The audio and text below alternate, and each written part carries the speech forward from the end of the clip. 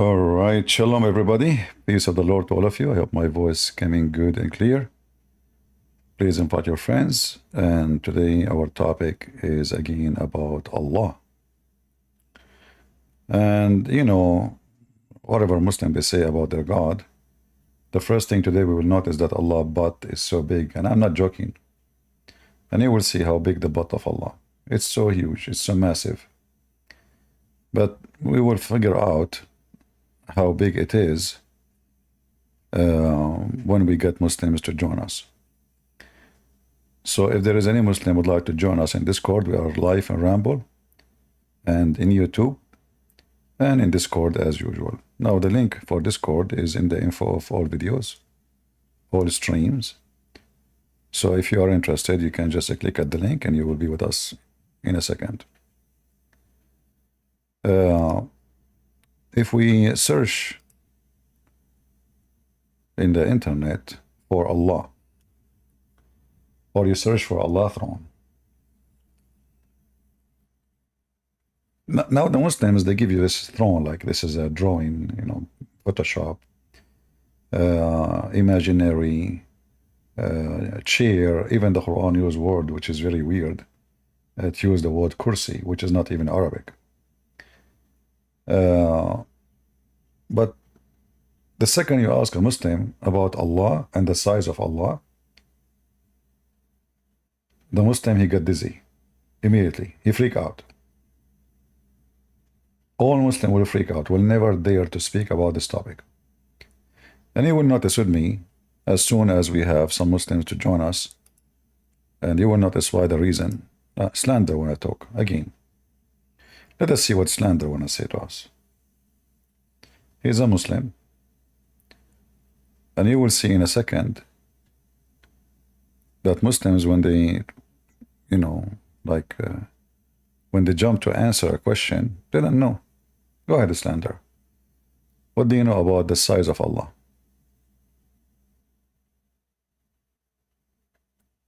Are you there?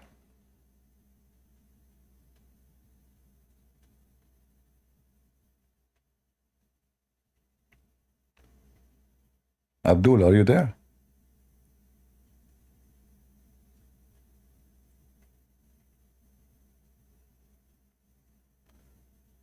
Abdul. Okay, there is something wrong with him. Maybe his wife, she did not give him permission to talk. Put your hand up again when you're ready, and I will take you. Do we have any Muhammadan? Please be sure that your wife, she allow you to talk before you jump to the stage. Your safety is very important for us. We know how aggressive Muslim women are, and we know how chickens Muslim men are. All right.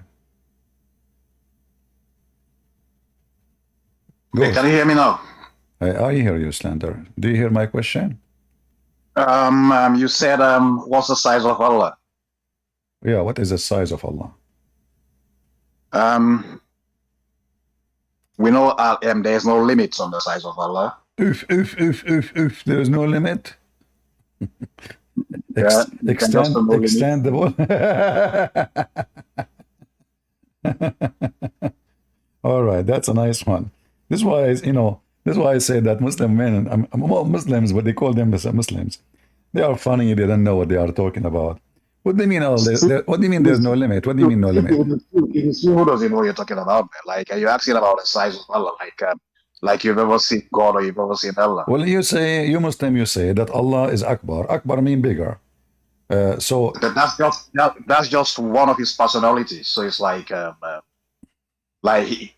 revealed that. Allah told us about those attributes or those personalities of his, and we've got 99. There are even more, but Allah only gave us 99 because that's what we can understand about. Yeah, but this is not what we are talking about. Listen carefully. When we say Allah is Akbar, that means Allah is not that big. He's just bigger. The second you say bigger, Akbar means bigger. He's bigger. Okay, Allah is bigger from what? He's superlative, the greatest. Not a greater. No. The word Akbar means bigger. No, it means greatest, not bigger. Okay. Or you can say biggest. Do you see my screen? Yeah. If we type the word Akbar in the Quran, what we will find? Do you know? Greatest. In every Akbar in the dictionary, Quran? Akbar in the Quran means the greatest. Uh, Everywhere in the Quran is written greatest. okay. You see, Unless all you are those, CP. if it is something sin, we can say greatest. But when we speak about physical, bigger is about size. As an example, CP, let's cut the crap. listen. Let's Here it stick to says, what Akbar صغيرا, in every word. صغيرا. What صغيرا mean? I don't really, sorry, I don't really know the meaning of Sahiran. صغيرا means small, كبيرا mean big. This is your Quran. Small or big, it's in front of you. This is your Quran. In this case, Chapter it 2, means the chapter greatest. 2, chapter 2, verse number 282. We continue. Now we go. CP is not Okay, your hold definition on. of Okay, the hold word. on. All right. What we know about Allah. All of those is kabiran, kabir, you know. Okay. So if we go and check the name of the son in the Quran, you know the story of Abraham in the Quran? Yeah. Okay.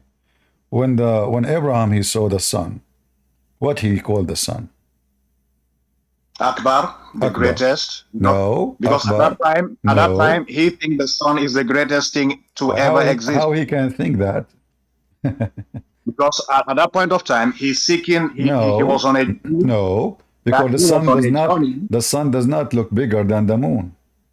It's not about bigger. Greatest. It's Greatest in what? No, he can say Arabic is so clear. Arabic we can say in Arabic we have the word great is a great al-azim.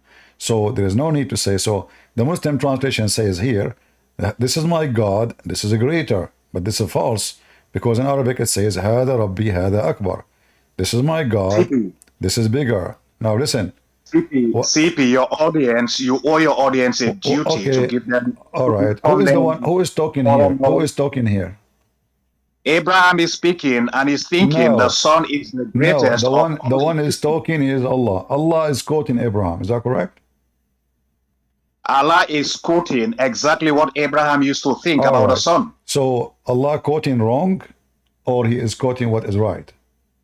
Allah is quoting what Abraham used to think about the son. So was Abraham thinks was Abraham wrong? Abraham, yeah, he himself, he figured out he's wrong because he eventually concluded, okay, what I think is the greatest cannot be setting in the morning, come out in the morning, rise in the morning, and set in the evening. So definitely this thing is not the greatest at all. Okay, but Allah never show up, according to Islam, Allah never show up to Abraham. So which one is the greatest, the one you can see or the one you cannot see? If this is the reason, you say according to the verse, hold on, according to the verse, because the sun disappear, so Abraham he don't like that. So he switched to the second God. So now, Allah never appeared to Abraham according to Islam, never spoke to him, never appeared to him. How Abraham he noticed Islam is a religion and Allah is God? Who told him about Allah? No, not about Islam. Not about Islam. It's about a creator. How did he figure out? Who is the one who told him about Allah? Because in life, everybody's got a personal connection with the creator. Whether the creator appears to you or he disappeared, you're gonna figure out like who is the creator. I'm asking you a question. Who is the one? Okay, how he knew the word? How he learned the word Allah? How he learned the word Allah? Allah. Okay, Christian Prince. Can I just clarify one thing? You call yourself, are you actually an Arab Christian? How do you call yourself a Christian? Just get out of here. I want a Muslim, he knows what he's talking about. Do we have any Muhammadan, he knew what he's talking about? How Abraham, he was able to know the word Allah. If Allah never spoke to him, Allah never appeared to him. Where in the Quran here, suddenly Abraham, he said Allah. Where he got the word Allah from? Allah is a name. And here you see the stupidity of the Quran. You write a story, but you don't tell us where they met, how they knew, how he noticed, how he recognized, how he was able to know. What is this? And this goes for everything in the Quran. Like suddenly you will see in the Quran speaking about Israel. Who is Israel? Nowhere in the Quran it says, who is this guy? Suddenly a name appears in the Quran, it's called Israel. You ask the Muslims, who is Israel? They will say to you, this is Jacob. Okay. Where in the Quran it says Israel is Jacob? Have you ever heard of a book writer, an author, intelligent? He don't introduce the character of his story. So now here Abraham, he worshipped the sun. He called it Akbar because this is the name of the sun. And the Muslims, when they say Allahu Akbar, O Akbar, Allah and Akbar, they are monotheist in the mean of uniting the God of the sun and the God of the moon. La is the moon god. Akbar is the sun god. Allah, Al, which mean a word mean God, La, moon, U, and Akbar, which is the name of the sun. Do we have any Muhammadan? He knew what he's talking about. I will invite you, but you don't say anything. I want you to give me an answer. Don't give me speeches.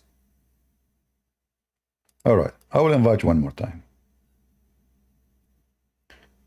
CP, are you Listen, trying to give us the impression Allah, you know Arabic language more than how Abraham, don't give me a speech. speech? How Abraham, he recognized the word Allah.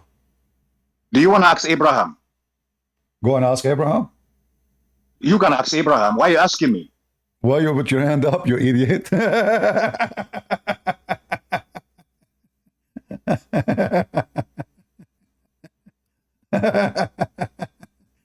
I just kick you out, you put your hand up again. I'm asking the question, you put your hand and answer, right?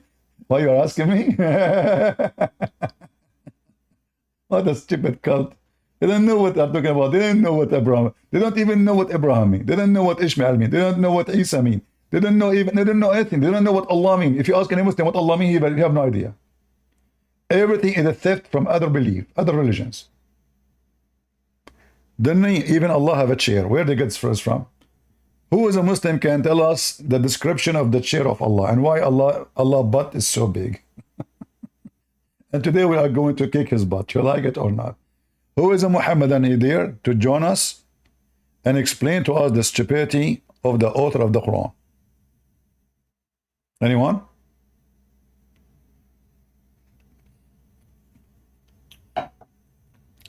Look what the Quran said, just to show you.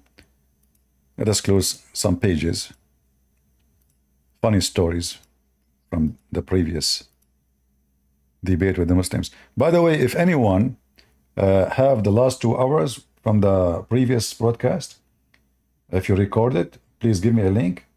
You know, YouTube have only limit of DVR, which means recording of 12 hours. And 2 days ago, I went live for 14 hours. So the last 2 hours, sadly, they are gone. And that was the best time we had with those 4 Muslims who joined us to debate me. And we wiped the floor with them, if you remember. Who was here last time? I have a cold. Yeah, I told you I have an ear infection. But don't worry, I'm using camel urine. This is why yesterday I did not come online, because I noticed that it's not good. So if anyone recorded, if you have the recording for the last 2 hours of the 14 hours, and I said to myself, okay, you know what, YouTube don't have it, we will have it in Rumble. This turned to be like Rumble is the same. Their maximum is 12 hours too. So if nobody recorded, that does mean those Muslims, their ass been saved from being exposed heavily. 4 Muslims, and they brought to me at the end a sheikh, if you remember. No, I can stay more. I can stay 16. I can stay 18. I can stay 24 hours. But you know, you notice, like if you have 30 hours live, or if you have 2 hours, you will have, but people don't watch, you know, people, they will not be able to watch such. Even people complain. They say, how we can watch 12 hours? I agree with them. I mean, this is how we can watch it. I mean, you have to have a lot of time. Or maybe somebody is a truck driver and he want to just keep awake, you know, love him. So I understand, but we are here. Those who download my videos, they cut them pieces. They cut the debate, they cut the colors, they cut them, they post them again, short videos, and that would be good. So maybe it's not good to be in my channel. I don't keep videos on my channel anyway. Anyway, do we have any Muhammadan? We want to talk about Allah, the size of Allah, but the size of Allah. If you Muslim, you say to me the butt of Allah is so small and his chair is so big, that would be so funny. Because as I know, I mean, imagine, I don't know, put an ant on the top of a massive throne. Do we have any Muhammadan?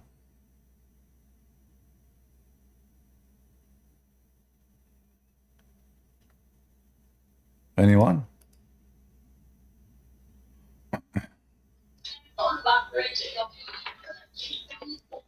Hello? Walker? Hello? Yes, Walker. Are you a Muslim? No. I have a question. About what? I'm We have a topic. not a Muslim.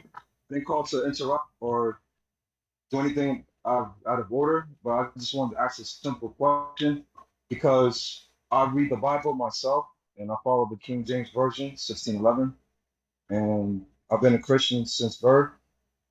And I noticed there's two types of Christians in this world, and I was just There's wondering two kind of what? There's two kind of what? two types of Christians in this world. Two kind of what? Two kinds of Christians, two types. Questions? There's two different types of Christians. Two different kind of questions. Okay. There's two different types of Christians. Can you hear me? Guys, I don't know. He's saying privileged Christians. Oh, okay, Christians. Two type of Christians. Oh, okay. Yes. Okay. Yes. And And I've noticed when I read the Bible, there's clear descriptions of how the Israelites and Jesus looked. Israelites noticed and that- Jesus what? The description of Christ. You said the Israelites and the Jesus what? I said there's a clear description of Jesus Christ and the Israelites in the Bible. A clear description of Jesus in the Bible? Yes. Well, I never saw one. I don't know. Maybe you did read the Bible better than me. Revelations chapter 1, verse 15. It doesn't talk about the description of Jesus, how he looked like. That's false. How is that false when I can read it to you? You can read for me, but this is not about description of Jesus. You see, people are naive, and the naive one, he see what he like to see. So if I say, let us say, God is amazing, am I describing a size or describing that he is a miracle? You're describing he's a miracle. All right. So everything in the Bible is not about a look, never was about a look, and never even about a name. As an example, the Messiah is not a name. Yahweh is not a name. Adam is not a name. Moses is not a name. Jesus, Yeshua, is not a name. The sons of Noah and sons of Adam are not names. So you can see as you wish, but if you know the language carefully, you will see that this is about description. It's a statement. It's not a description only. It's a statement. When it describes. Anyway, my friend, I appreciate you calling. I don't care how Jesus looked like. He is my king. So only racist people care how Jesus looked like, and I find them silly. Seriously, because what we care for is the quality, not how he look. So if my Lord, the Messiah, he is a Chinese, I will worship him. If he is a black, I will worship him. If he is white, I will worship him. No, I understand. But this is not important for us. And true Christian will not care for the description and how Jesus looked like. Go worship pictures. I worship my Lord.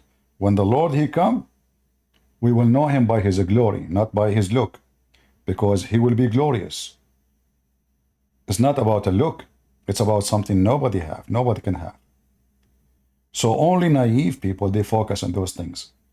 If I'm racist, I focus on racism. If I'm white racist, that's it, Jesus white. If I'm black racist, Jesus is black. If I'm Asian racist, Jesus must be Filipinos. Well, I say to all of you, none of you is a Christian if you worship your Lord because of his look. So don't go there and don't waste your time, and be smarter. God is about equality, not about a look, including you. It's not your look who will define who you are. It's the quality of the person. So you're black or white, who care? If you're Asian or who care? Short or tall, who care? Male or female, who care? The Lord, he said, from their fruit you shall know them, including him.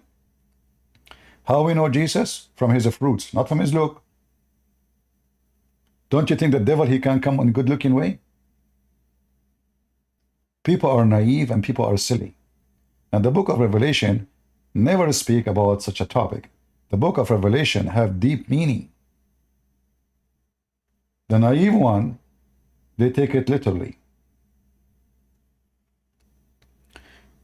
The book of Revelation, you will know the meaning of it when things happen, not before. For all of it is symbolic. Everything there is symbolic. All right, do we have any Muhammadan?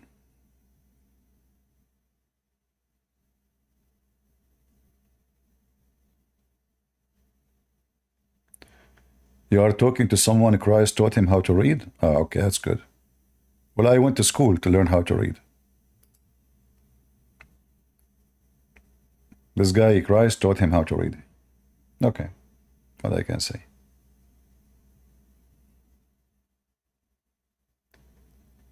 Do we have any Muhammadan would like to join us?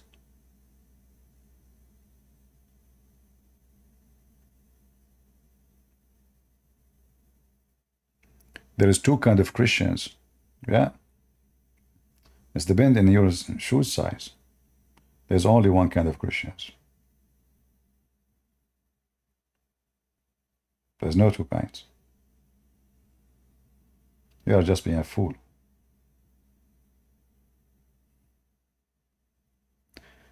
Any Muhammadan?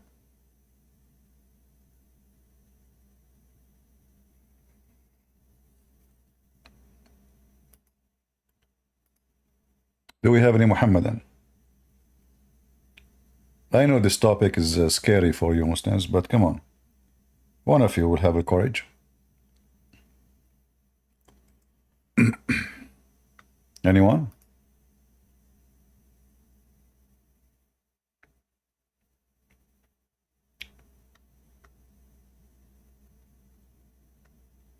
All right.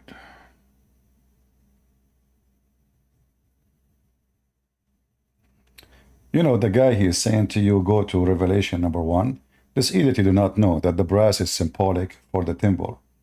This is the material they use in the temple. This is all symbolic. Stupid people, racist people, filthy people, they only focus on those things. Trash. The junkie. Only trash, junkie, ignorant, do not know what the Bible is talking about. Have you ever heard of somebody look like that? He look brass. And his feet only look like that. You're an idiot.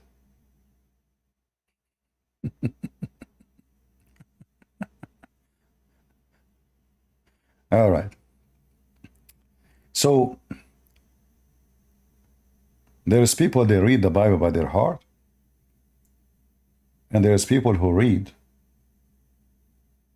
based on their stupidity. So if you are seeking something, you will find it because you are seeking that thing. Because you are seeking that thing, you will see it only as you want to see it.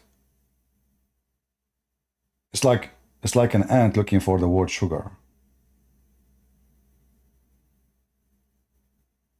You give them powder, tastes like sugar, they eat it, they die. It's not a sugar, it's poison. So everyone goes where he belongs. The fly goes to the garbage. The races go to their garbage. And people who worship the Lord, they go to the Lord. Do we have any Muhammadan?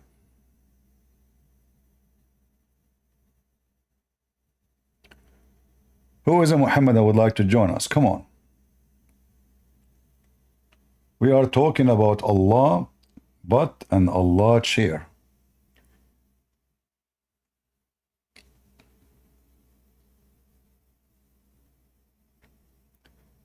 Black Israelist, yeah.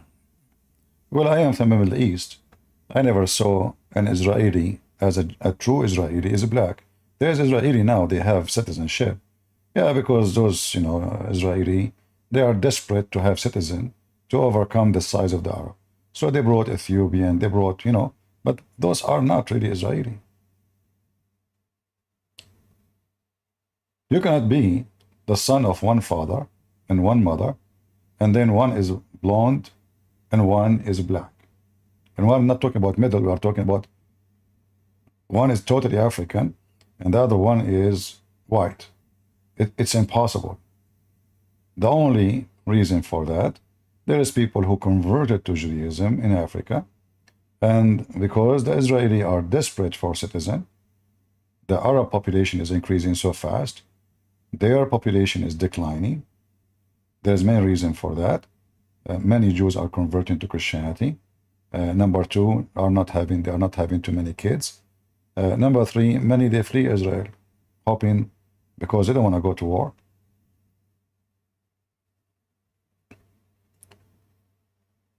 Anyway, stay away from those racists. They are trashy. Anyone who speak about Jesus' color, I assure you, he is nothing but a piece of garbage. You see, I grew up in a family, they are very religious. I never heard my mom or my dad saying to me what Jesus looked like. But if your mom and your mother and your dad, they are racist, they will speak about that. And they will put it in your head. And now because you are so desperate, you try to find a verse where it says, something about him. Oh, look, it says white like snow. All of this is description.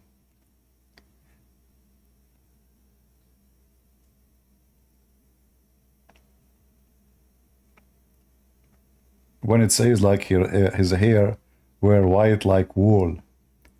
Have you ever seen a man have such a description? Why Jesus is getting old now?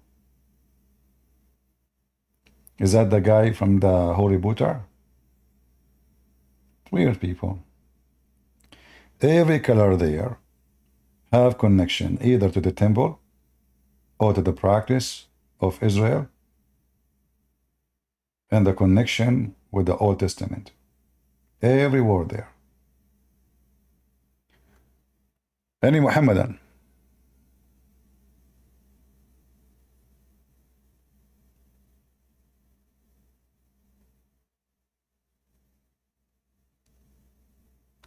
Do we have any Muhammadan he knew who is his God?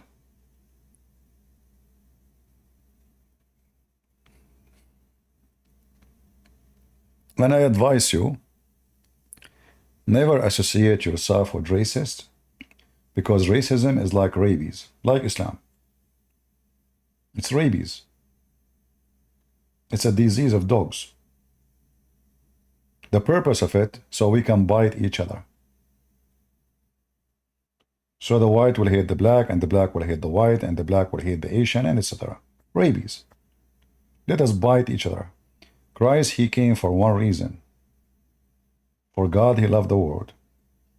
Not because he came to make us dogs, biting each other.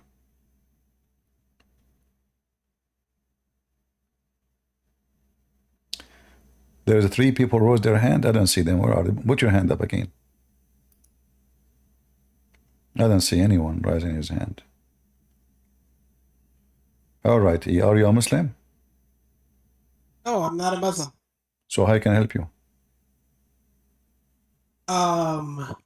Yeah, I was blocked on your channel the other day because I was defending Candace Owens. I don't see any Muslims here right now. Why you are defending her? Tell me. Well, because she's not a preacher, she's just a regular human being who should have the right to call herself a Christian. Well, everybody had the right to call himself as he wish, but the Lord, he says, you shall know them from their fruits, correct? So you're the Are you, person now. do you allow, yes, I am the person, because the Lord, he told us to judge people by the fruit. You can judge me by my fruit too.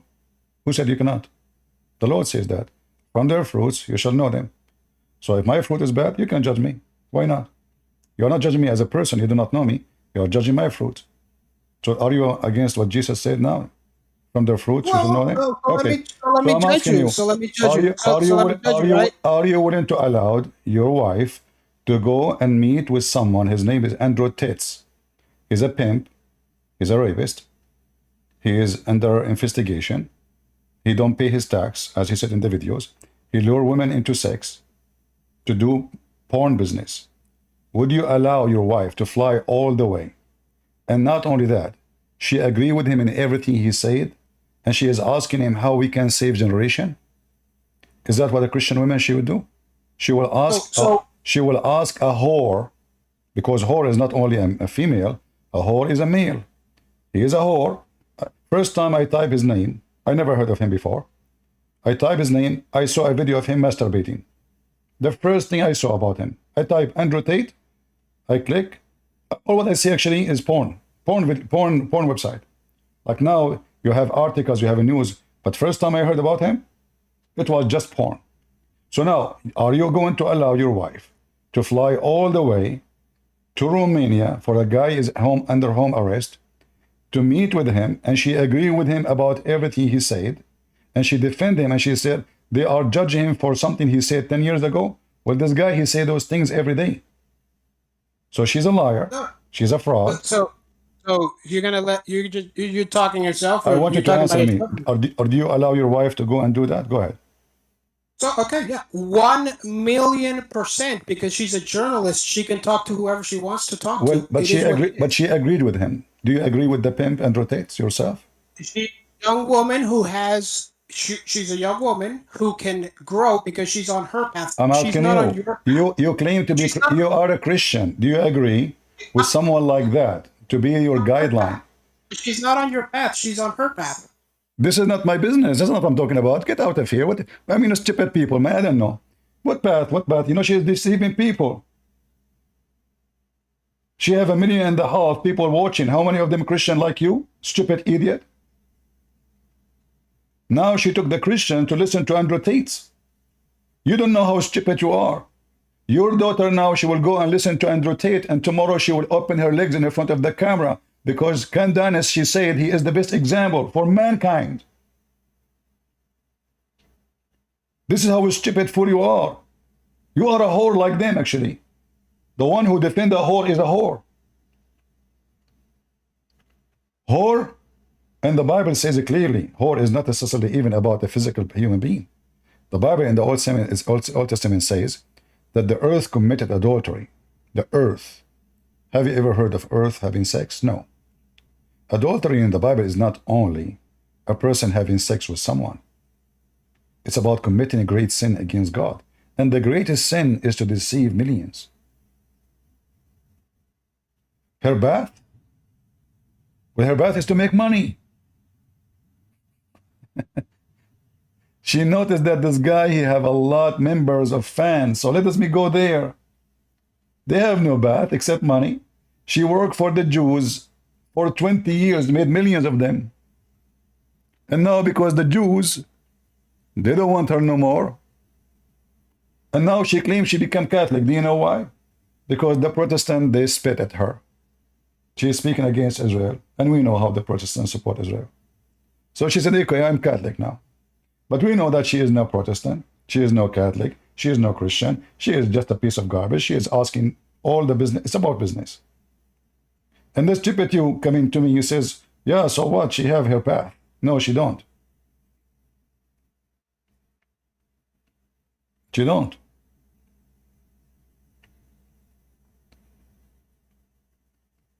She can have her path, but not to claim to be Christian.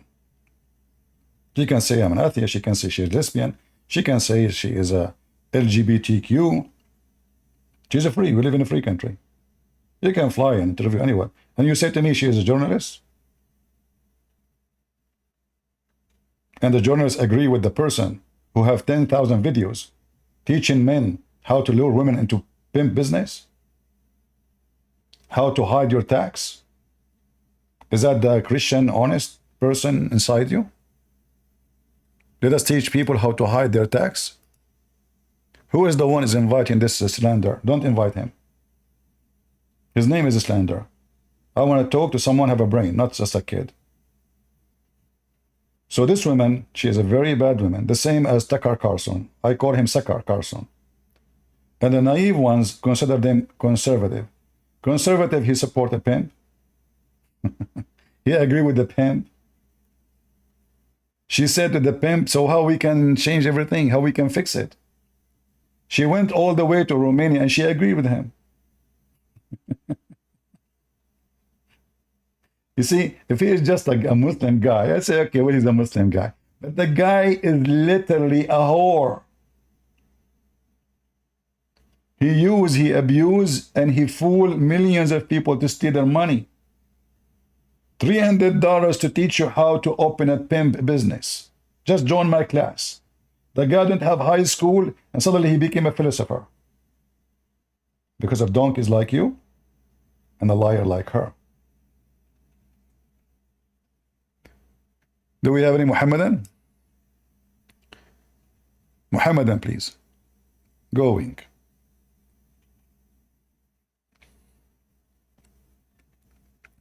Are you there, Wink?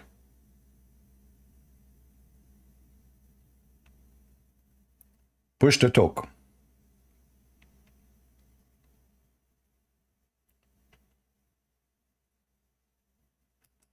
All right. If you are... Okay, go ahead. Are you a Muslim? No, CP, I just have a quick question because I was engaging in a debate with a Muslim. So I just want to... they asked me who wrote the Bible, even though... and then I try to, like, turn the question back to them. That is the most stupid question ever, because the book of John, according to John, so if they say to you there's no proof of that, they have to prove that this is not his book, not us. Because simply, we believe that this is the book of John. No. If somebody says to you, like, who is the author of the Bible? For us, if you're asking me, do we have the first page written? Nobody can say that. The reason for that, the Christians, in the first 300 years, they were very poor, discriminated. Christianity was underground faith. And the first time the Christians, they have a king, which means they have money. It was almost 300 years after Jesus. And then the Bible, whatever they have in those papers, transformed into real books, which mean expensive leather, expensive stuff. So they can claim as they wish, but they have, and the Muslim who's asking you the question himself, he don't even have one fragment of his book. So who wrote the Quran, CP? Because that's what I Nobody knows. There's many Quran. Which Quran? Because that's what I wanted to get to. Like, I was trying to ask him, so who wrote even the Quran, the most popular one, which is according to Hafs, is according to the recitation of Hafs, which means the Muslim don't have it. Recitation of Hafs is 200 years after Muhammad. And if you search right now, go to Google and type the word Hafs was a liar. Just type it. You will see how many articles written by Muslims about Hafs. The reason that Hafs, all his hadith, is rejected, because he's a liar. You will not find one authentic hadith mentioned by Hafs is accepted. So how you take the Quran from him if all his hadith is fabricated? So Hafs came 200 years after Muhammad, and this is, they don't even a book of Hafs. They have according to the recitation of Hafs. So all their books... So Hafs did not even write the Quran himself, though. That's what you're telling me, right? There's many Quran. You see, ask the Muslims, is it true that Uthman, he burned other Quran? They will say yes. He burned them because they are different, not because they are the same. Nobody will burn the same Quran. If I have 10 copies of the Bible and I want to spread them, am I going to burn 9 copies and keep one? No, I will keep all. But Uthman himself, he burned all the Quran and he kept only the version he liked. Even that one does not exist. Nobody have it.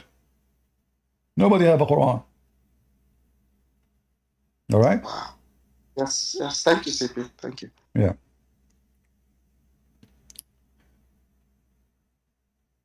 And when a Muslim he speak about our Bible corrupted, don't defend.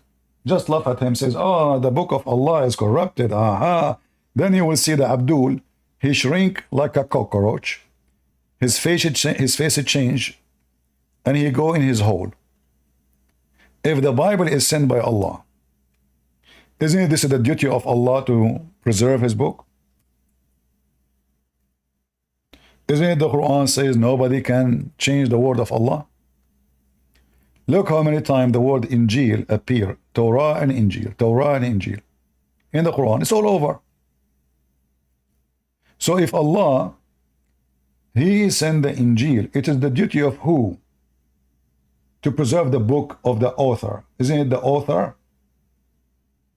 And when the Muslims, they say Allah preserve only the Quran, that is even more stupid. So are you saying to me Allah was selective in what he reserved, what he's not? He don't care for the Injil? So he's shaitan. Because who is the one behind the corruption, if this is true? And look, if we look in their book, you will see that the stupid book of the Quran says it clearly that Allah, in the time of Muhammad, agree and believe in our book. All those verses, look how many. Look at this. Look at this. It is he who sent down the book, the Quran, to you, Muhammad, with the truth, confirming what is between his hand. Look at the lie. They say what came before it. That's a lie. Do you know why they say it confirm what came before it? Because if they translate what the Arabic saying, that means confirm what is between his hand. Look, I will use Google in front of your eyes. بين يديه. Huh? See it? The translation is not even accurate still. It says in his hand. No, it says in between his hands. In his hands. This is what the Quran is saying. Confirming the book which mean Muhammad, in the time when he came, he have the correct Bible. That is 600 years after Jesus. Now, who of them can tell me if the Bible is 600 years after Jesus is ever changed? We have a fragment way, way, way before. In fact, the Bible, even this guy Borat, Mimi Hijabi invited him. Even this Borat, he said, there's no documented book with the proofs as much as the Bible. Not even one book in the whole world. This is a person who's an atheist. He is the enemy of God. Even this is come back. He agreed that there's no book is documented, examined as the Bible.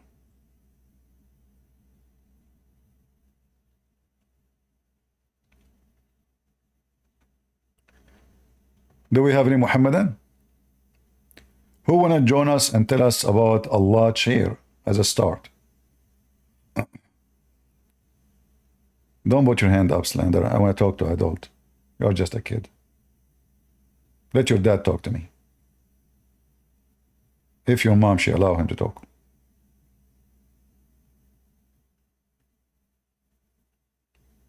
Any Muhammadan?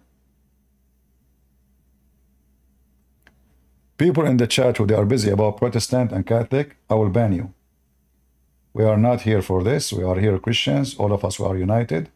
In case you do not know me, I'm a Christian prince. I believe in Jesus. He's my Lord. I don't care if you're a Catholic or Protestant or Orthodox. If you think you belong to those, get out of here. I belong to Christ. The one who belongs to Christ is welcome to stay. The one who worship the name of a church, not God, go worship your church, worship your priest. The one who follow Jesus, you stay with me.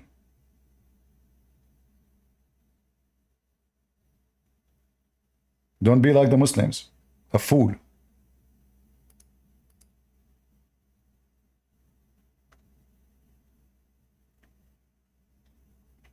Yareen. Oh, Yes, Yareen, you are a Muslim? not at all. Not at all, Chris. Not at all, CP. So how I can help you? I just gave this time about politics. Okay. Politics? And this time is again about the Israeli conflict. What conflict is that? Non-existing conflict. What is that? But I just need you this time for exposing few narratives, right? I'm listening. Go ahead. According to what they say, for example, the Muslims, the leftists, and the liberals, they say before Israel existed, there was a peace in the Middle East, for example. There was what? A peace between Jews. Yeah, there was. Christian, Yeah, there was a piece of shit. I agree. I mean, the Muslim, they always kill each other. Long before Israel established again. Name for me one time the Muslims have peace. When exactly? When the Ottoman, they were slaughtering the Arab, and they are Muslims slaughtering Muslims, or when the Ottoman slaughtered the Armenian or the Assyrian, or when Saddam Hussein, I mean, here we go, forget about Israel. When Saddam Hussein attacked Iran, is that because of Israel? When Saddam Hussein attacked Kuwait, is that because of Israel? When Egypt attacked Yemen, is that because of Israel? When Saudi Arabia invaded Yemen, is that because of Israel? Those are stupid people, and they can say whatever they want. And we love. Anyway, my friend, I have a topic. Sorry, I don't want to change my topic, but you know my answer. Those people are stupid. They can say whatever they want. But you can go right now to Google and type wars in the Middle East. You will find that war never stopped. Muhammad himself, when Muhammad, he killed the Jews, there was Israel. When the Muslim, they killed the grandsons of Muhammad, there was Israel. When they killed Ali, when the Caliphate, all the Caliphate killed by Muslims. Is that the Israeli? So they are stupid people, you know. They have to blame the Jews because they are filthy liars, like their God, the devil. Anyway, thank you very much. Do we have any Muslim?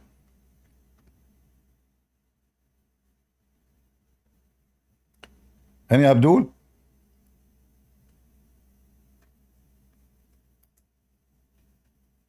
They want to blame the Jews for anything.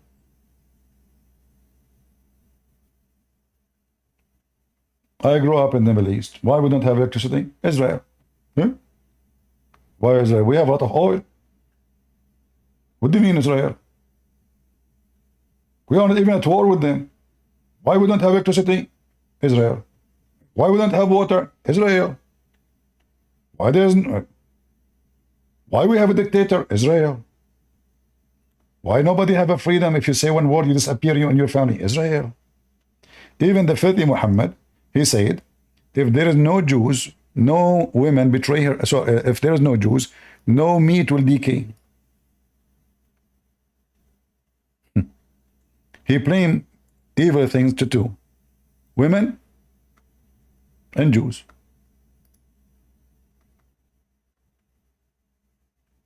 The reason now we have refrigerator because of the Jews. If there's no Jews, you can put your food on the table for a century, will never damage.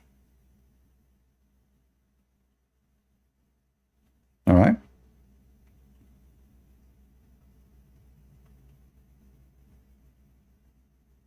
Now the second part can be a little bit true. I'm just joking. Man, women will kill me. They have nails, man. Don't ever say that. Women are so dangerous. I don't know God created them for what reason, but it is a scary reason. Especially these days, they are putting those things in their eyes. I want to buy one from Amazon, but it's, you know, I mean, you need a female to wear them when you are doing barbecue. I mean, you are a man, you cannot put them on your eyes. She just stands next to you, and she just blink her eyes, and the fire will go crazy. I think they made them for the barbecue. Those, they call them eye balcony. Anyway, none of our business. For safety and security, we better not to talk about it. Stay safe. Live longer. All right. I am willing to say the any word to Muhammad, but I don't dare to go in that direction with women. No, just, Muhammad, you are a piece of garbage. I don't care. A billion Muslim, who dare to come to me? Women, no way. I will run. Do we have any Muhammadan?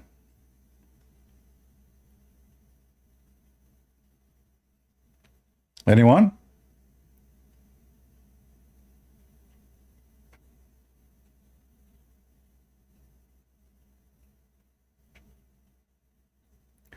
I like to know your opinion of Muslim UFC fighters.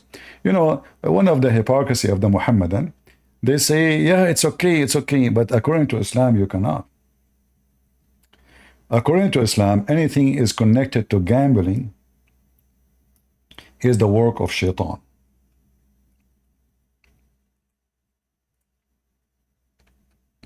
And all of us, we knew that those games are connected to gambling. Is that correct? In fact, gambling is a major source of the income in those games. So there is a huge companies, they set a gambling, you make a bet on this person or that person, and they go to fight. It's a fight for money. The Quran, chapter 5, verse number 9, it says that clearly it's forbidden for Muslims to do. So Muslims are hypocrite as usual. Like, you know, they say to you that interest is haram, so they created Islamic banks. So what they do, they change the name of the interest. So now it's not called interest, brother. It's called benefit. Benefit from your money. You know, this is benefit, is interest. No, like, you know, we invest your money for you, and you take, like, you know, like, it's like, you know, what are you talking about? This is the interest. So they changed the name, the same as when Muhammad, he told them that we are against fornication, but you can go and rent women. So in the appearance, Islam is against fornication, but in reality and practice, Islam is the religion of the fornicators.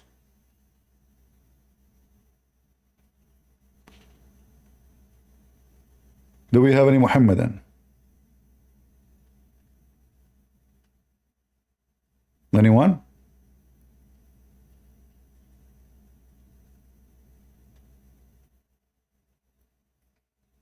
Slander is insisting to come back. I don't know why. Okay, I will let him come back for a second. Let us see what you want to say. Maybe he will repent and he stop eating candies and grow up as a man.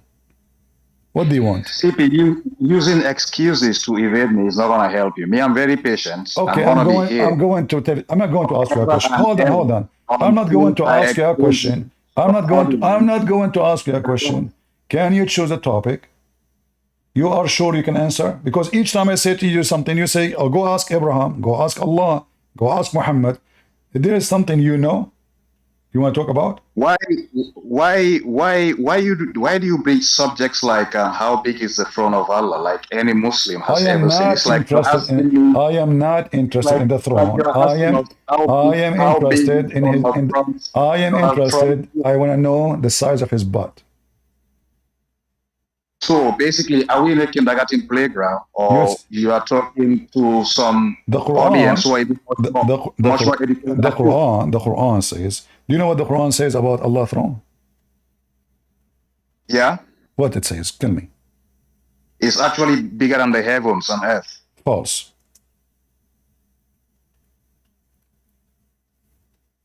Why you lie? I know the Quran mentioned about the throne of Allah bigger than the heavens. That's a lie. It says exactly the same size. So the size of your God chair is exactly the same as the earth and the heaven. Because your God... It says it's bigger. No, it says exactly the same. So... It says it encompasses the heavens. Here we go. It says, وَسْعُ كُرْسِيهِ السَّمَاوَاتُ وَالْأَرْضِ. The size of his chair is the same size as the earth and the heaven. Don't make things up. Now... Can we read the verse for everybody? Read the verse. This is your Muslim translation. I can see it. Tell me the verse number. The chapter of the Hindu. Verse number 255. Okay. Ayatul Kursi. And that's Surah Ayatul Kursi. Ayatul Kursi. Surah No. I told you chapter 2, not Ayatul Kursi. What? Ayatul Kursi, al-Kursi. This one about the Kursi? What Kursi mean? Ayatul Kursi What Kursi mean? is What Kursi mean? chapter 2, What Surah Kursi? Al-Baqarah, What verse Kursi? What 200. Kursi mean? What Kursi mean? Kursiyu means the throne. No, it means chair. A throne is a chair in the first place. No. Okay, I know you sit in a chair and you sit in a throne. You don't actually squat or put your head on a No, throne. when sit you on. say a kursi, it's a chair literally. It's not a throne. So your God Allah is not a king, and your God is not really subvert. You see, I asked you. You mentioned before the throne. You said it is about him being a king. All right, but this is a kursi.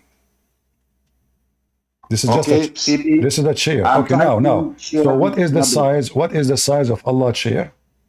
It's A chair exactly. in Arabic a chair in Arabic is Charlie Hotel Echo Romeo.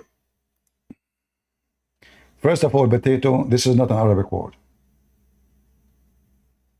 Okay, all the same. So what was the question? All right. The verse says that the size of the Allah chair is exactly the size of the earth and the heaven. So now, if Allah chair, his size is the same, exactly the size of the earth and the heaven, where his feet goes? You know what? I'm just trying to get that verse. Let me read it properly. Uh-huh. Okay, so I'll read it for everybody to hear. It says, Allah, there is no God worthy of worship except him, the ever-living, all-sustaining, neither drowsiness nor sleep overtakes him. To him belongs whatever is in the heavens and whatever is on the earth. Who could possibly intercede with him without his permission? He fully knows what is ahead of them and what is behind them, but no one can grasp any of his knowledge except what he wills to reveal. His seat encompasses. His seat encompasses. Encompasses means is bigger. You are reading translation of who?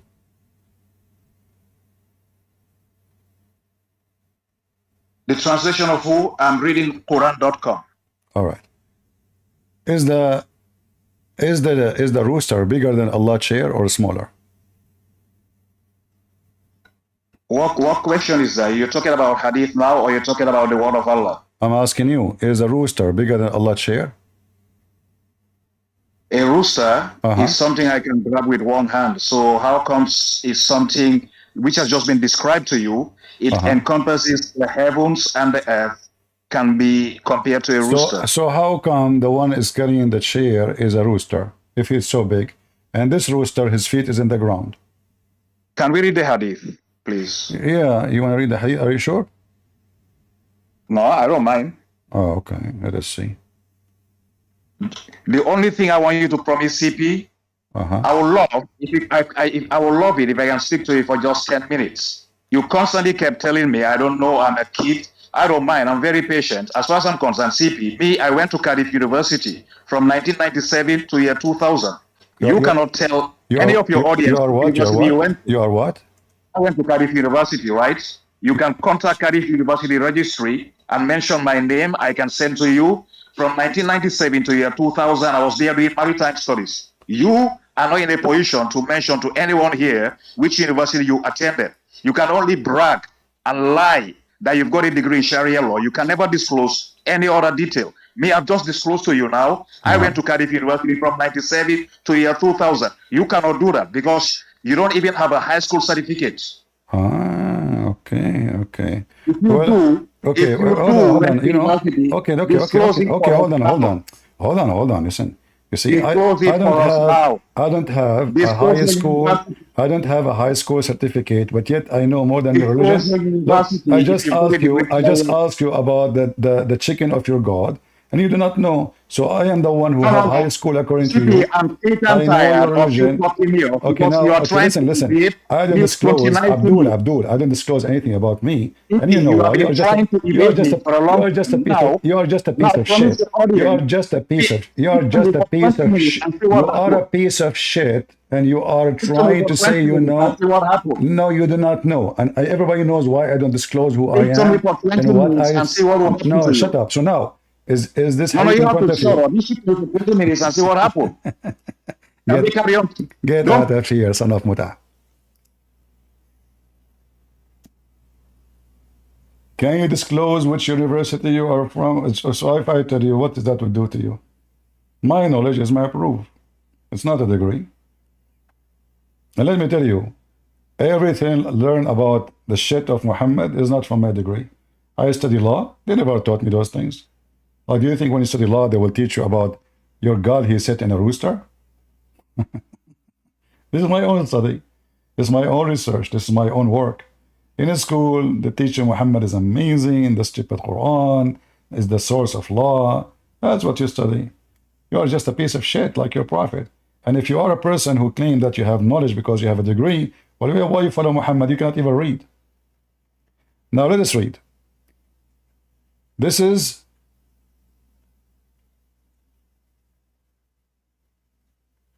there's tons of hadith about this. The Muslims, they say this hadith is a lie.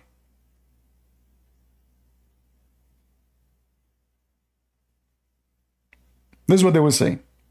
But the hadith is so clear.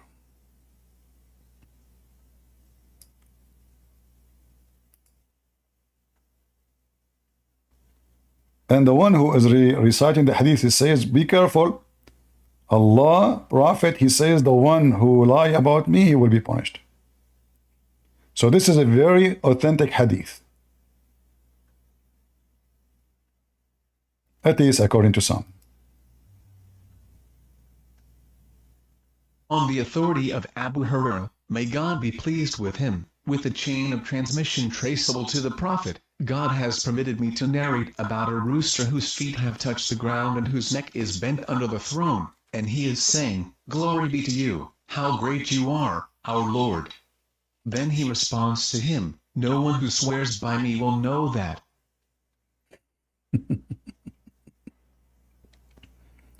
The great Allah sitting in the top of a rooster.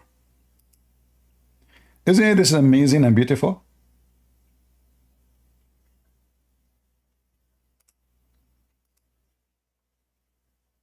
And Abdul want me to tell him everything about me. I'm applying for a job for you. I laugh at your prophet. I place all my fertilizer on him, all the manure I have. And then I go and sit next to you to the airport and you will not know me. You see how beautiful it is? I go to Muslim countries, nobody knows about me.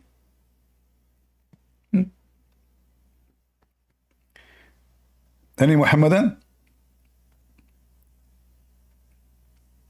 A God who is a great, he is on the top of a rooster?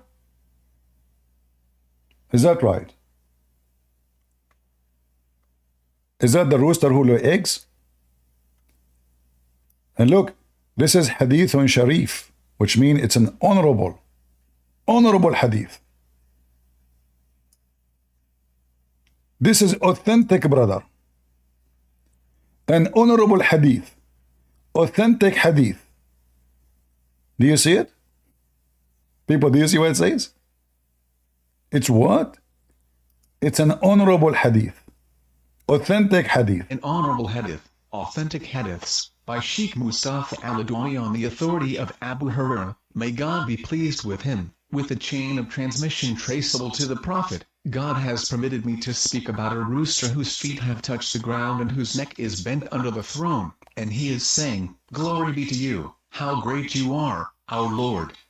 Then he responds to him, no one who swears knows that. Any Muslim have a comment? The God who is sitting on the top of a rooster?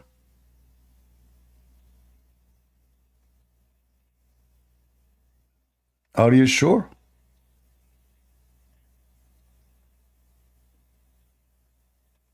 What kind of rooster this rooster is? How big it is. And the rooster and Allah, they are talking.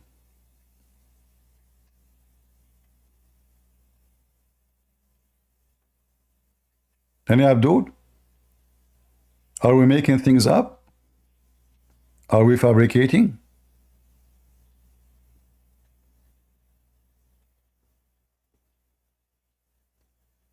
Who is a real Muslim would like to join us?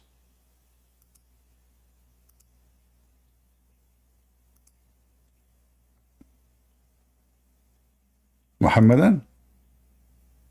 Your God don't sit on a throne. Your God sit in a rooster. You ask the Muslims any question about their God, they don't know. Look at those Photoshop, and they don't know nothing about their God. Nobody knows. Who is this guy? Beyond doubt? Absolutely. Sit on the throne? Absolutely. True story. Any Muhammadan?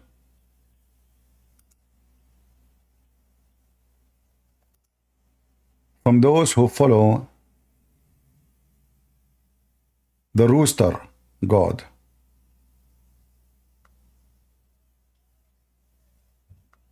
Anyone?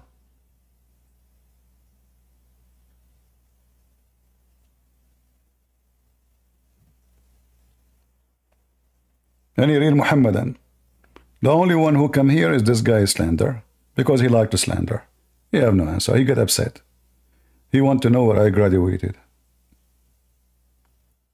I'm not going to tell you anything about me for the safety of your marriage. Your wife, she will leave you. Trust me. Go check out what happened to Muhammad. His wife, she left him as soon as she met a Christian guy. If you don't believe me, I can show you the story. Any Abdul?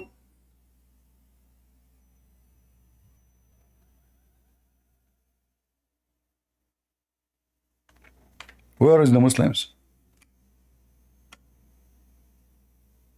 Allah is great, Allah is amazing, Allah is potato, Allah is tomato, and tend to be to what? Allah isn't even a cowboy. He's sitting in a chicken. Chicken.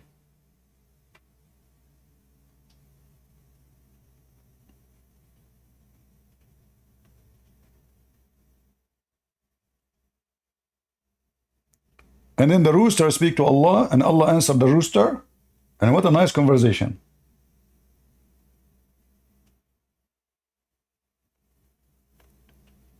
All right.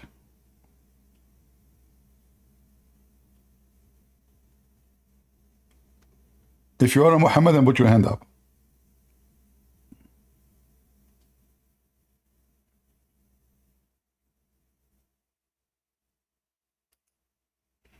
Somebody saying, I am not a Muslim. Just get out of here, slander. Someone saying, hold on. I am not a Muslim. Hold on. Just to show you how some people, they say silly stuff. I am not a Muslim. This is in Discord. And I don't support Muslim. But why would a Muslim join this Christian Discord server and stage when knowing he will be just insulted like this? That's a good question. Because you're ignorant. You do not know that the Muslim believe that they have to do jihad to defend Allah. And they have a duty to do so. Secondly, just because you are ignorant, a Muslim will be insulted. Doesn't matter what you say to him. The second you say, I believe in the Bible, get insulted. You say, I eat pork, he get insulted. You listen to music, he get insulted. Huh? Anything you say, he get insulted. So the stupid you who is being perfectly correct, you do nothing, you act nothing because you don't want to insult anybody. Well, the whole life is about insulting. If you don't say the truth, you insult nobody. You agree with everybody. The second you disagree, people will be offended. So why you are here? You yourself, the one who's saying, I'm not a Muslim, but why a Muslim will join here? Why you are here yourself? Are you like to listen to insult? Are you stupid or what? Shame on you. Is that what your mom taught you? To go to Discord where they insult people? Do your mom knew that you are here? Somebody call his mom, guys. His mom, she do not know that he is here and joining a Discord where this guy is insulting people. Haram. Not right. Idiot. Those who don't insult, that means they never say something serious. Each time Jesus, he speak to the rabbis, he's insulting them. He called them serpent. He called them, you are your father the devil. He called them hypocrite. He called them liars. I mean, he flipped the tables on them. Do we have any Muhammadan? Mayday, mayday.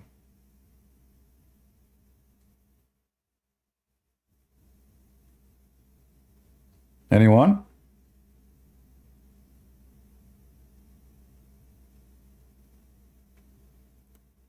The Muslim, when he pray 5 times a day, he's insulting you. He say in this and that prayer, Allah please, not like the Christian, the lost Christians and the cursed Jews. The last 2 verses in the chapter of Al-Fatiha, which the Muslim, they recite the first thing in the morning, is about insulting us. We are the lost, the Jews are the cursed.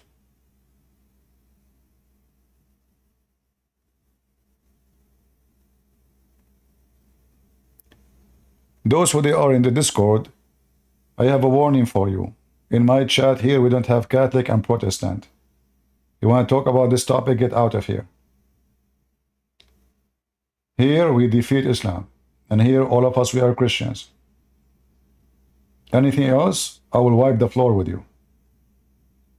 You don't have to stay here. Go open your own Discord and do all garbage you want. This is a warning. You repeat the text twice, we block you. Do we have any Muhammadan?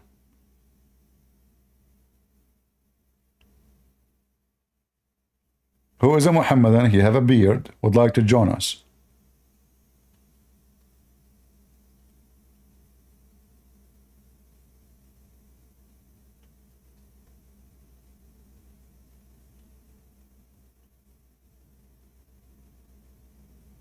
Anyone?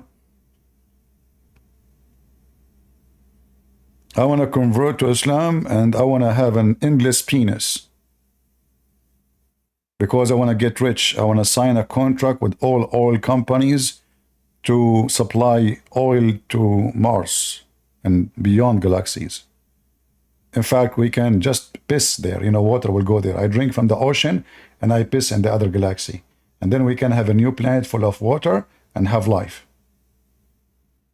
It's just endless penis. Promise of Allah. The only true God who promised true penis is Allah. How we know that Allah is true God? I mean, look at the promise. Endless penis.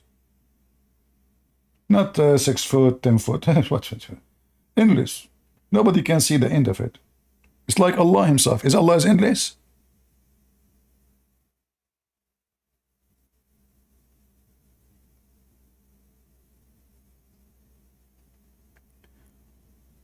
When you are doing live seminar where we can see you without traveling,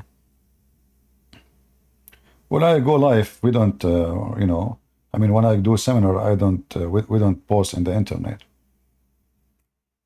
Even when I do seminar, actually, they don't even tell Christian Prince. They say, a Christian brother, he have a seminar, like to join us? They don't mention money. This is why sometimes, like when you go, people, they say, they come to you, says, are you Christian Prince? It's the same voice. I say, maybe.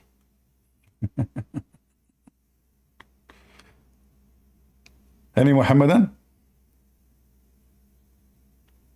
Once I was doing a seminar in the Philippines, 2 girls, they came at the end.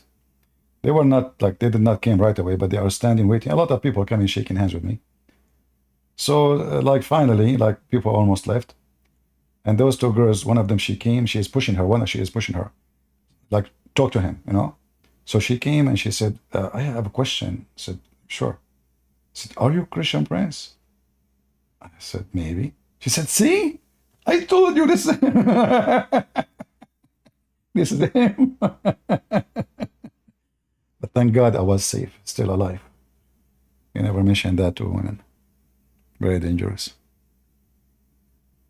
Any Muhammadan?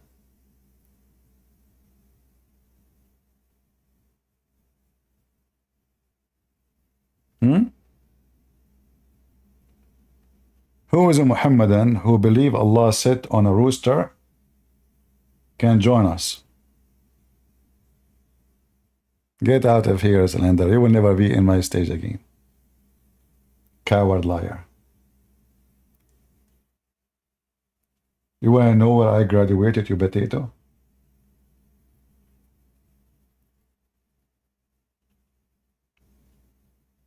Your prophet did not know how to read his name. If we put the word donkey and the word Muhammad in front of him, and we say which one is yours, he will not be capable to answer.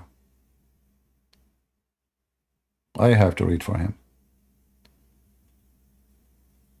Any Muhammadan?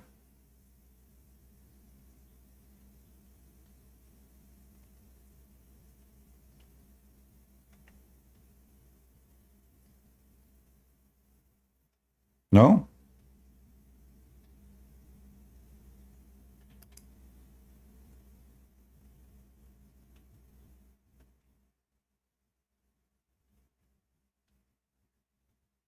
You would like to know my opinion about a YouTuber? Is that important?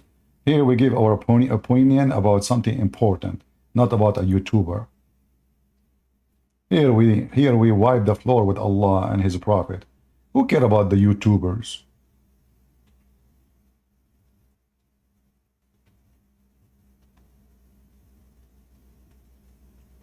Is that what we are here for? Give me your opinion about your YouTuber.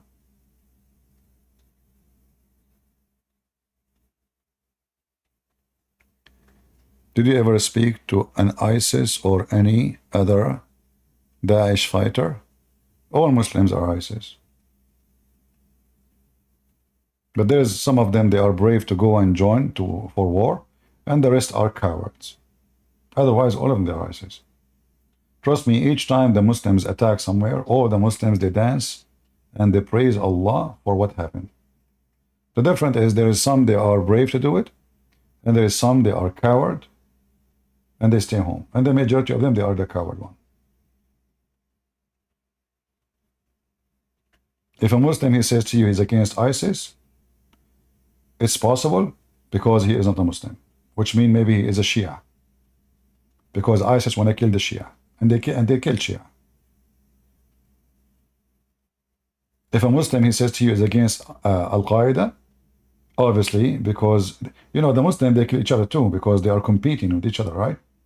So, but not because they are like all Muslims in the world, they were rejoicing for what Hamas did. Like, remember, Hezbollah was killing Hamas in Syria. Hezbollah caused the death of tens of thousands of Muslim Sunni in Syria. Hezbollah support Hamas in Israel. Huh? So, in the appearance, they look like they are supporting each other, but the reality is, now we have one enemy. We take him down, then we kill each other. And if you compete with me in my ground, I will kill you. This is why when the Sunni, they try to compete with the Shia in Lebanon, the Shia killed them. Same in Syria.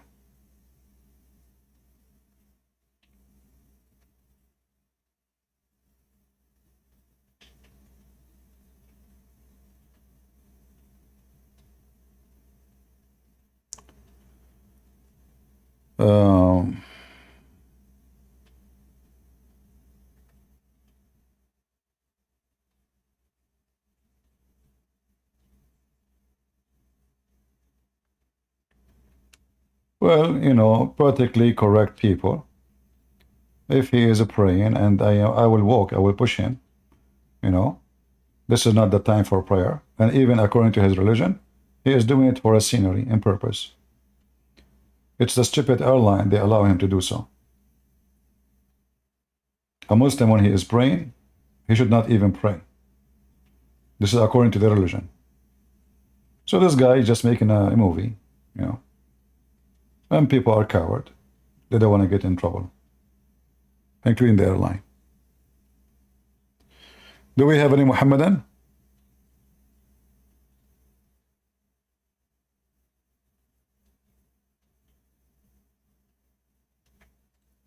Anyone?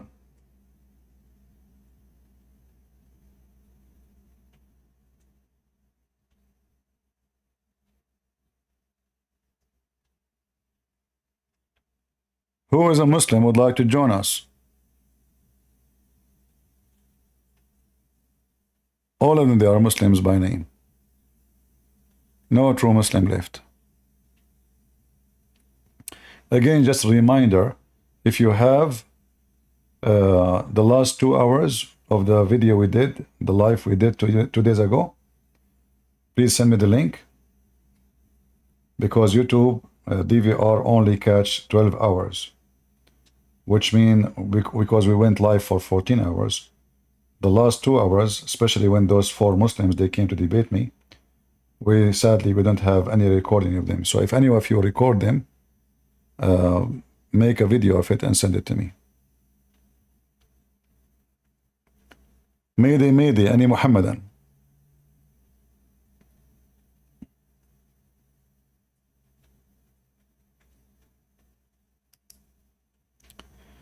Could you explain what the Muslims are celebrating today? The Muslims, they celebrate nothing. Muhammad is copying others. The Muslim, they claim that this is celebration. They call it Adha, right? But in fact, the Muslim, they do Adha in every celebration. Adha means sacrifice. So the Muslim, they claim that they are sacrificing because Abraham, he did. In fact, Abraham did not. He did not. And the Quran is here. So Muhammad, when he trying to establish his religion, he start learning that religions, they have fasting. So he hijacked fasting. The first fasting he hijacked, it was from the Jews. He lived with the Jews, he started hijacking things from them. And he put it to his religion.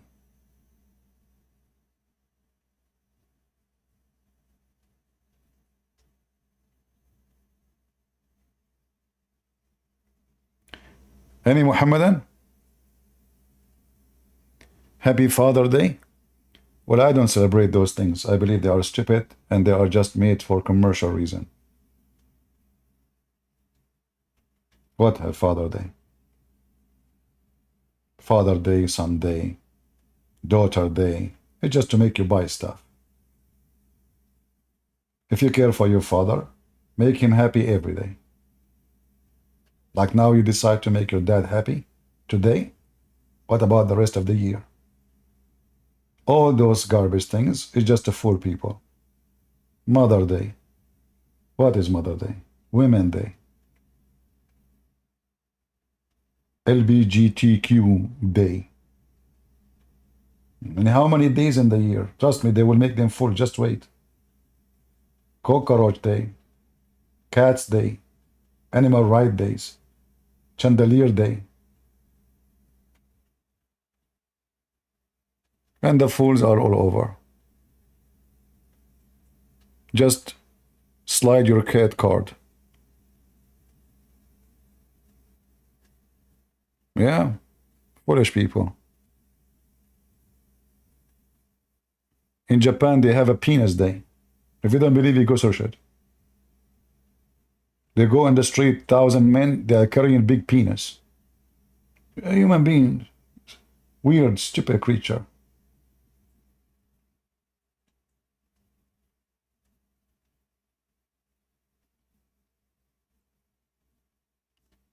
Do we have any Muhammadan?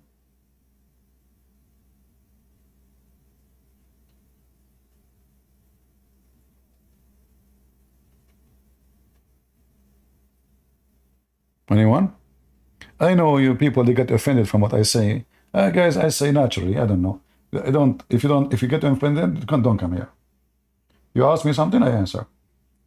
I don't mean you. I do not know you, but I say things as I believe.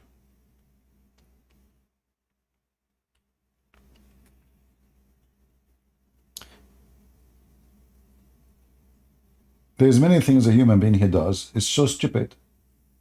You know, like Valentine's Day have nothing to do what they do now. What is the guy he defend marriage? What Valentine now become is about dating.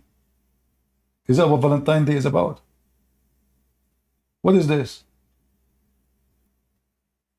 The guy, the priest, he was defending the right of getting married. He was defending something good. Look what people do. And now it became a business day. Billions of dollars around the world. For what? For fornication.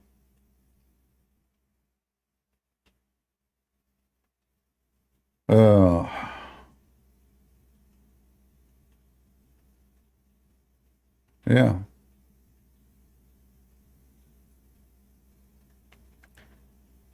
Do we have any Muhammadan?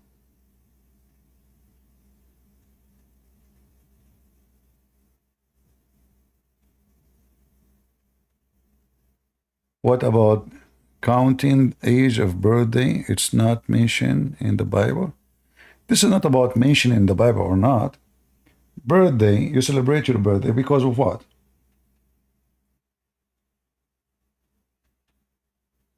Give me a reason. People should celebrate your birthday because you are a great person. But if you are nobody, you did nothing to humanity. You did, you know, cake, bring your friends. What is this? Yeah. I asked my mom actually when it was my birthday. She said, I don't know. All what I know, it was a bad day. What is birthday for? I never celebrated. I will never do that. I believe this is silly. For you, maybe this is very important. If you tell me your birthday, I will never remember it. And I will never say to you happy birthday.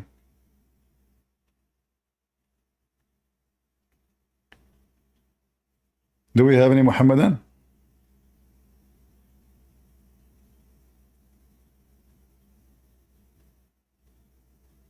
All those things, I believe, because a human being, he have a vacancy inside him. So we start looking for occasions, you know, to make we are looking for happiness, right? So we create those things, you know, birthday, invite friends, etc. But if you really want to be happy, I mean, every day it can be your birthday. By being born again, by doing something good, by helping people, by being someone useful. People love you. That is your birthday. That's your happy day. It's not by eating cake. I don't mind to eat your cake, by the way. Trust me. Any Muhammadan?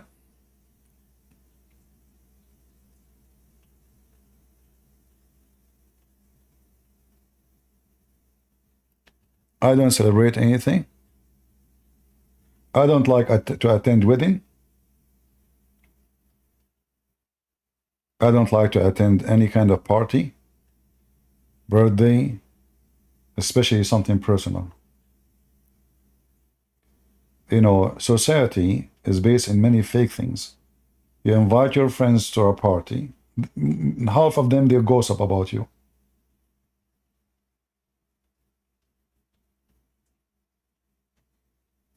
Like if I would tell you about the Middle East, a guy is getting married. You know, in the Middle East, like it's not like here in America, you invite 10 people to your wedding.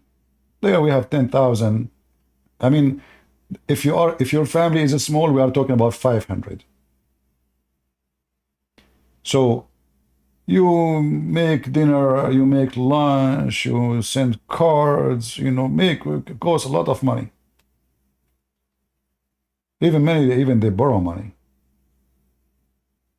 99% of those who attend, they will speak against you.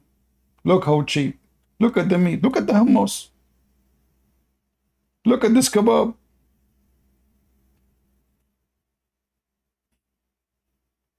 So my experience with people, it doesn't matter. Even God, what He did to them, they don't like what He did. They complain. So human being, he have to be self. I don't know the word in English to use it. I'm trying to use my limited English. If you want to be happy, you have to be first happy with yourself. It's not a party will make you happy. It's not being with the group. If you cannot be happy alone, you will never be happy. So first, you have to be self-confident. You have to learn how to enjoy life by being yourself, with yourself first. Not loving yourself, no. But whoever you are, you try your best to fix yourself, to be better. And when you feel that you are able to be something, then that is your happy day. All those occasions, usually people they do, like Friday, people go to the bar. Why? Their life is empty. What I would do home? So they go, they drink, they come back like a bunch of a mule vomiting. The woman, she got raped because she didn't know who grabbed her from her hand and took her to his car. The other guy, he lost his wallet. The other guy was shot. I mean, you did that yourself. So they think by going to the bar, they are going to get happy. Do they get happy? You tell me.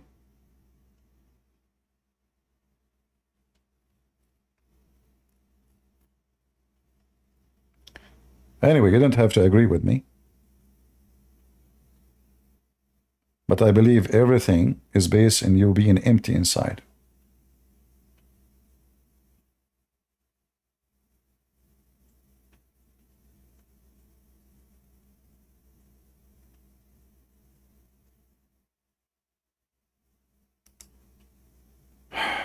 Any Muhammadan? Do you like the picture of this Abdul, or should I change it? Let us change it. Let us find the chair of Allah. It's more beautiful. Where is Allah's chair? Look at those videos. Muslims, they make a lot of videos. How big the throne of Allah. Hey brother, how big it is. Is it big? Look at this one. Look at this one. Where? Where it goes? Hold on.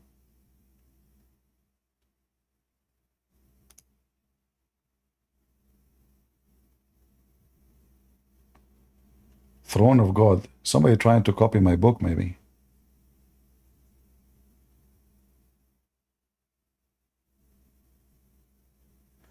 Do you believe the companion they knew Muhammad was false? Well, if you ask me, I suspect even that there was companions and there was a prophet. There's no proof of this guys exist. There's no proof. Even his name Muhammad. Muhammad is not a name of a person. Muhammad means the praised one. That is the name of God. So even the name is against what the Muslim they claim, monotheism. There's tons of reference that Muhammad's real name is Qatham. But even this one, I mean, what is the proof that this is even true? All of Islam is collection of stories. Most of them, they don't make sense. And the one makes sense is rejected.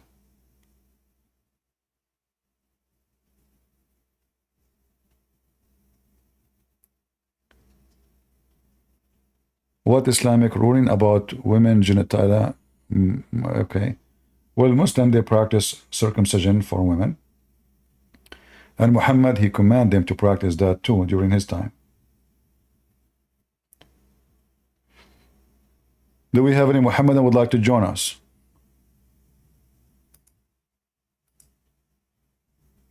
If you are a Muhammadan, you can click at the info in the video and you can join us in Discord.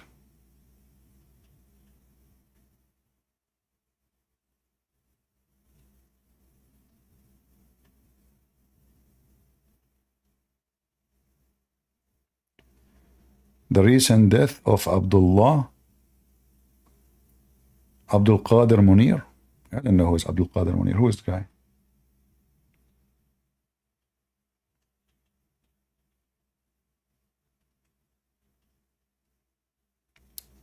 I don't really follow people in news. The news I'm interested in is, you know, like maybe war, something serious.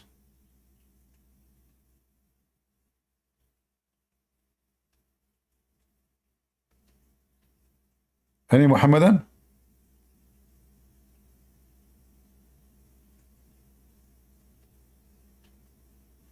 What happened to the Muhammadan today?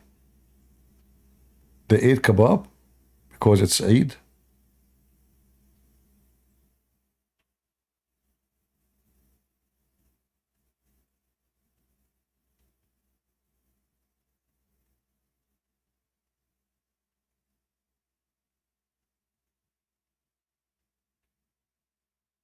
Right? You know, the Muslims, when they have a holiday in the Middle East, it is the most horrible ever celebration. Little kids, they go to play with the swing. Girls, they have to wear long skirt and long pant. And because if she is 6, somebody might have sex with her. You know, she's adult, 6 years old. It's all just about her food. There's nothing. Everything's haram. Everything is haram. Music, haram. I mean, I don't know. Name one thing for me you can do in those Muslim countries.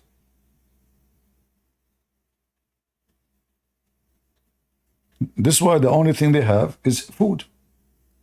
That's it. They sit like goat and they keep eating blah, blah, blah, blah, you know. And this is what? This halal. Food and sex. Singing is haram. Chess is haram. Even farming is haram. What is left?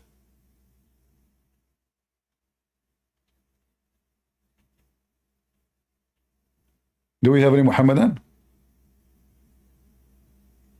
How many times I ask for Muhammadan to join us? Why chess is haram? Because it makes you use your brain.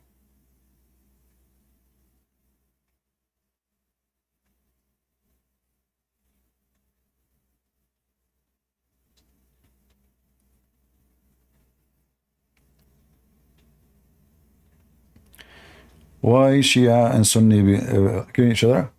First, Shia and Sunni don't believe in the same prophet. That's not true. It might be the same name, but the Shia, they don't believe that Muhammad and his family, they are human. They believe that they are lights from the forehead of Allah. And they came in the flesh of a human, but they are not a human.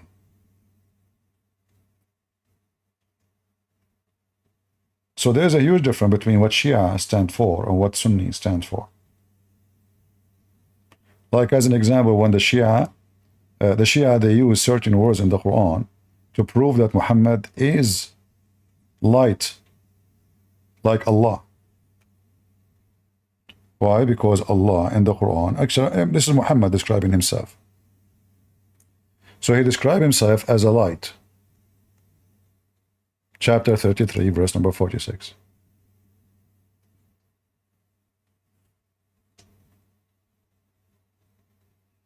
And you see here, by the way, all Islamic translation is false like this. As one who invite to Allah Islamic monotheism. You don't find this in the Quran. Look how small the Arabic text and look how long the English. The English will make a book. Is it possible really that 6 Arabic words become 50 words in the translation? Is that possible? This is why I say learning about Islam and you don't speak Arabic is mission impossible. All those who they claim they knew about Islam, even including the Christians, without saying names. As long as they don't know Arabic, they know nothing about Islam. Because simply, in order to know something, they have to read something. In order to read something, you have to read it in the language you understand. Well, as you see, all their translation is fabrication. There's no monotheism, there's no worship none but Allah alone. There's not none of this. It says calling to Allah by His permission as a candle of light or a lamp. That's it. What is this? This is Hilali and Khan. Let us see different translation.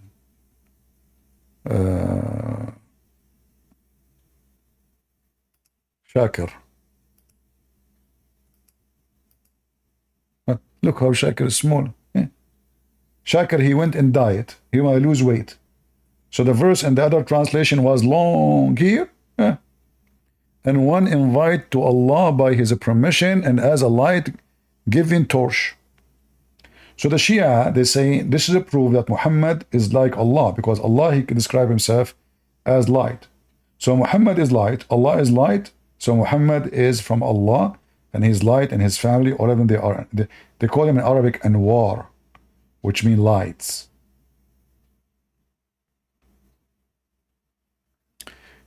Do we have any Muhammad that would like to join us?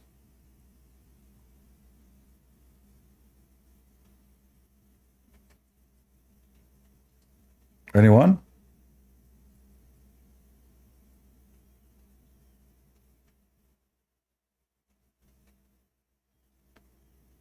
If you like to join us in Discord, you can click at the link which is in the info of the video, and you will be here and you can talk to me. Anyone? And you know, Muhammad, obviously, he is the light for the whole world. I mean, if not Muhammad, how will we know where the sun set? In a boiling water? There's no way to know. If not Muhammad, how we know that sperm coming from the backbone of the man and the ribs of the women? No way. Muhammad, he brought light over everything. It's Muhammad who taught us that the throne of Allah is in the top of a rooster. Thank you, Muhammad.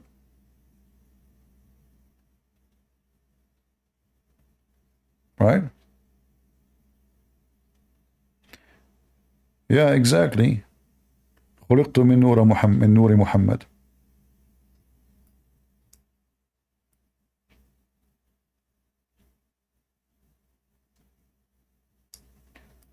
Yeah, the gentleman who was posting for you in Arabic is speaking about how what the Muslims believe, that they are created from the light of Muhammad. There's a hadith, it's called Dawlaka. Lawlaka ma khalaqtu al-afla. So if not you, nothing is created Muhammad. You can search, even in Latin or letters, you know. Let me show you.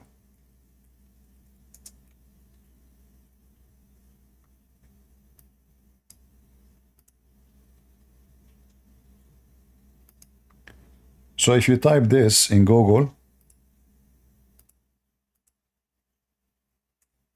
using your English, words, Hadith Lawlaka. If not for you, O Muhammad would not have created the creation.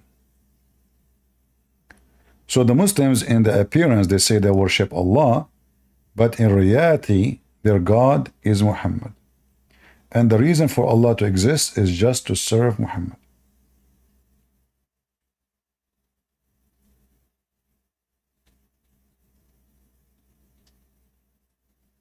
You see it? So here, a person asking question, is this hadith is authentic? The answer is yes. If not you, Muhammad, Allah said, I would not have created the creation. So what is the respect of ulama? Ulama means scholars of the religion, about this hadith. The answer is, indeed, indeed, the reason for all the creation is Prophet Muhammad. Indeed.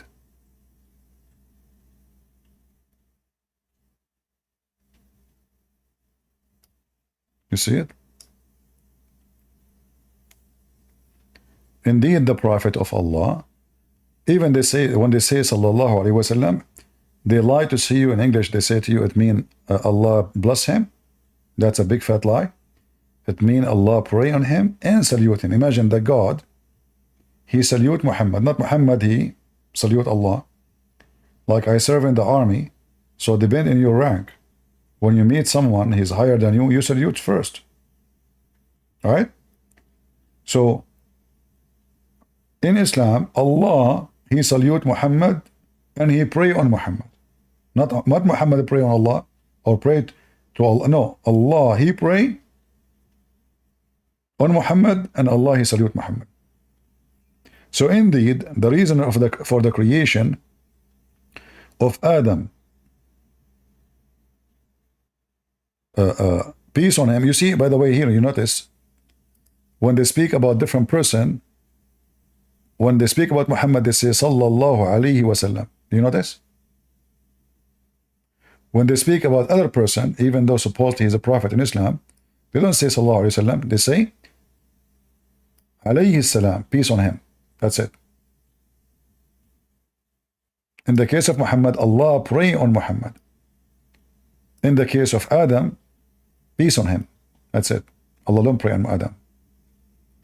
So Adam himself and the universe, if the Prophet of Allah Sallallahu Alaihi Wasallam was not to exist, then the Arsh, the chair of Allah, the throne of Allah, the Kursi of Allah, the chair of Allah, the tablet of Allah, Lawh mean tablet, Qalam, which mean pen, the sky, the earth, the heaven, the hell, the trees, the stones, and all other creatures would not exist.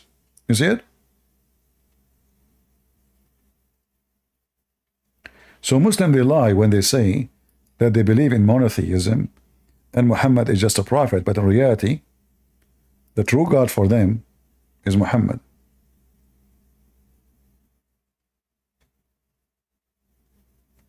Any Abdul?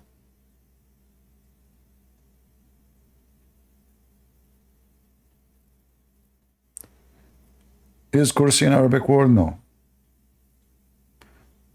A huge number of the Quran is not Arabic, including the Quran itself, the word Quran.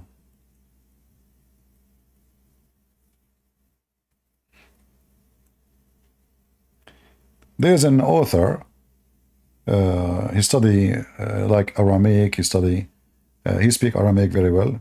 I think he's from Germany. He made a book, I forgot the name of the book, proving that the origin of the Quran is an Aramaic book, have nothing to do with Arabic.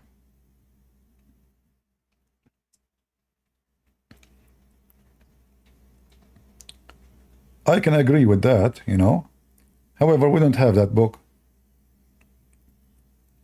so we have to stay with the Arabic one we have. But for sure, the Quran is full of words have nothing to do with Arabic. In fact, Arabic is not even a language by itself. It took time to become a language. It's a collection of languages.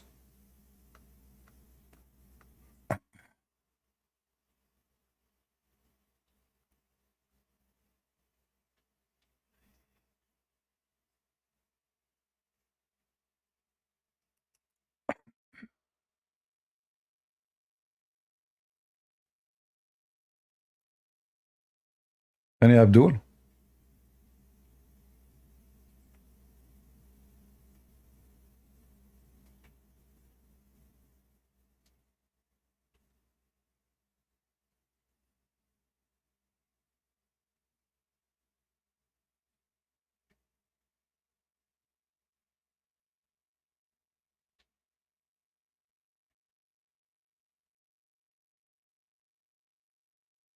What happened to the Muhammadan today?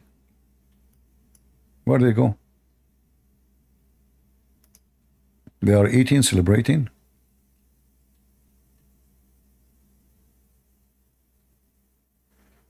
What the difference between Jabhat al-Nusra, Al-Qaeda, and ISIS? All of them, they are Al-Qaeda. Jabhat al-Nusra is Al-Qaeda. You know, when they notice that they will put sanctions on them, they change the name. They took the advice of Erdogan. Change your name and don't make yourself part of Al-Qaeda. However, Al-Qaeda is the mother of ISIS. Al-Qaeda is born of Muslim Brotherhood, which is Hamas. All is the same garbage. It's just a group of Muslims competing to take over. Otherwise, it's the same. So, like, I lead a gang of people. They choose me to be their leader. If the other group don't agree, we will kill them. You know, Muhammad, he made it clear that if one of you, he wanted to split the group, which means make people not united, kill him.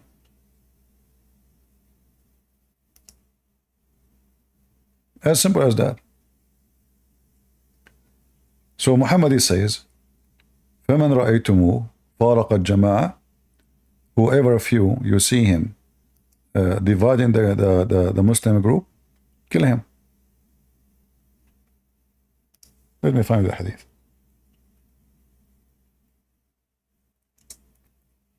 Gang, you know.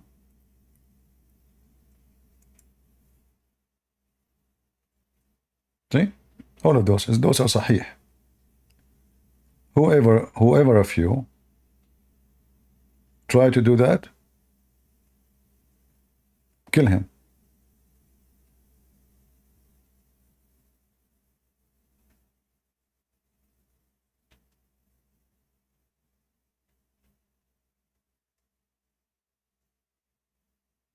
All of this.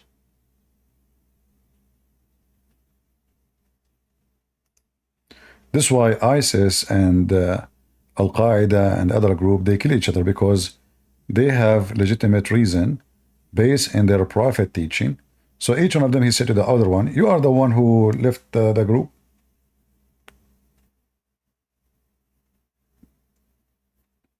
So now, you see, Muhammad, he just established a rule of self-destruction. The devil, Muhammad, by saying that, he established the self-destruction.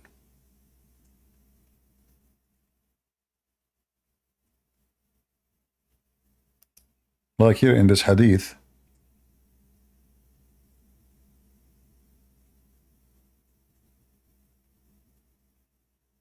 let me see if I find the hadith where it says, just kill him. Here we go. من فارق جماعتكم فاقتلوه.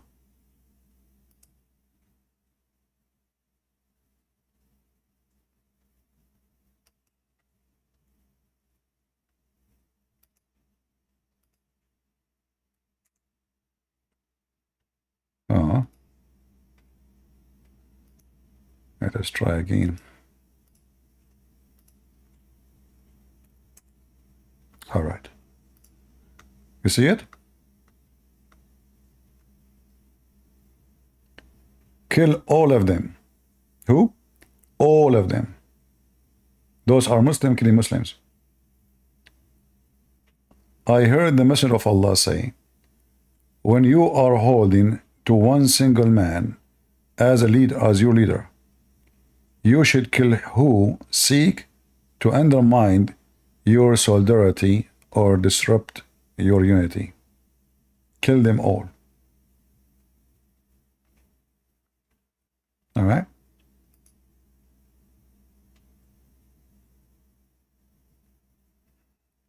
This is why since Muhammad died, Muslims killing Muslims.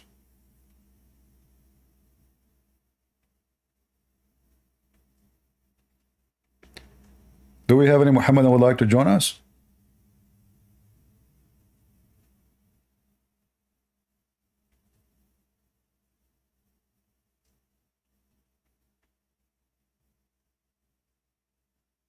Yeah. You know, this information, it's not because you go to school, you learn it. Like I study, you know, Islamic law, right? But they never printed that in our books. Never. We never saw those things, you know. Those things, you will find them in the yellow pages, in the garbage of Islam. When you go to school, especially if it's not about like you want to be a sheikh, you know, They teach you law, like how to practice, how divorce, marriage, because you know Islamic law and like in the Middle East in general, religion is involved in everything: marriage, divorce, property, inheritance, orphanage, anything. This garbage you will find only if you do dig yourself. Like you jump inside the books, you bury yourself with it, and you start reading, and then you will find all the garbage.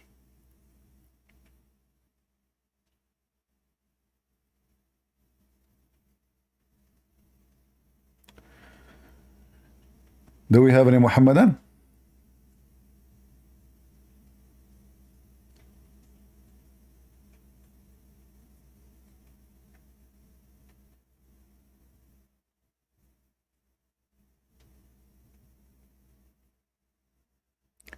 Were you doing something against Daesh? I'm always doing things against Daesh and against non-Daesh. I joined the USA Army. During the war, I joined. I'm a warrior, for real.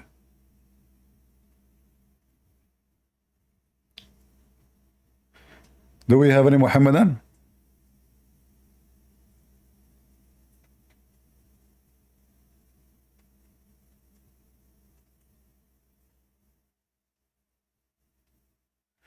Well, I don't mind to join the Israeli army, but not to go and you know, I have to go to Hamas directly. I like to go to Israel, but you know, I mean, because I am an Arab, I don't think they will treat me nice. I don't think they will trust me. I don't blame them.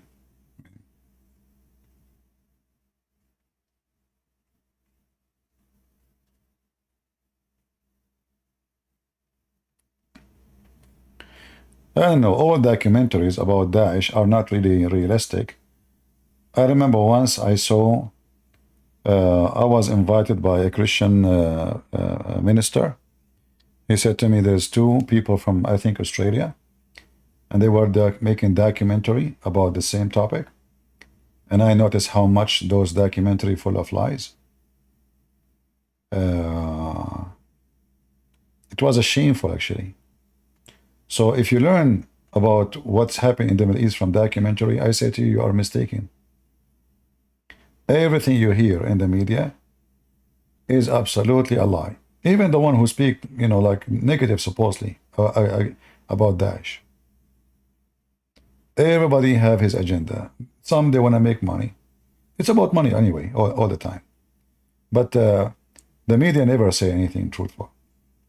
Like, you know, when Obama was in the office, Fox News was asking Obama, how come he don't attack Syria? And Fox News, including Tucker Carlson, they call the Syrian terrorist rebels. Rebels. When everybody knows that those are the most evil Islamic terrorists ever. So they keep pushing Obama until he sent them $560 million of money and arm and weapon.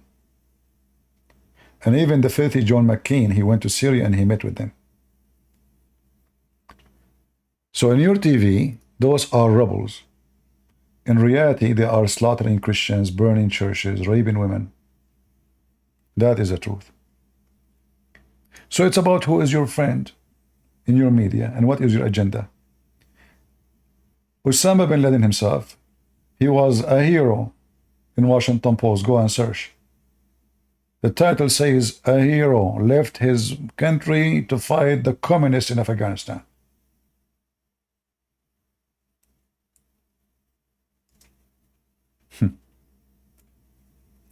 So don't take information from documentary. According to documentaries, Jesus does not exist. What documentary?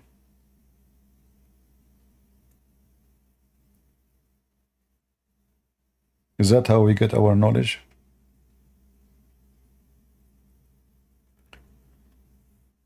John McCain, he went to Syria, and they were shouting around him, Allahu Akbar. They said to him, but isn't it this is terrorist? You know, they are shouting Allah Akbar. John McCain, suddenly, he is a person who can explain to you what Allahu Akbar mean. He said, Allahu Akbar mean God is a great, nothing wrong with that.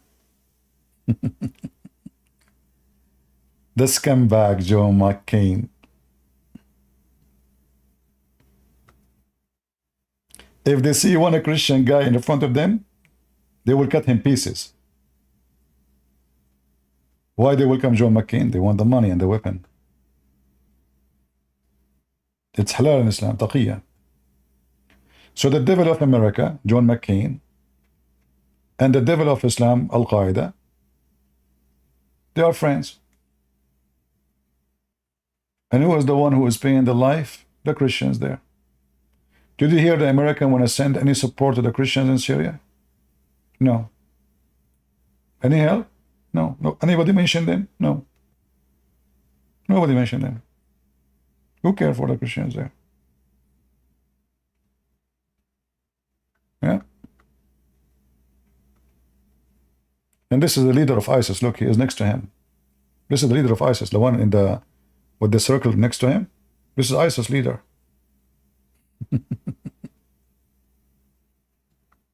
Scumbags.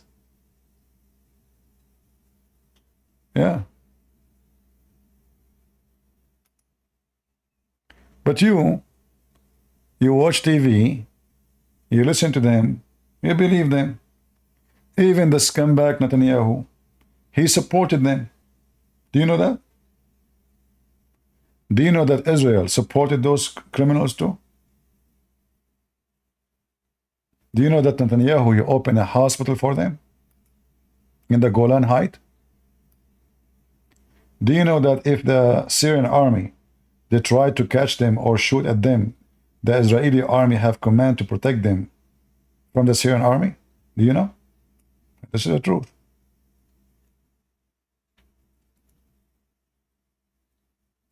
October 7 happened because of this scumbag Netanyahu. He is the one who empowered them. He is the one who supported them. He is the one who made them grow.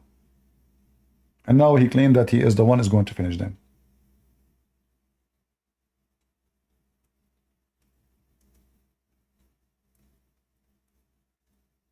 But people do not know, but we do. He opened hospitals for them. He gave them arms. He gave them weapon. He gave them shelter. He gave them coverage. Yeah. That is for real, my friend. Look at them. This is Netanyahu supporting the terrorists in Syria. You know, people don't learn the lesson that when you support evil, the evil will come back to you. So the stupid American and the stupid Israeli, they thought, okay, you know what? Those people, they hate the Shia. They want to kill Hezbollah. We support them. But those are Hamas. Literally. So we support Hamas in Syria, but we are against Hamas in Israel? Is that right?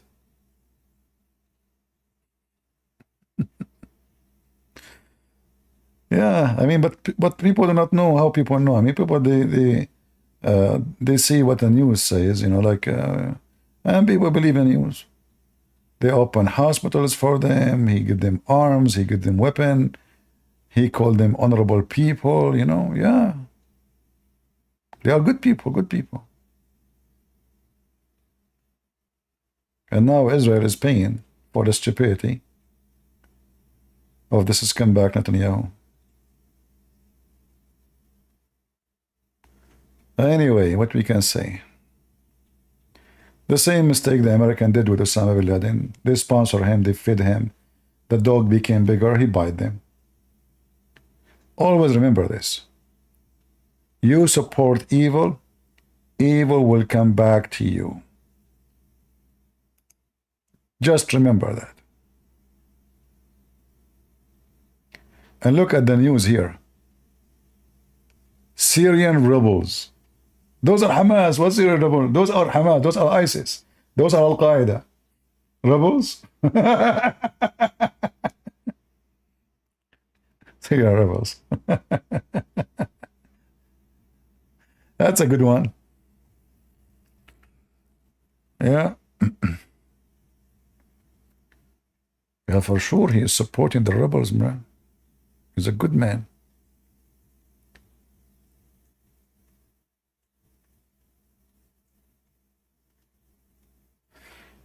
Anyway. Do we have any Muhammadan? Until now we don't have any Muhammadan. Look like nobody want to talk about the butt of Allah. Okay, Brian. Okay, I got you, my friend. That documentary was very good. Good.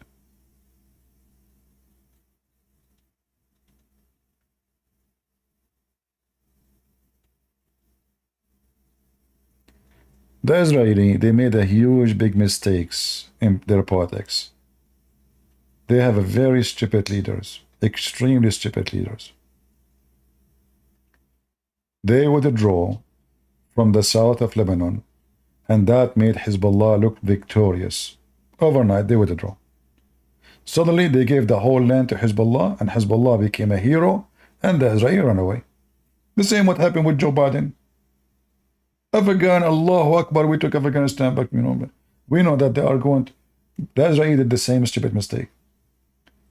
So Hezbollah grows so fast because of their decision to leave. Otherwise, the Lebanese, they form an army to support Israel. Imagine the Israeli, they betrayed them. They did not even tell them we are leaving. People were asleep. The Lebanese who supported Israel, they've been betrayed by the Israeli. The Israelis suddenly, they start jumping in the cars and leaving. They did not tell their friends, hey, we are leaving. And many of them were captured, many of them been killed.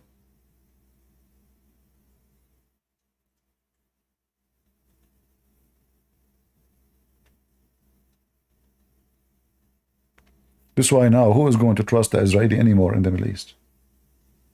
The one you friend them, you betray them.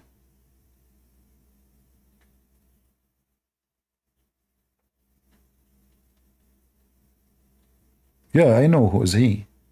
But the Israeli betrayed him. And they are the one who made Hezbollah grow. And many of you, they speak about Reagan. He was a great president. He was the most idiot. Hezbollah killed 200 Marines. What Reagan he did? He withdrew. It is America and Israel who made Hezbollah grow. You don't have leaders in those countries. And instead of smashing Hezbollah, wiping the floor with them, Reagan, he put his tail between his legs and he left. They just killed 200 Marines. 200.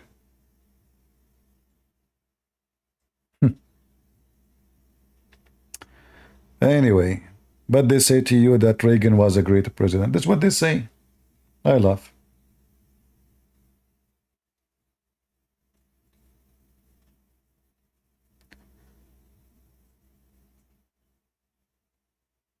Yeah, an actor. That's what happened when you have an actor, a president, or a businessman like Trump, or a stupid like Joe Biden. It's always about business. You see, there's no leaders in the West. Those are not leaders. Those are just businessmen. Businessmen, they see things as business.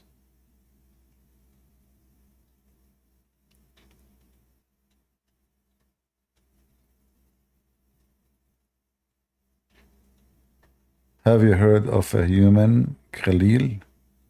I don't know who's that. I have no idea.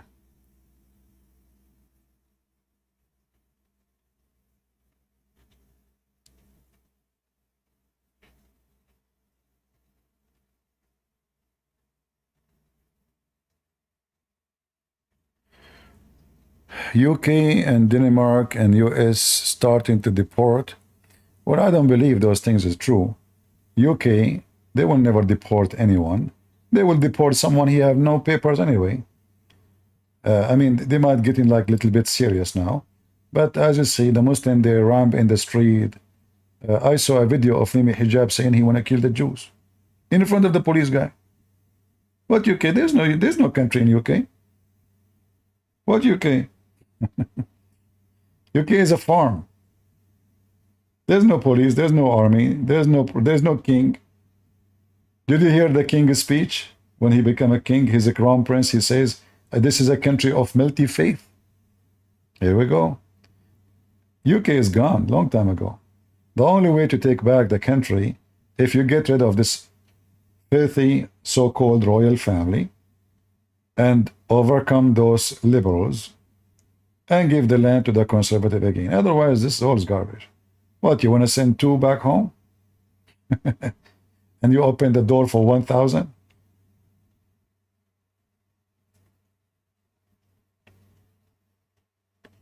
Europeans are stupid. I don't have respect for them. I don't. They destroy their land. European, they are going to be minority.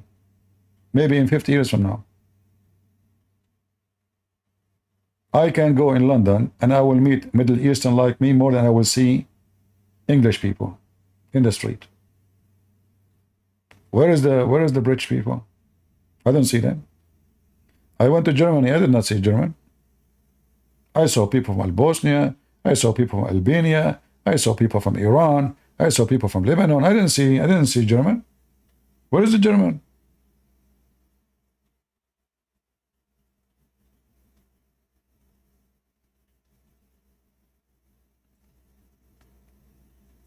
East Europe is even more horrible. The Turkish taken over. They invade all those countries. You will find Turkish business in every corner in East of Europe. Putin, he invited Turkish to take over Russia.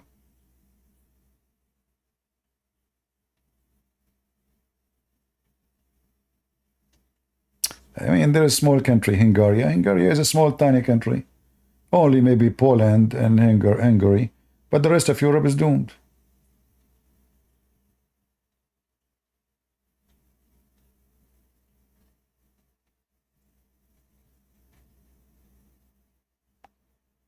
Anyway.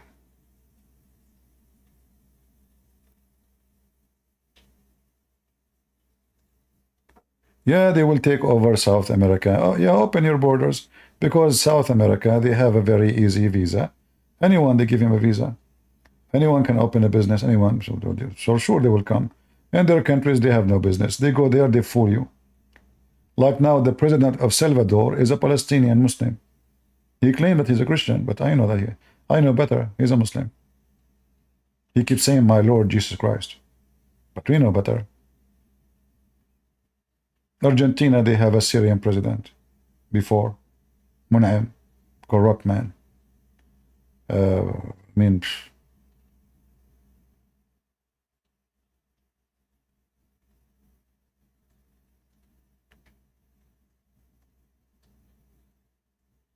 Okay.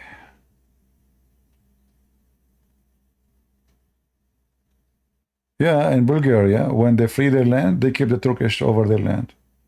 Same as in Romania. So, Europe is going to be burned sooner or later. Europe is going to face a civil war, if not international war. When the second you go with war with Muslims in Europe, all those Islamic countries will go and join together against you. The same what's happening now, and your kids will go against you. Like now, who is supporting Hamas? Your kids. Hippies. They forbid the Bible from schools. The young generation became atheist, hippies, they have no God, sex, condoms, homo, lesbian, everyone he have 1,000 ring in his nose. And they were able to control you. And now look, Hamas, everybody saw what Hamas did. Still those stupid European, and I call them European because even those who they are in America, they are European too. They support Hamas. Mental. This is what happened when you forsake God.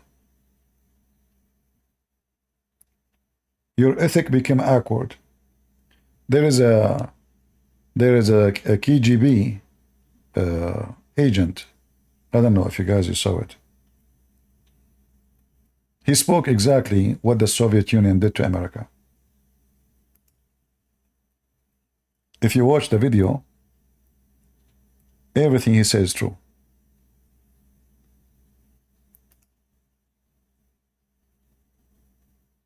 Everything he said is absolutely true. Crazy. The next stage is destabilization.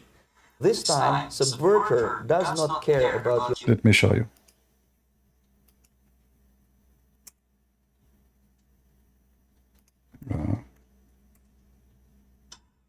The next stage is destabilization. This time, subverter does not care about your ideas and the patterns of your consumption, whether you eat junk food... Let's go back. Of Moscow. He was the son of a high-ranking Soviet Army officer. He was educated in the elite schools inside the Soviet Union and became an expert in Indian culture and Indian languages.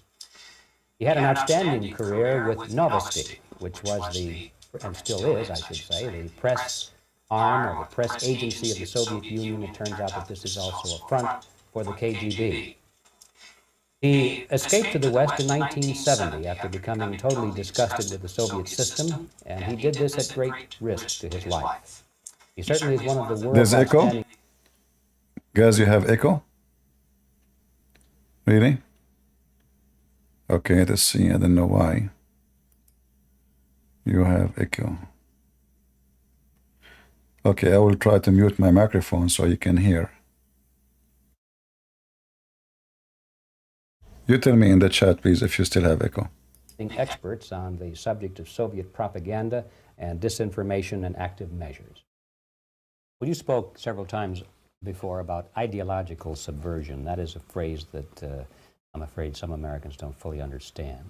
When the Soviets use the phrase ideological subversion, what do they mean? Well, the problem, if I mute my microphone, people in Discord will not hear me. I don't know why. So we have to let it go. Anyway, the video, you can watch it.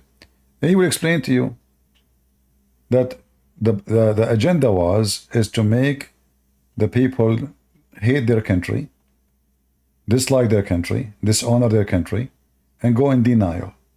To the point, even if you show them the facts in the front of their eyes, those people will not listen. Ideological subversion is the slow process which we call either ideological subversion or active measures, активные мероприятия in the language of the KGB, or psychological warfare. What it basically means is to change the perception of reality of every American to such an extent that despite of the abundance of information, no one is able to come to sensible conclusions in the interests of defending themselves, their families, their community, and their country. It's a great brainwashing process which goes very slow, and it's divided in 4 basic stages. The first one being demoralization. It takes from 15 to 20 years to demoralize a nation. Why that many years? Because this is the minimum number of years which requires to educate one generation. So now they will make you believe that your country is evil. They make you disconnected from your government, your army. So army is evil, your army, you hate your army. Flag, you spit at your flag. This is the socialism movement, you know? So now anything happened is a conspiracy. CIA behind it. America is evil. The flag is disgusting. America is a bad country. This is what they did to the American generation. All of us, we knew the movement of the hippies. Even the hippies, behind it is the KGB. They were able easy, because America is an open country. Migration is so easy. They were able to establish such a movement, and the movement became so popular. American army cannot even find men to recruit. Everybody became hippies. Sex, party, drinking, long hair, music.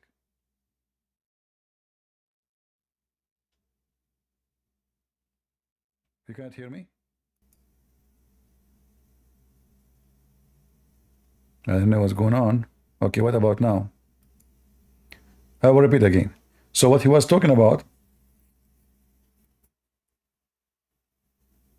that the first step, we make you believe that your country is a demon country. Your government is evil. Your army is bad, is ugly. conspiracy is behind everything, and you lose your trust in your country. And then you will reach the point where you burn your flag. And this is exactly what they did. Hello, CP. Yes. كل عام وانتم بخير. كل عام وانت بخير. What does that mean? It means Happy New Year, Eid. Happy Eid. Is that happy for you, Eid? No, not really. I'm ex-Muslim, but Okay. I called. I remembered actually. You asked me now. I remembered something. The Muslims, they when I was a Muslim, they wouldn't allow us to to tell the Christians or other religions Happy Christmas or something like that. Yeah. So it reminded me of that. But I just wanted to ask you a quick question. I remember you, maybe a year ago, you mentioned you were working on Tafsir, a book. Tafsir. Is that still in the work? No, I'm working in the interpretation. Sorry, in the translation. Translation of Quran. Yeah. And now I'm working another book. Yeah, there's many books I'm working in them in the same time. It's taking time. Yeah, but I hope we will finish. Yeah.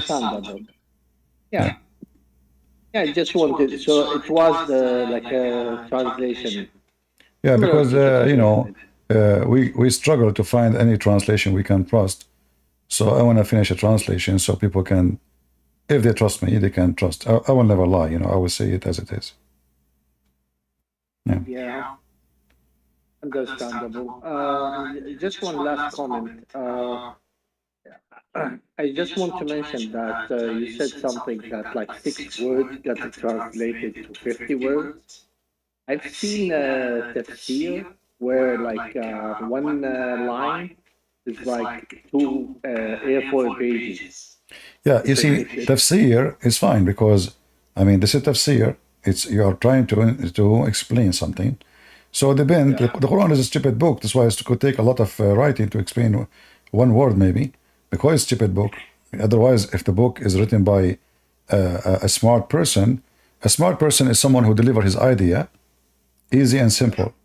So if you could not deliver it easy, and then somebody need to write 5 pages to explain one word, that means you are messed up.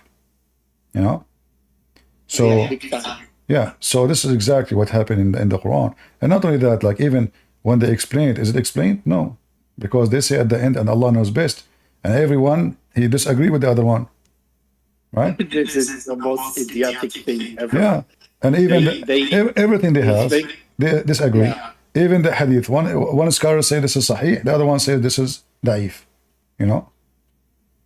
It's endless, CB. It's endless.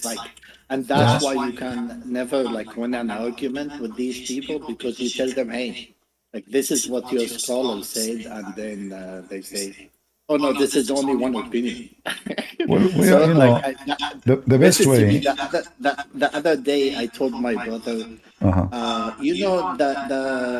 the scholar of the nation, the uncle of the prophet. He said the noon means whale. And he said, yeah, but he was wrong. And I told him, so he was retarded.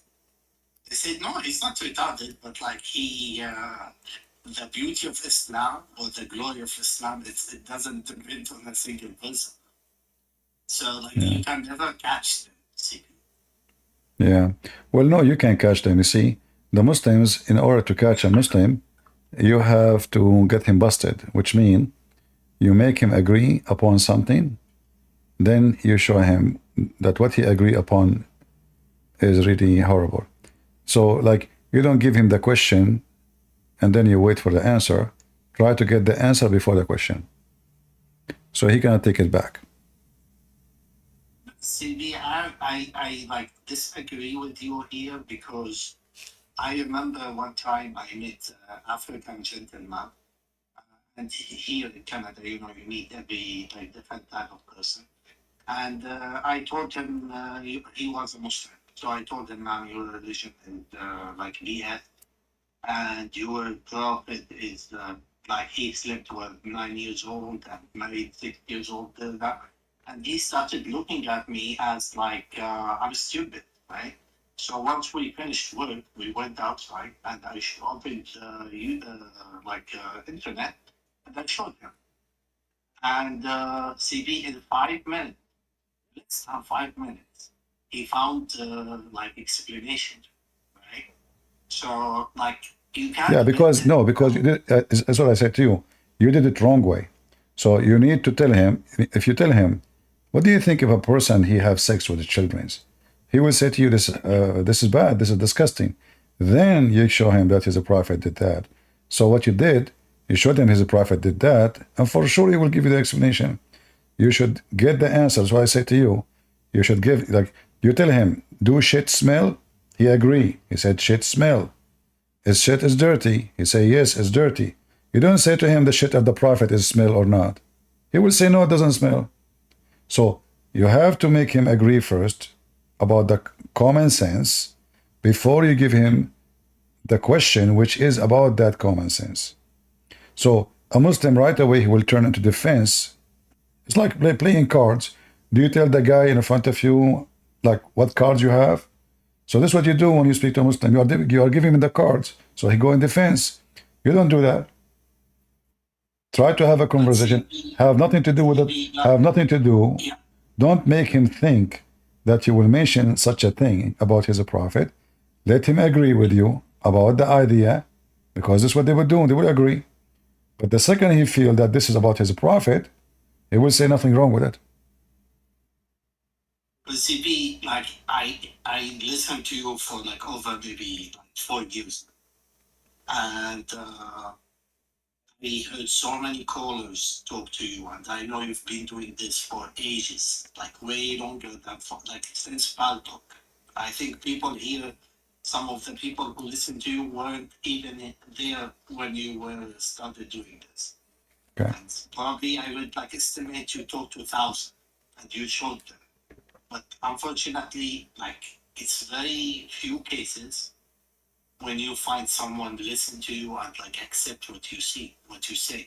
No, we are not seeking the one who, listen, when you argue with the Muslim, don't expect him to like now you left Islam.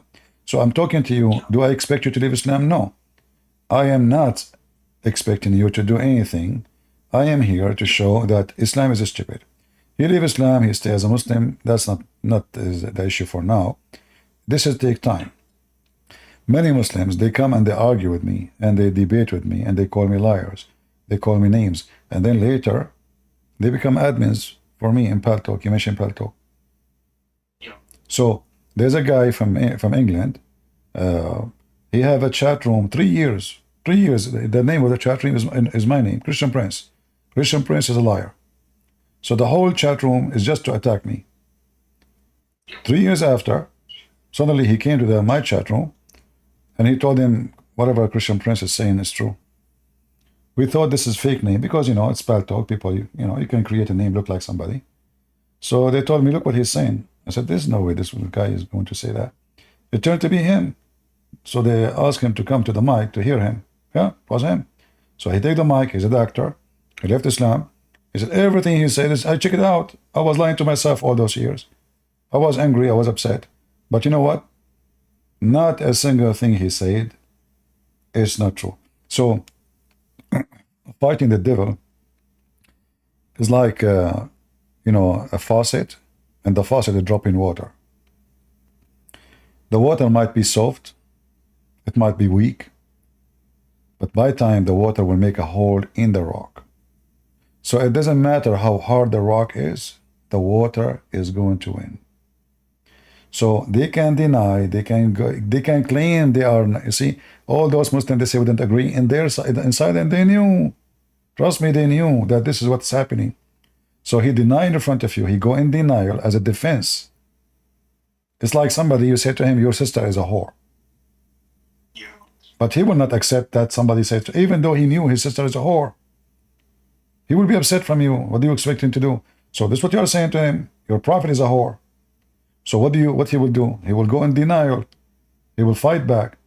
But slowly, he will notice that his prophet not only a whore, he is the whore of the world itself. So it takes time, but it works. Especially when all your life you hear that he's the best man. You know, I remember something, CB, that's 10 years ago. I met someone who was atheist. So we were talking, and I told him like Islam is the best religion because I was religious back then. And he asked me, okay, what is unique about Islam? So I told him Islam is religion of peace.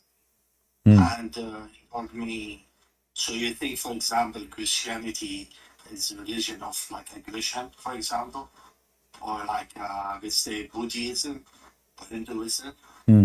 And when he said this, TV, I swear, like I never thought about this all my life, and I stood shook. Speaking to what you just said, that people could block things, but I remember going back home and like at the night, I just keep thinking about this. Like, yeah, what makes this religion quote unquote unique? So yeah, I think it takes time. I think it just takes a long time. Everything have a reason. It's like when you put a seed.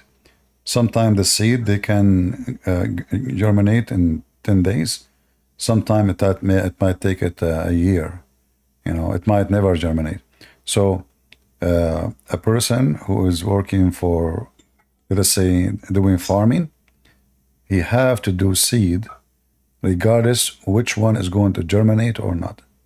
And that's why we as a Christians, we are not, it's not about being successful. It's about being the hard working person. Success is something not in your control. Who believe, who don't believe, this is his business. For us, we throw the seeds, we do the farming, we water it, and the one who wanna have roots, grow and live, and the one who wanna die will die. So I will not cry for anyone, even if it's my own family member. If I have a family member, he don't want to believe in Jesus, and he died, I want to cry for him. Why? He decided to go to hell. I don't care. It's your business. You know, I cry for nobody. I will cry only for myself if I did not do the work, because I am as a Christian. The Lord, he says, from their fruit you shall know them. And he commanded us to go and teach and preach. So I will be a loser only if I did not do the seeding business. For this is what we should do. You bring them, the Lord, he says, and for free. You took for free you give. So we, you know, who want to join? We know that majority of mankind are not going to be saved. But that will not be a reason for us not to start and work harder. Maybe we can save one human being out of million. All right? CP, if I may, I have a question for and I'm sorry I took a lot of your time. All right. I don't mean this in a loaded way. I don't mean like to be offending, and I'm sorry if I don't worry. sound like this. Don't worry. I'm wearing my vest. Go ahead. Can Christians be friends to people who are like I don't believe, right? So let's say I'm atheist. Can Christians be friends to atheists? You know, it depends what a friend mean. I mean, let's simplify it. Let's say you like hunting, I like hunting. Can we be friends? Can we go outside together? Yeah, actually, no, we can. But, you know, for us as a Christians, we have to be aware that a company can mislead the weak one. So I will not prefer that if I have kids, that my kids will go with someone like you, because he will have an influence of you. And for us, for me as a Christian, an influence of an atheist is a bad influence, very bad. So if I am a person who is educated, strong in faith, I know that your influence will not affect me. I don't mind, to go and sit and talk, because I know that that will not, let's say you have to be immunity for what is wrong, then you are ready. It's like anything, not only you as an atheist, any other belief or any other person. If you are not immune, then anyone can influence you. And we believed that a company, and I know you're an atheist, I believe that an atheist is a bad company. Even if you claim, you say, I'm a good person, I don't harm people, etc. I'm telling you, for me, an atheist is a bad company. And you will not enjoy my company, because I will make fun of you 24 hours, 7 days a week. Well, CP, like, that's fair, right? Like, if you want to say, like, the way I look at it is, let's say, for example, just like example, evolution. If you come tell me, hey, man, it's not that. No, I believe in the evolution. Like you, I believe, like you used to be a Muslim, which means you used to be a donkey. And now you decide to leave Islam, so now you think you are a mule.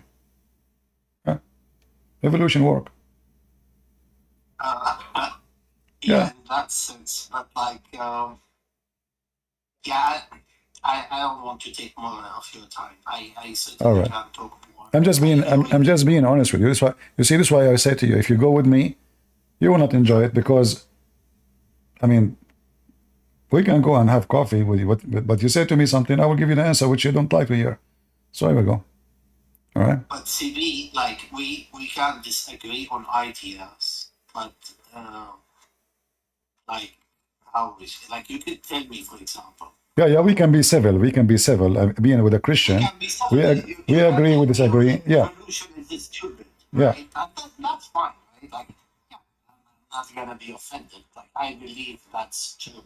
Yeah. But I'm not gonna be offended, right? I just wanted to ask this question because, like, you know how Muslims, they can't be friends with anybody, right? As I said, for us as a Christians, I will not welcome a Muslim to my house unless my house, the one who occupied this house, all are very strong in faith, well versed, and they can debunk any statement that Abdul he say, because I know he will try to bring his evil influence into my house. The Bible actually forbid us from opening the door for them. However, me, I opened the door. Like as an example, once 2 Jehovah's Witnesses, they came to me. They were happy that I opened the door for them. I said, let us get in, which usually people don't do. They get 2 Jehovah's Witnesses, they left 1. The second one, they want to leave. The other person, he got upset. So let's go. The other one, he said, I'm not leaving. He said, what do you mean? I said, to him, it's not your business. He's in my house. He don't want to leave. He decided to leave Jehovah's Witnesses. Second day, they came at 3. I opened the door for them again. So you come 2, I will make you 1. You come 3, I will make you 2. I make etc. So if you are a person who knew what they are and you know how you can refute them, then the Bible does not forbid you from dealing with them. But if you are a naive who do not know, opening the door for evil will bring evil. Maybe, do you mind if I push back a little bit on this? You can push back as much you can, but I am stronger than you. That's fine. According to the Democrat, I have 640 horsepower. Maybe this is genuine. Even I wish maybe one day I meet you in life. Okay. Because the thing is, I respect you, even like maybe we don't see eye to eye, but I respect a lot of things about you, like speaking about Islam and like being open about it, and like when you started, I wish I heard you at the beginning, not after I became ex-Muslim, because my life would be way easier. It took me like 10 years to leave Islam, right? But if I met you, maybe it would take me maximum a year. Okay. But the reason I wanted to push a little bit is it always, like, I hated in Islam is if I was a decent person, if I was a good neighbor, I did, never hurt anyone. If you needed help, I would help you. Just because I don't believe that. No. You see, you don't understand. I'm not saying, you see, for us, you being a good person is not because you help me will make you a good person. For me, a person who deny his creator is a bad person. A person, listen, I'm just saying you what I believe. You don't have to agree with me. So a person who denies Jesus, for me, he is a bad person to himself, not to me. It's not about me. So I feel sorry for the person who is denying salvation. This is why I consider you as a bad person. Not because you are bad to me or did something wrong to me. No, you might be the opposite, as you said. But it doesn't matter how good you do to me. You are not doing good to yourself, so how you can be good? So for me, in my eyes, a person who deny his own salvation, how he can be successful? You are not. You are the biggest failure yourself. Regardless how you try to be helpful and nice to people. Who said that I'm saying to you that you will not be helpful or you will not be nice to me? No, you might be helpful more than someone is a Christian too. But still you could not save yourself. You know? And what the benefit if I win the whole world and I lost myself, the Bible says. So you can win many friends. You can win all your neighbors. You can make them like you, love you, invite you, go with you. But you lost, because salvation for us is not about you winning others only. What the point if you lose yourself?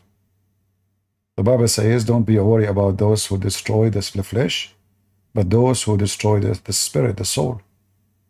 For me, your soul is a waste. You are not saved. And I'm speaking to you like in a very honest way. I'm not a hypocrite to say to you. Yeah. I would take this 100 times over you telling me nice things to my face, yeah, and then like having that opinion to yourself. No, I want to hear it. Right? Yeah. So I'm gonna just leave you with one thing, CB. Like, I'm not trying to put words in your mouth, but the way it comes to me, what I heard from you is my actions in life, they don't matter. What only matters is what I believe. No, I did not say that. No, I did not say that. What I am saying, even if you are the one who did the best thing in the world, but you decide to deny that the one who made you do it, created you to do it, you denied him. I'm not saying that. A Christian, the Bible says, faith without fruits is a dead faith. So I did not say you can be a Christian, you believe in Jesus, and you are an evil man. In fact, if you are an evil, you don't believe in Jesus anyway. I did not say that. So what I am saying, that all the fruits you accomplish, you are denying that all the fruits you have is given to you from the one who created you. How that can be as successful? So a Christian is a person who believes in the Lord, and he provide the fruits which befit with a Christian who believe in the Lord. So a Christian, he cannot say, I'm a drug dealer, or I'm a prostitute, or a thief, or a criminal. Obviously, you are an apostate, because the Lord made it clear that not everyone says to me, Lord, Lord, will enter the kingdom of my Father, but the one who does his will. So by doing the will of the Father, you belong to him. In your case, you denied the Father from the beginning. So what will you do? You are doing your own will. In order for me to go inside the house, shouldn't I first consider myself as a member? Right? So if you don't consider yourself a member of the house of God, well, simply, you are not going to be invited.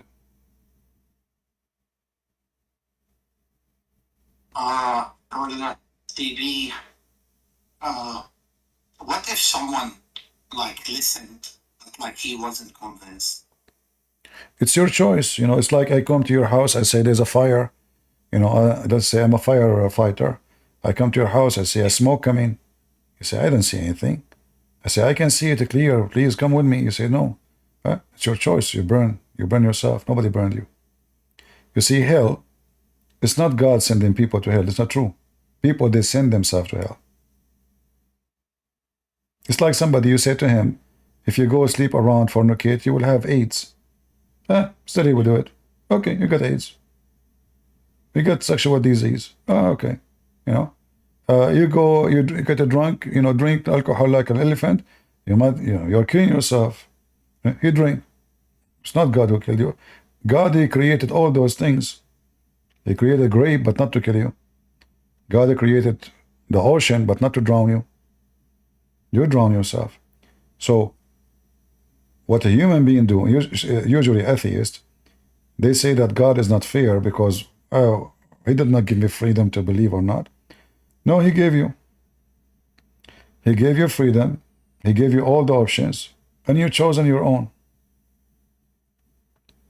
See, respectfully, the firefighter example is not similar to the God, because like firefighter, if you come to my place and the place on fire, and I see the fire and I don't believe, there's two options: either I'm crazy or I'm stubborn, right?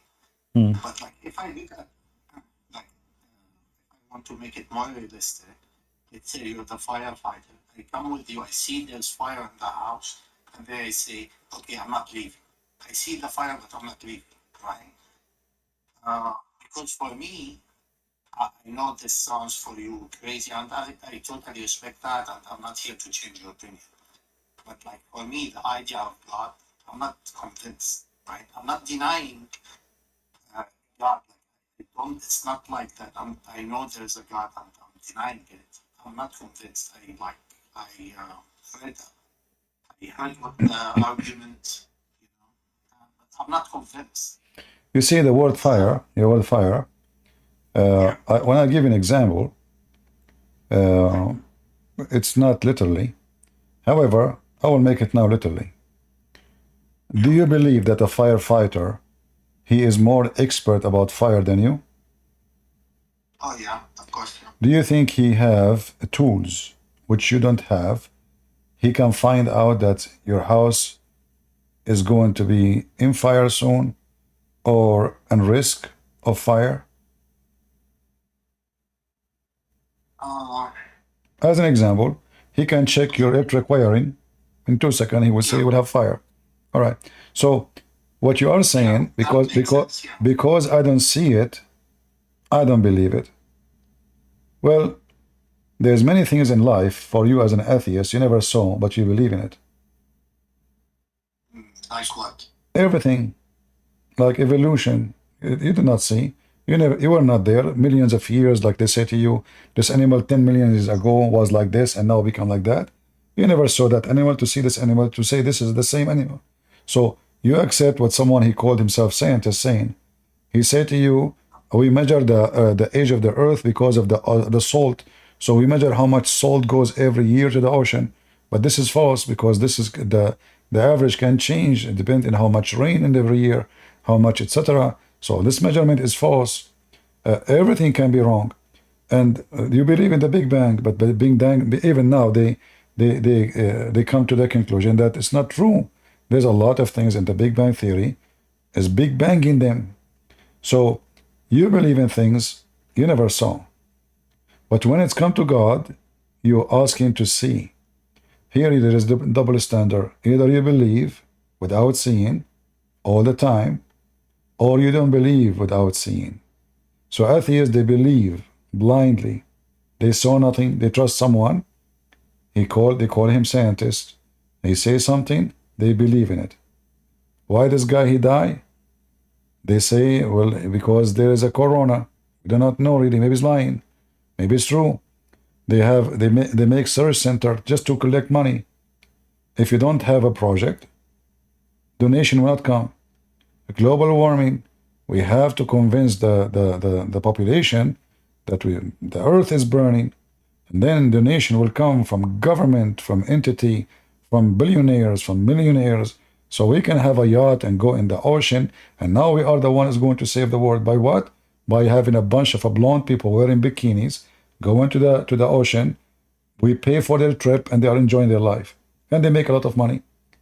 There's tons of a project right now sponsored by European unions. It's just a joke. The effect of games on the society, the effect of TV in society, the effect of bad air on the society. All those studies did not even fix the air, did not fix the people, did not fix even the one who studied those things are hippies. So all of those is not really to fix anything. It's just to waste money, to make money, and to confuse people. You want to fix all what you are talking about? Teach people ethic. You want to fight the crimes? Teach people ethic. You want to fight the global warming? Teach people ethic. Because an ethical person, he knew what is right, what's wrong. He will not burn things unless he have to. He will not cut a tree unless he have to. He will know what is ethic about. He will not harm people unless he, defend himself. So ethic can fix everything. What they do, they think they can fix everything by what's so-called science, which is most likely, not in all cases, but mostly it's just a fabrication of a project so they can collect money and fool people. So now, like they say to you, global warming. Do you believe in global warming? I believe there's a global stupidity warming, because the same scientists, they said to you that in a certain time the earth went freezing, and now there's a group of scientists saying that the earth is going to freeze again. So which one is true? The global warming or freezing again? Both are scientists, but both, they are opposing each other for a reason, to collect donation. So now, like, it's Fox News and CNN. Fox News supports supposedly Republican, CNN supports supposedly Democrat, but in reality, none of them support any. They want to make money. There's two coins. The coin have two faces. How we can take the whole coin? If we support one side of the coin, we take half of the coin. So now we create two companies. One support those, one support those. We control the business. So now Republican listen to us and Democrat listen to CNN. So now what we do, the same as in the global warming. The one who don't believe in it, we control him. The one who don't believe in him, we control him too. It's just a business. And the fool believe it. And in the top of that, all the study about the global warming, are they going to fix it? No. It's just waste of money and stupidity. Because as long there is a human being alive and kicking and eating and burning and using fuel and using even electricity, like electricity come from where? Uranium is more harmful than the global warming. So everything they say is just a joke. It's just to collect money, control the people, make them go in a certain direction, put you in fear, and everybody have to obey. It's like, global warming, it became a religion. If you don't believe in it, they don't even accept you. Like evolution. You want to study PhD? If you are a person who want to be a scientist, you don't believe in evolution, they don't even accept you. So it became now a religion of dictators. They decide what to believe in, what not to believe. It's like Islam. That's why me as a Christian, I take things into, to study. I don't take what people say. CCB, like when I called you, I wanted to say, like, I thought of myself that I have evidence, so to speak, about everything I believe. But the first thing you challenged me on, I have no answer to, like global warming, evolution, Big Bang, and I have no answers, right? And then I feel like I fell in the same trap as you mentioned, that I'm believing without evidence. So I'm gonna go learn about these things. I want to say that speaking about like different opinions in science and stuff like that, I think you are, this is not a compliment, I think you are a critical person. I think you can like review evidence and see what's right and what's wrong. And I think I want to take that with me, and I want to look at this and see where I would end. Like, there must be an answer. You know what I mean? If there's a group of scientists saying there's a global warming, and like 95% of them are saying this, it should be, in theory, it should be that if I go and like review the evidence, I should find like evidence that irrefutable. So I need to go study that and see where that lands me. Yeah, well, you know, you see, and I'm not saying that like everything we don't see we should not believe, because that's what faith is about. But what I am saying that their science mostly is a science fiction. It's not really true. I know a lot about, you know, I spoke to people who they are doing PhD, and they have a PhD and they finish it, and now they told me we are going to they want to like send papers to European Union to do research, because this is the only way to make good money. This is the only way. Hundreds of thousands of dollars will be poured upon them for very silly, so-called stupid study. So they don't even have the qualification to be studying, but now they have PhD. They are a bunch of fools. In fact, the person who got the PhD, I wrote half of his book. I gave him the idea. He have no idea what you know. This person he sent me his PhD. I told him change this, change that, change that, change that, change that. When he did the examination for his PhD, they said to me, everything you said, it was the most important idea in the questions. It's you, you know. None of what I said, he was honest. He said none of what I wrote myself was really interesting for them. They keep saying to me, this is interesting. This is interesting. And I was laughing. So this guy now is going to be a person who will make a study for the European Union. And he is the last one to be the thinker about the topic. It was me. So when they promote an idea, and then and not only that, they demonize you. So if you don't agree with it, like YouTube will shut you down, Facebook will take you. So it's like became a gang. It's like even terrorism. If you don't agree with them, atheists, I see them as terrorists. They are aggressive. They are the same as Muhammad. Either you agree with us, or we will demonize you, and we will say you are a fool, and we will frame you, and we will say you are mental. So if you don't agree with the global warming, how many people laugh at you?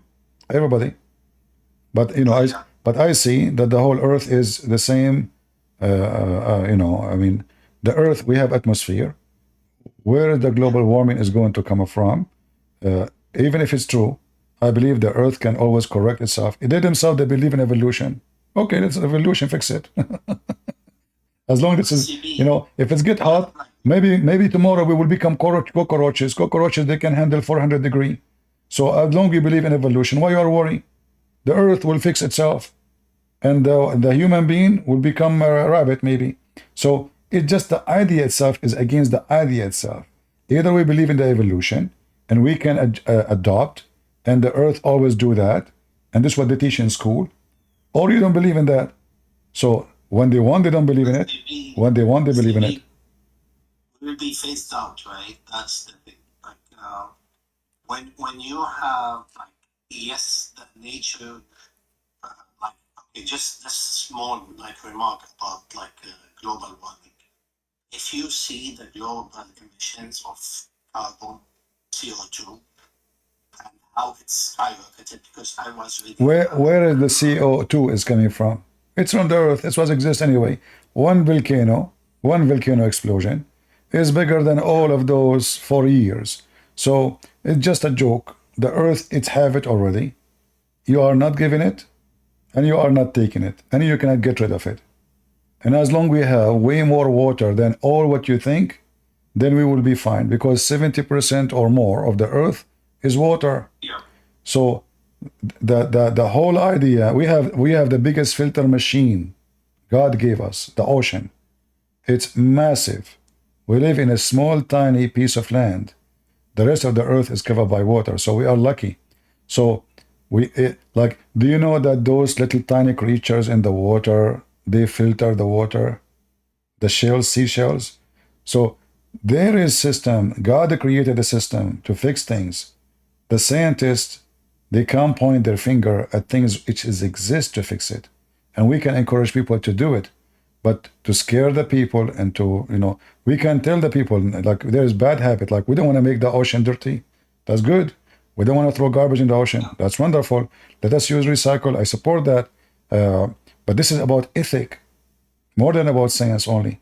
Because in order to make a person believe that this is the right thing to do, well, first you have to know what is right, what's wrong. And this is where I believe that believing in God is very important. Because what is the point of I believe that I should keep the beach clean, but then I take drugs. I give myself heroin. So now the beach is clean and we have a clean street. But next road, we have a bunch of kids, teenage, they are dying from cocaine and heroin. So they focus all their studies in a global warming. Where is your money to fight the addiction of those kids?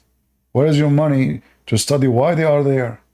How come you are not fighting the reason for it? How a kid he in that place?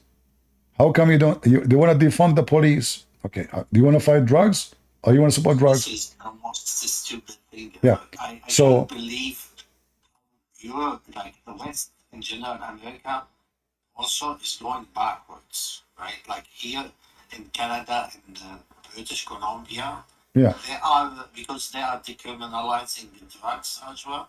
yeah. So you see, they want to fight the global warming, but they are encouraging drugs and marijuana and smoking. I mean, it's stupid, you know. So society of a stupid is a society of doom. So they can speak about the global. The only global warming I see is the warming in their vagina and their penises, because the whole world now is about smoke, hashish, penis, and vagina. They are busy about transgender. They are busy about homosexual. They are busy about smoking, but they are not busy about something useful. But CB, just to be fair, those people are not like, these are lefties, and these have nothing to do with the scientists. No. You see, if they're the one you call them scientist is the liberals. They are behind all of this mess. They indoctrinated the childrens to believe in nothing, so they became empty. So now we took God. I respectfully disagree. But You can, no problem. Let me finish. No, you see, if I tell my son that fornication is wrong, and I tell him if you do that, you will go to hell, and he believe, is he going to do it? No. If I tell him that harming your body is against God, because simply this is a body is given to you as a gift, he as a faithful believer, he will not harm his body. So he will refuse to do anything bad against his body. So now I am able to protect my son or my daughter from taking drugs. When you say there's no God, there's no, and we make it legal, and nothing wrong with that, and homosexuality, homosexual people, they have a lot of high percentage of death or because of sexual diseases and very dangerous diseases. So promoting what is wrong is wrong.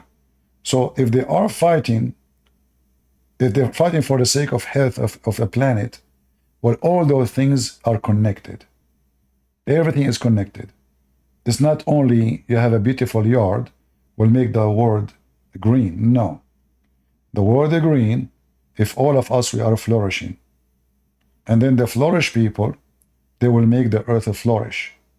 What we focus on, we focus in the silly stuff, and we ignore the most important, which is the human being. So liberals, they invest in silly ideas, and they ignore the important, which is their kids. And their kids is messed up. You will see a son saying to his father, F you. You will see a girl, she is 16, she want to open her legs, she don't care. She want to sleep around, she want to take drugs, and her mom, her dad can't even say to her. This is what they did to themselves. So how they can fix the global warming if they cannot fix their own kids? All right. Thank you for joining us. Okay, I'm going to... You're welcome. Yeah, thank you so much, and maybe we talk later. Thank you so much for the conversation. All right. Have a good day. Take care.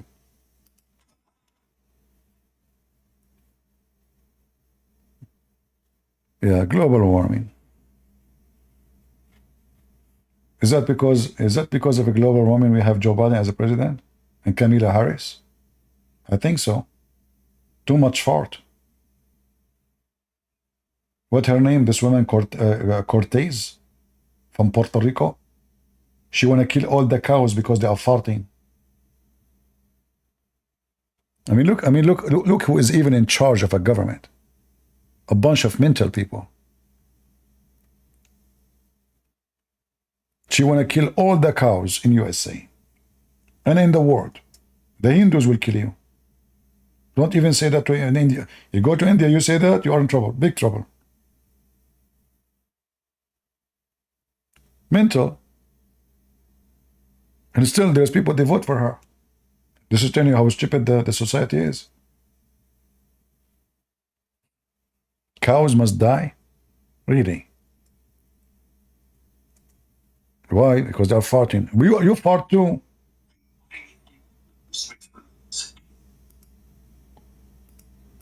We have 7 billion human beings, they are farting. Shall we kill them too?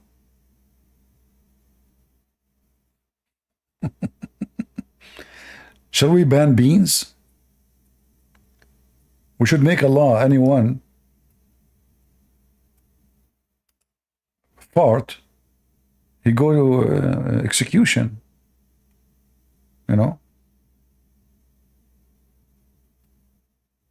Ocasio-Cortez explained farting cows comment.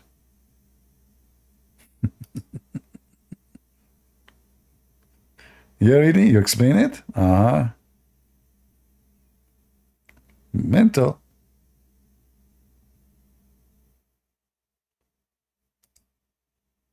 All right, we have Sheikh Halal. Hello? I'm a Christian, but I have a question now. Okay. It's about Matthew chapter 15, verse 21. But before you tell me about Matthew, what do you think about Muhammad? He's a Bidu. Okay. And what about Matthew? Matthew what? Chapter 15, verse 24. Okay. Only that verse is a problem for you? I mean, it's not a problem, but my friend asked me. Oh, okay. Okay, what he asked you? He asked me, like, is Jesus sent for all mankind? Is Jesus what? Is Jesus sent to all mankind? To all mankind? Yeah, well, Jesus said, I came for my sheep and my sheep rejected me. So, because the only one who they are waiting for him is the Israeli. Nobody knows about the Messiah except the Israeli. All the prophecies about Jesus is in the Old Testament. So this is why he came to his people. But Jesus, he himself, he sent his disciple to teach. This is why they speak in all languages. So he sent them and he said, I have sheep, I have flock out of this land. So Jesus, he mentioned that clearly. And Jesus was sent for all mankind. Is he a Muslim, your friend? Yes. All right. Well, you should tell him, if Jesus was sent only for the Israeli, then why his book is in a Greek? Because according to the Quran, the name of the book of Jesus is Injil. And Injil is a Greek word. I mean, he's listening right now. Let him talk to me.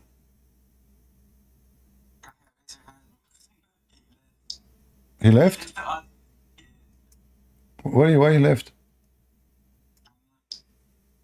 Yeah. He always says he will smoke you. He will what?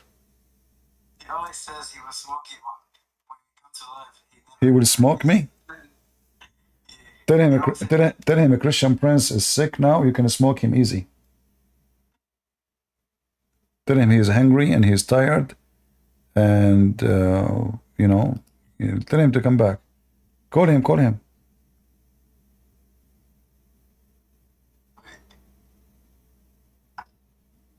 His name's Yahya. Okay. He lives again. Okay. Well, I will give you he's back? Well, I will give you an answer next time if he talk to you or if he come back. Tell him to open his Quran, chapter 21, verse number 92, 91. 21, 92. You will see that the Quran saying, 91, sorry. The Quran saying that Jesus is a sign for all nations. Do you see it? Yeah, all right. So if Jesus, according this just to show you, you see, if I can show you tons of verses from the Bible, but he will say to you, I don't accept the Bible anyway. So if Jesus was sent only to the Jews, how he can be a sign for all nations? Which means a miracle for all nations.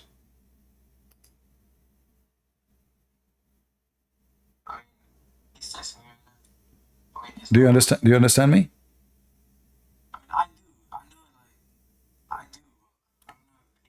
So when the Messiah himself is a miracle, the Messiah, this verse confirms that the Messiah himself is a miracle, right? Was he a miracle for the Jews or a miracle for all the world, for the whole world? So all the world will witness to Jesus, for he is himself, he is the miracle of God, and he is God. Well, I hope that answered him. He's not replying right now, but I hope that answered him. All right. Well, thanks for having me. Take the note and remember that. Yeah, thanks, bro.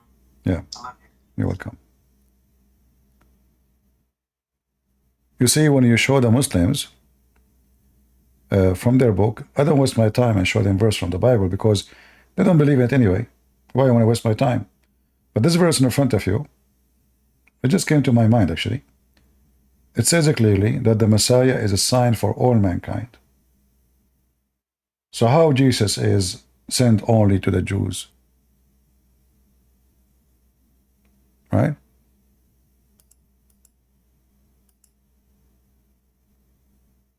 Do we have any Muhammadan?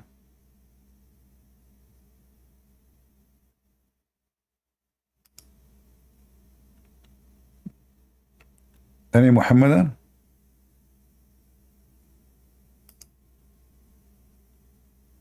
Yareen? Yes. Go ahead, Mr. Yareen. Are you a Muslim? Not. You're what? I'm Jewish. Oh, okay. How I can help you? This time I'm also talking about Jesus. What do you think about Muhammad? First of all, in one word, a pervert, and one more, a liar, Okay. So what do you want to say to me? Go ahead. and also the one who actually wants to trick anyone he sees. Because I have a question. Why the Quran says good things about Jesus, even true the Muslims don't respect Jesus at all. They say they respect him, but in reality, when they see a Christian or a Jew or anyone with a different religion, they will disrespect him. No, you see, the Muslims, the Quran never said any good thing about Jesus. Like now, I want to teach you something, how to read things. Usually, when we read things, we see the appearance. Like now, do you see the verse in front of you, 91? Yes. Does it appear like it's praising Jesus or praising Allah? Praising Jesus. No. What Muhammad trying to do, he is trying to give a credit to his God. He is using the name of Jesus, claiming that his God is the one who did that. So he is not honoring Jesus. He is giving the credit to his God. So what Muhammad did, he never respect Jesus. He is using the name of Jesus, the name of Moses, the name of Abraham, to take a credit, so he can make you trust, so he can fool you. All right?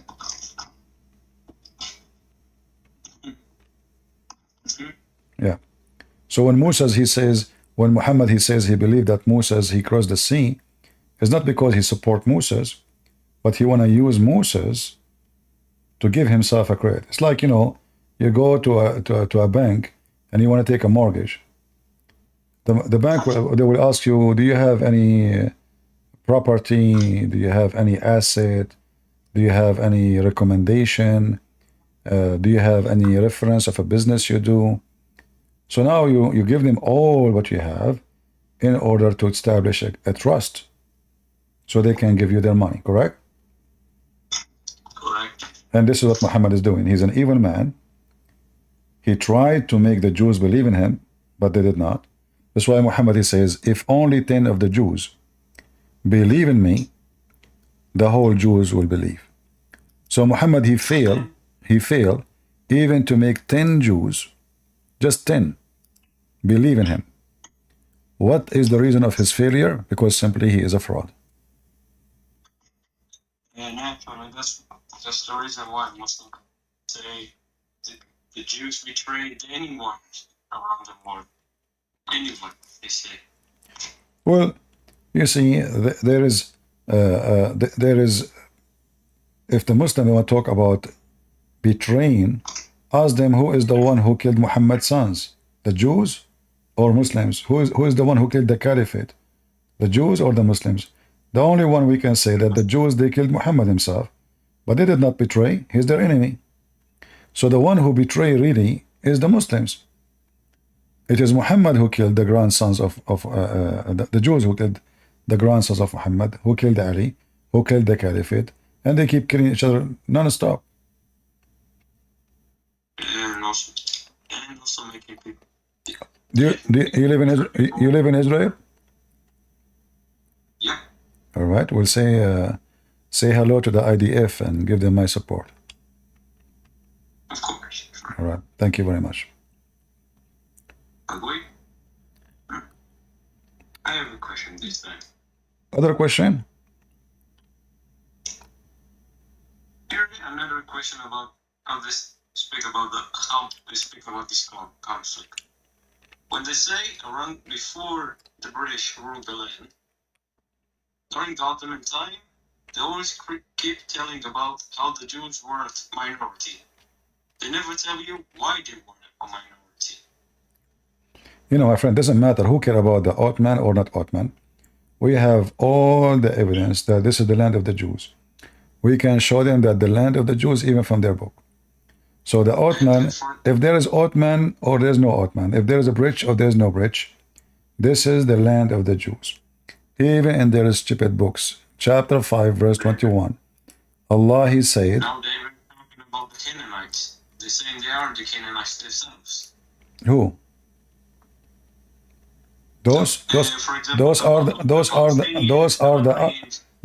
the Arab, and the Canaanite didn't speak Arabic. In their language, and their language never was Arabic. And they have nothing to do. The first time any Arab person enter into that land is when Umar al-Khattab, he came and he invaded Jerusalem. Before that, not a single Arab lived in that land. That's why nobody speak Arabic there before. So this is false. They have nothing to do with them. But as usual, you know, the Muslims, they hijack everything. They occupy Egypt, and now they claim Egypt is an Arab country. What is the name of Egypt? The Arab Republic of Egypt. But all of us, we knew that Egypt is Africa. How it became Arab? They invade, they conquer the Coptic, the true Egyptian, and now they hijack the name. Same as Iraq. Iraq is the land of the Chaldean and the Babylonian. You know? What about the Assyrians? Who? The Assyrians. Assyrians. You mean Assyrian, Ashuri? Yes. Yeah. Well, isn't it the Old Testament says that Abraham is from the city of Ur, the Chaldean, correct? Or the Chaldean. This is the Old Testament. So even the Iraq, the heart of Iraq, have nothing to do with the Arab. So they are the one who hijack countries. Turkey does not exist. There's no such country. This Erdogan. He go and make speeches about occupation. All his country is occupation. This guy, his nation came from the heart of Asia. They have nothing to do with that land. Turkey, half of it from Greece, half of it from Armenia, the other half from the Assyrian, the other half from the Syrian, the other half from the Kurdish. And he give Israel speeches about occupation and colonization. So people are stupid, ignorant, they do not know history. And you know, when you are ignorant, everything goes fine. That means when they talk about colonization, how the fuck can it be if they actually colonized everywhere, even in Europe and until India? Yeah. Anyway, my friend, who care what people say? Live in your land, defend it, and don't never give it to anyone. And if you Jew ever you give Jerusalem, we Christians will take it. We will not let the Muslims have it. All right. All right. Okay, thank you very much. All right. The Jewish people never gave up on Jerusalem. That's good. And we promised for generation to generation, never gave up. All right, Ryan. Thank you very much for joining us. Hello? Skended. Hi, Christian Prince. Hello. I have a few questions for you. Are you a Muslim? No, What are you? I am kind of a free spirit. You are a free spirit. I'm a free spirit. Who captured you inside my Discord? Captured me. I think it's you. Oh. You captured me. You brought me here. How? What I did? You were talking about stuff, and I find it very fun to listen. Okay. So your spirit is captured by something fun to listen to? Yes. All right. What do you want to say to us? Okay, so I heard you. One of the things you do is you laugh at Muslims even don't agree with each other. They have a lot of times where they contradict each other in writings and so. But then I have a question. In Christianity, you have the same thing, right? You have a lot of types of Christians, like many, like I don't know, maybe 100. So how come they don't agree with each other? What happened there? No, you see, the disagreement we talk about with the Muslims is not about agreeing about simple things. They disagree about everything. So in Christianity, there's a Christian, he believed that having pictures is wrong. Other pictures, other person, he says, no, it's not wrong. But that will not affect the faith. That will not change that all of us, we believe that the Messiah is our Lord, he's our Savior. So having picture, not having picture will not change anything. You know, I don't like the Pope. You like the Pope. Well, we're not following the Pope anyway. We follow Jesus. So the differentiation we are talking about in Christianity is not the differentiation in the faith. It is about little details, and I find it very useless. You know, for me, it doesn't affect me. When we talk about Muslims, from the first day Muhammad he died, Muslims they start slaughtering each other. It's not like took time and this guy he can create a group and that. No, right away they start slaughtering because Islam is a gang from the beginning. That's why Muhammad he says, if one of you he try to split the group, which means the majority of the group, kill him. For us as a Isn't it a problem though? If you want to unite all Christians under one banner, and now a lot of Christians go under different kind of like, oh, I'm Catholic, oh, I'm Eastern Orthodox, I am this, I am Polymal, I don't know, all those stuff, Protestant, like it divides, you know, it divides people between Christianity. Like, it's a problem. my friend, people they can be divided by church name, but they are united by Jesus. All those, they believe that the only Savior and the only way to be saved is the Messiah. So even division is the appearance, but unity is the core. So you can be Catholic, I can be Protestant or Orthodox, but for me, I see things differently. I see that all churches is the same as delicious fruits on the table of the Lord. And we compete with each other so we can be better fruits. If we are as a Christians, let me answer. If we as a Christians compete to be good, no problem.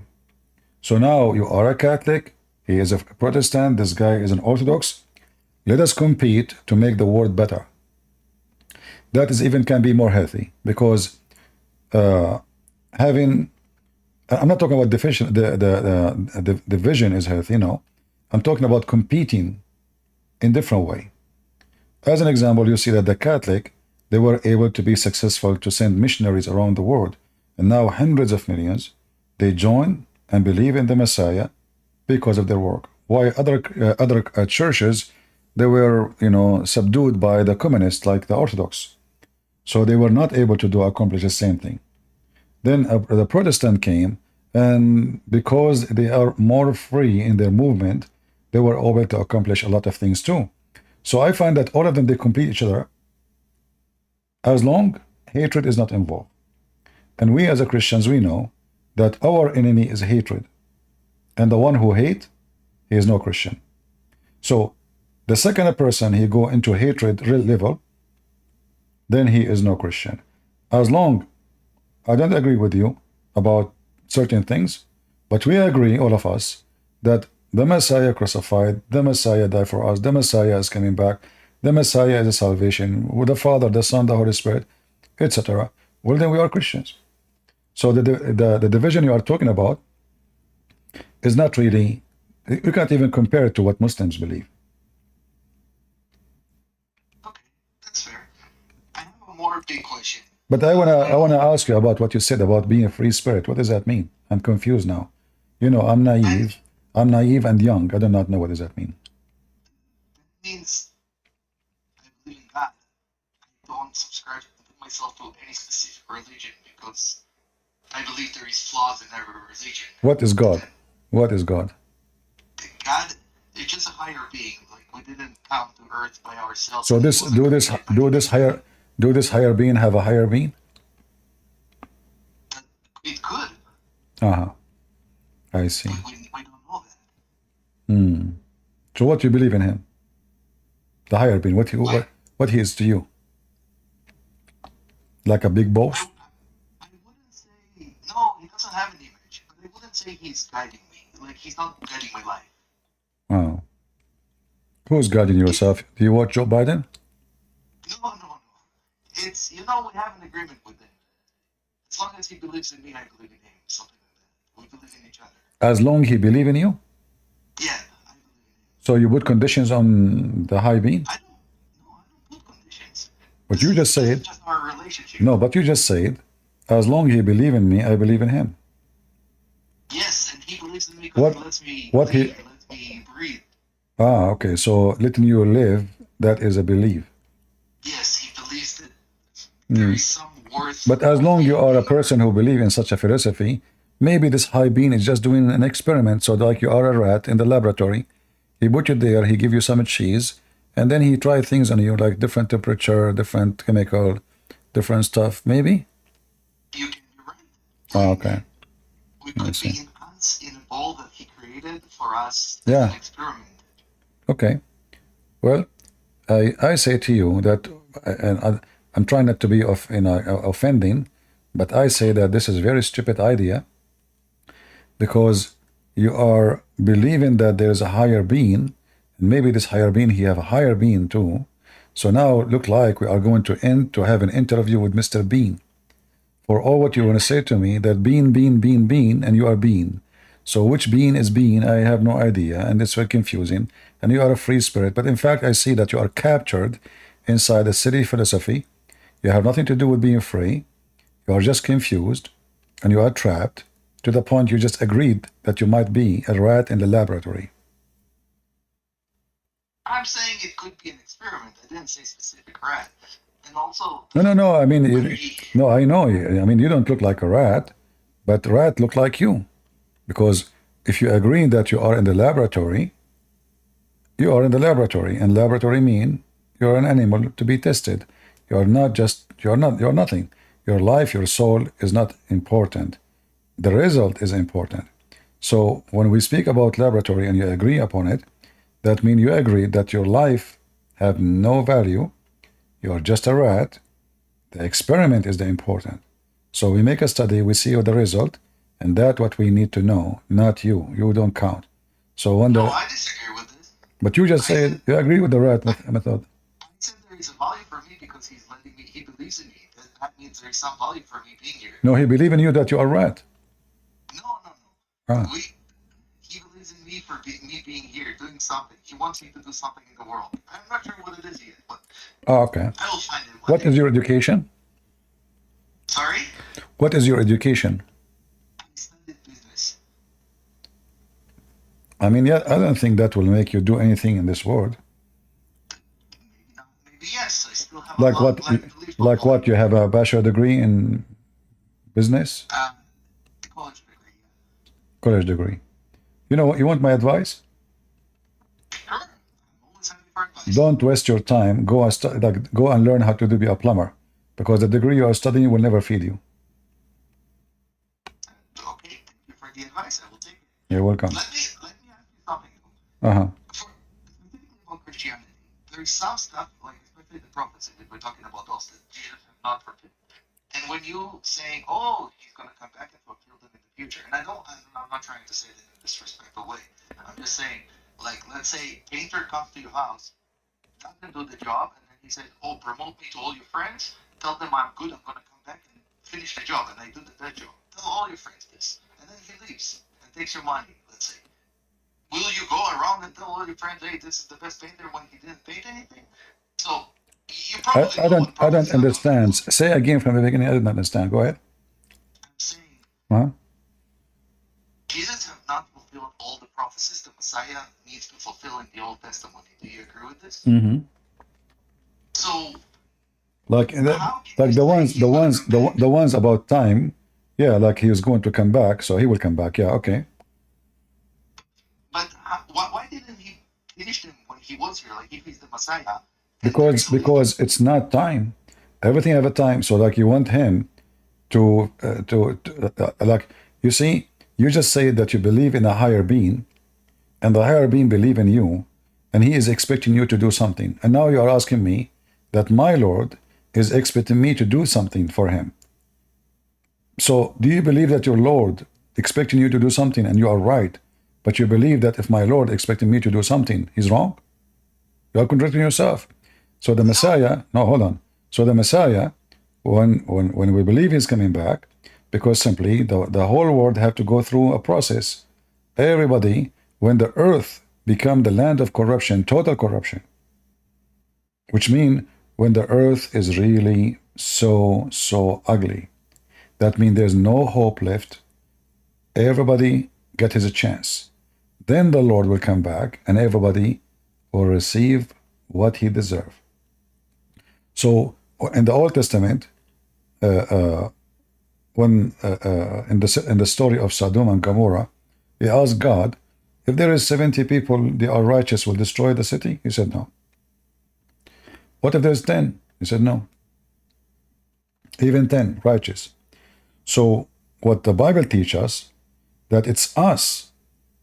We can finish the story fast, or we can make it go longer. The more and the faster we corrupt the earth, the faster the judgment day will happen. And you can help and make it faster. Like now you are a free spirit, you can go and fornicate as much you want. You can kill, you can rape. So the more we have people who are bad and ugly, the faster the Messiah will return. The slower we are in corruption, or maybe fixing it, the Messiah will not come until that happens. So, because he's fair, he will give everybody his chance to prove himself, like you said, that you believe in a higher being. He believes in you, and he is expecting you to do something. So my Lord is expecting us to be perfect as the Father he asked us to be. He said, be holy like your Father. So he gave us an advice. He gave us a guideline, and then either we follow and we will be saved, or we don't follow, and then we have our own GPS, which will take us where we are going to go. Okay, so I give you an example with the painter, because as a painter, because he's human, it's easier to kind of have a feeling for that. You know, just hold on. I think I have a Muslim. Muslim is more important. Let us see if ever have a Muslim. Yo, I'm not Muslim. I had the wrong question, but You are not a Muslim? So, can I answer? how I can help you? Did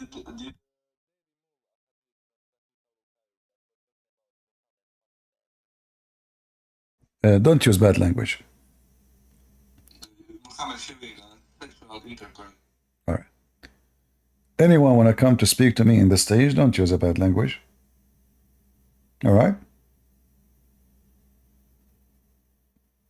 And don't think I will support you just because you are insulting Muhammad. You can insult Muhammad, no problem. But you cannot say, I mean. Anyway, go ahead, Ascendant. Okay, so I'm saying when I'm talking about giving an analogy with another human, it's easier to see. Or if somebody, you order a plumber to come to your house, and he tells you beautiful words. I'm the best plumber. I'm the best looking plumber. I am this, I am that. But I'm gonna come back and I'm gonna do a beautiful job, okay? And then he leaves.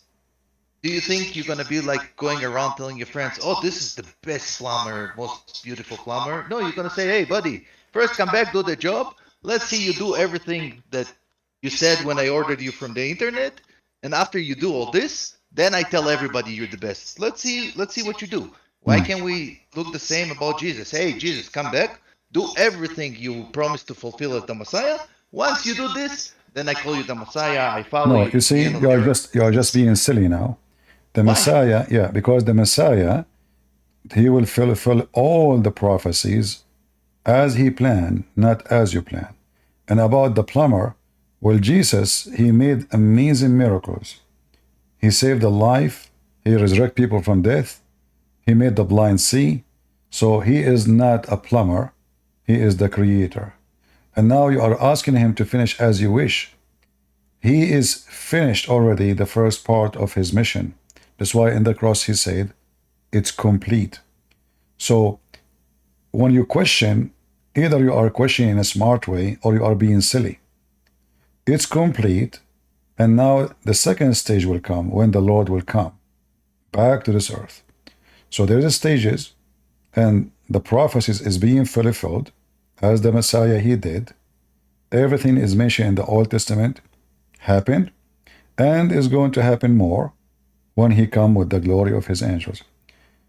To accomplish things, Jesus already accomplished. The majority of mankind in this earth, they believe in him. Just in one trip of him. Almost 3 billion human beings, they are Christians, and the number is increasing so fast. So the Messiah was successful, and those who believe in a free spirit, they are the one who have a bad plumber, because they could not even fix their own plumbing.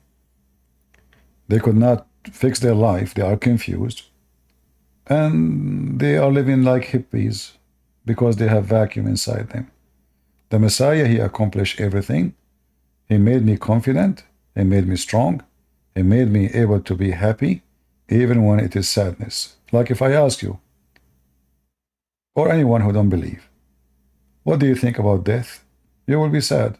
For me, death is a happy day. For I'm a believer. It's just a stage for me to go to the Lord. For a different person, death is the end. It's gone. Life is over. It's expired. For me, I think that death is a bad example because people who like the bombers that have suicide vests run around and they're happy to die. They get no. They're You doing see, it with a smile. no. You see, you are just being silly.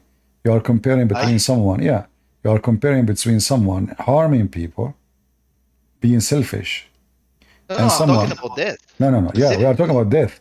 The death we are talking about is about you dying, not about you killing. So, I die and I am happy. If I go and kill people, I will be very sad. I lost my salvation. So, what you are talking about being evil, selfish, so you can go to a place you are imagine it's going to be there. In our case, about being peaceful, loving, giving, and now my mission, I complete my mission as the Lord, he told me to be, and now I'm going to meet him. So when I die, I am not sad, or simply, I am preparing all my life for this day. The one you are talking about is an evil person. All what he thinks is about his penis. There's women waiting for him. He's just a fool. He's nothing but a fool. In your case, you are like him. You are a fool too. Why? Because you live alone in this earth. You are sad. You have no hope. You have no friends. You have no salvation. You have no supporters. And in the best scenario, as you said, you believe in higher being. But who is that? Maybe Mr. Bean. We don't know. So you live alone. You die alone. You end alone. You believe in nothing. You are nothing. This is why things are so different between us and people like you. I don't agree with most of what you said, especially your description of me is really off. But it's okay. I'm not here to argue about myself. I was here to ask questions about Christianity. Is your being will save you when you die? Or you will die, that's it. I don't know what he's gonna do. I don't know what's his plan for me. Well, you know, so you are asking us what we will do, but you don't know about yourself. And I find it very funny that a person who is worried about what the Christians believe, what will happen to them, what Jesus will do, but he don't care what's happening to him, what will happen to him. You don't know. You are Mr. I don't know. I didn't say I don't know. I don't know about myself. You know about yourself. You're No, you see? This way, exactly. Which one is more important to know about what yourself or what will happen to me? Which one is important for you? Me or you? Me, it's important for me to learn everything I can to see why I might be wrong. I take it. I might be wrong. I might be no problem. But you see what the reason you are using is awkward, because as an example you said to me, why Jesus did not finish it? Well, if Jesus finished it when he came, you yourself will not be exist to have your chance. So Jesus came 2,000 years ago. You yourself, you are deleted from the map. You were not born. You are nobody. You never came to existence. You never have a chance. This is what you're asking for. You're asking why Jesus did not come and finish it and finish me. No, isn't he supposed to be around for like many years on Earth after he comes? What many years? This is not about what many years. It's about time will come and the Messiah will come and he will take the chosen people who they are, they chose him, those who they are saved. It might take a second, it might take a year. I don't know. This is time mean nothing to God. However, what we care for, am I being saved or I am not? In your case, you know nothing. And you know, if you think you will know about Jesus by just asking questions like me, so oh, Jesus will come back and I say yes, okay, now I'm going to believe in Christianity. This is not what belief is about, or faith.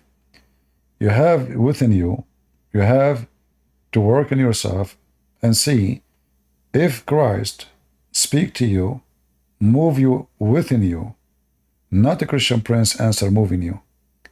If you read the Bible and you find that the Messiah is a person who speaks to your blood cells, to your brain, to your heart, to all of you, he can move you, then that is the one you want to listen to.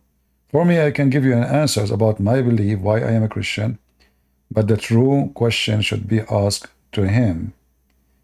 But did you try? I don't think so. Because you are trying just to study things as a philosophy, not as relation. You did not want, you don't try to have a relation with the Messiah. You are asking about him. You don't want to meet him. You don't want to see him. So I advise you, if you really want to know the Messiah, you try to meet the Messiah. I am not the Messiah. And I cannot even present him in any way, any mean. I am a sinner. I need salvation. I need his help. You know how to find him. How? The word of the Messiah is the secret word of a communication. Read the book. Try to read it with your heart, not only with your eyes. Try to be connected to the words, not reading it just by your eyes. And then see if the Messiah speak to you. And see maybe if you're, as a person, is able to reach a point as long as you say you are a free spirit. Let us see the free spirit inside you. If it can be free, freeing all ideas. Because in order to call myself a free, I need to be free for real in order to receive a free idea, a I free don't know if it's you or me, belief. but the microphone is like cutting off. So I don't know, maybe Discord. So in order to know the Messiah, I need to know to free myself from believing in atheism, or somebody says something negative about the Messiah already. So if I go into to know the Messiah by a preset judgment, I will never know him. I am an atheist. Oh, the Bible is funny. You are a communist. You are whatever you are. So already you have a prejudgment in the book you are going to read. So if you read I think it's your sensitivity. I think you have an issue with your microphone sensitivity, maybe. Okay, I will leave the stage, but I have to kick you out first. All right, guys, give me a second.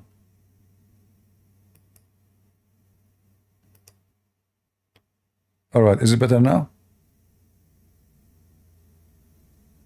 All right, no, this is Discord. Anyway, my friend, just go and read the Bible if you care. It's your salvation. For me, obviously, if I explain to you from now until next century, nothing will touch you. And I believe that nobody can touch you unless you decide yourself to find the truth, and the truth will set you free. And if you claim that you are a free spirit, which I doubt, because I think you are occupied with a lot of preset ideas, and you are a victim of what indoctrination they're giving to you in schools, living with the hippies, carrying their ideas, copy and paste, and now you are very confused. All right, do we have any Muhammadan?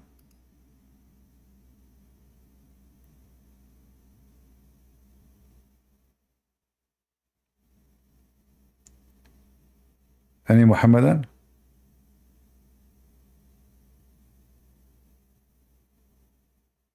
All right. We are here for how long? Oh boy, 3 hours. Almost 4 hours. Well, I better finish for today.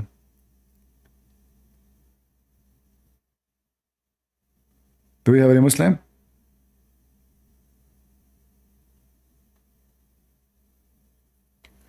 Come to Dubai and preach? You see, thanks to the internet, we do not need to go anywhere. I go live. In 5 minutes, I have thousands of people listening to me. 10 minutes after, people download my videos. Then they add a subtitle and languages to them. And then we end with millions. So, you know, the days where you need to go to somewhere, it's not needed. In fact, now I can show you reference. Like now, this is why actually, you know, if I go in the street, I will be shouting, nobody will talk to me, maybe 1, maybe 2, maybe 3. Here, I show you the screen, I show you my reference, we share education, and I can reach to houses around the world without moving from my chair. So I cost nobody anything, I cost nothing to myself, and I cost nothing to you. And I believe this is way more effective than going in the street. In the street, you will meet somebody is rude, somebody want to make fun of you, somebody want to do maybe physical harm. And I'm a person, I am hot-blooded. You know, I'm a person who don't accept anyone to touch me. So I don't want to end in jail because I think that will happen. Somebody will come and do something. I will never allow anyone. I know many of you will say to you, the Jesus says, the one who, you know, to turn the cheek. But I believe that Jesus, he said that to prevent us from being evil, from being violent. But there is people, the Bible itself, it says, Jesus said, the one who don't have a sword, go and buy one. So there's people they don't, and they should not tolerate it. For if they don't, if not somebody stop them, they will do more evil. So for me, like I see people go into speaker corners, I see somebody trying to intimidate them, I say, thank God I'm not there, because if I'm there, God knows what will happen. You know? People are different. People are different.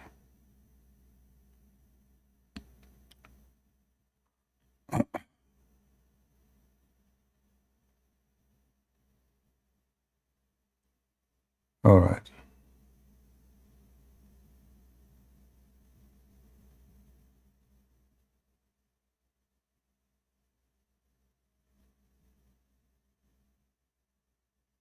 You have to be wise.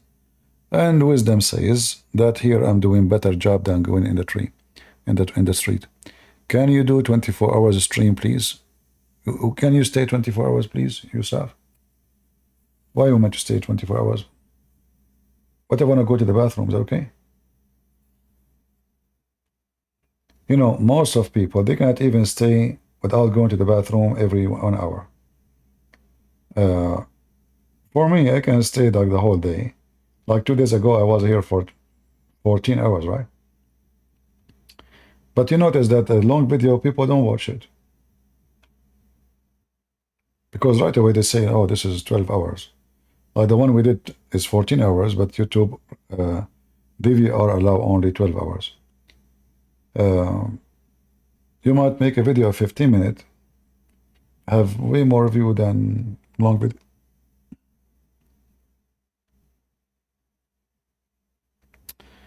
All right.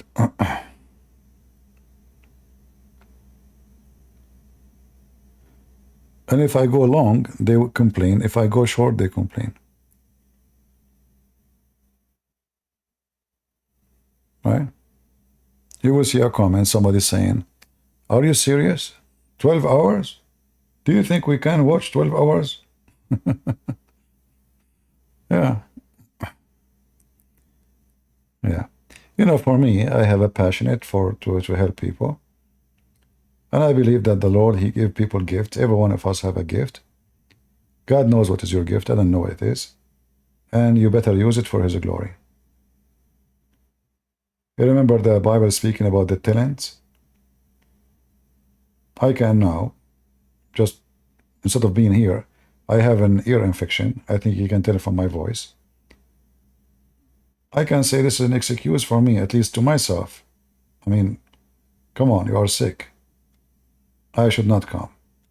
But I know that I will feel guilty because I know that my voice feeling comfortable, feeling fine. So I can do it. So I do it. So each one of us, he have his own gift, and we better use it. For the one who will not use the gifts given to him by the Lord for His glory, he will be sorry. Time will go fast, and you will get older and older, and then you need to ask yourself what I did, how many people I help, what I accomplish, how many people I tried to bring to Christ. Not necessarily you brought, because maybe you succeed with none, but you tried. You tried your best. Time goes so fast. Yesterday you are born as a child. Tomorrow you are a growing man or woman. Few years after you are parents. Then you are grandparents. And then bye-bye. What you accomplished. The house you own, you don't own it. Nobody took anything with him. Your chairs is not yours. Anything you have around you will live longer than you. Anything.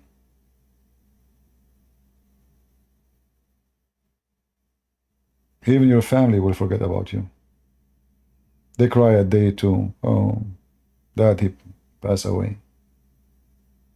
A week after they are celebrating birthday of somebody. 2 weeks after they are in the beach.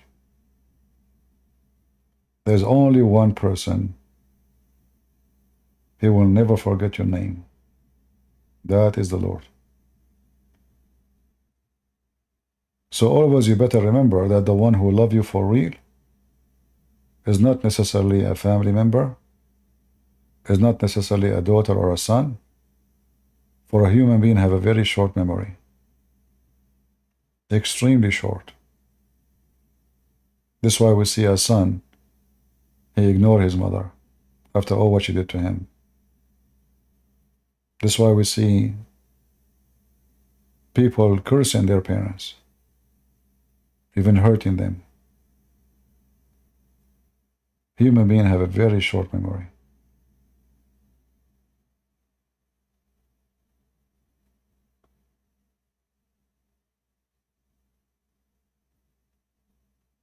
All right. Do we have any Muhammadan? Last call.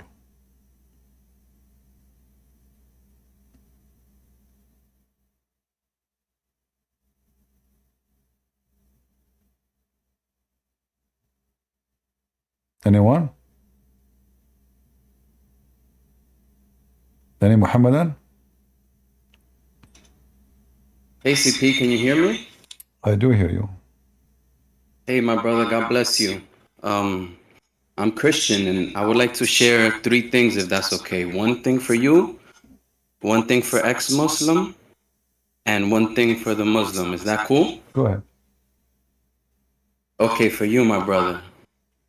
One of my favorite, excuse me, one of my favorite episodes you did was for Christmas, and you had Muslims call, and I teared up on that show, and I was wondering if you think it's okay for you to do maybe like once a month do a show for ex-Muslim to call or like Christians to call in. Yeah, you know, I mean, we don't oppose ex-Muslim to call. They can call me anytime, but I am not the one who dictate who can call me, who not. You see, like now, like you jump. I don't know if you're a Christian or not. Especially now, it's in Discord. Anyone can jump easy. They can join us anytime. Yeah, I understand. That's true. And so I'll go ahead with my next message for I'll do the Muslims. I'm Christian. I was born in the USA. I'm Latino. And thanks to you, I have so much knowledge now. And it's amazing the patience you have because, to be honest, once I started hearing about camel urine in the Sahih al-Bukhari 5686, breastfeeding for adults in the Sahih Muslim 1453a, flying donkey, genie, magic carpet, the age of Aisha, endless peanut. It's crazy, and to be honest, CP, you amaze me. Like it's like never stops. It never stops, and for someone to believe these things is crazy. And I'm teaching my little brother this so he can know this information. And in the school he faces this.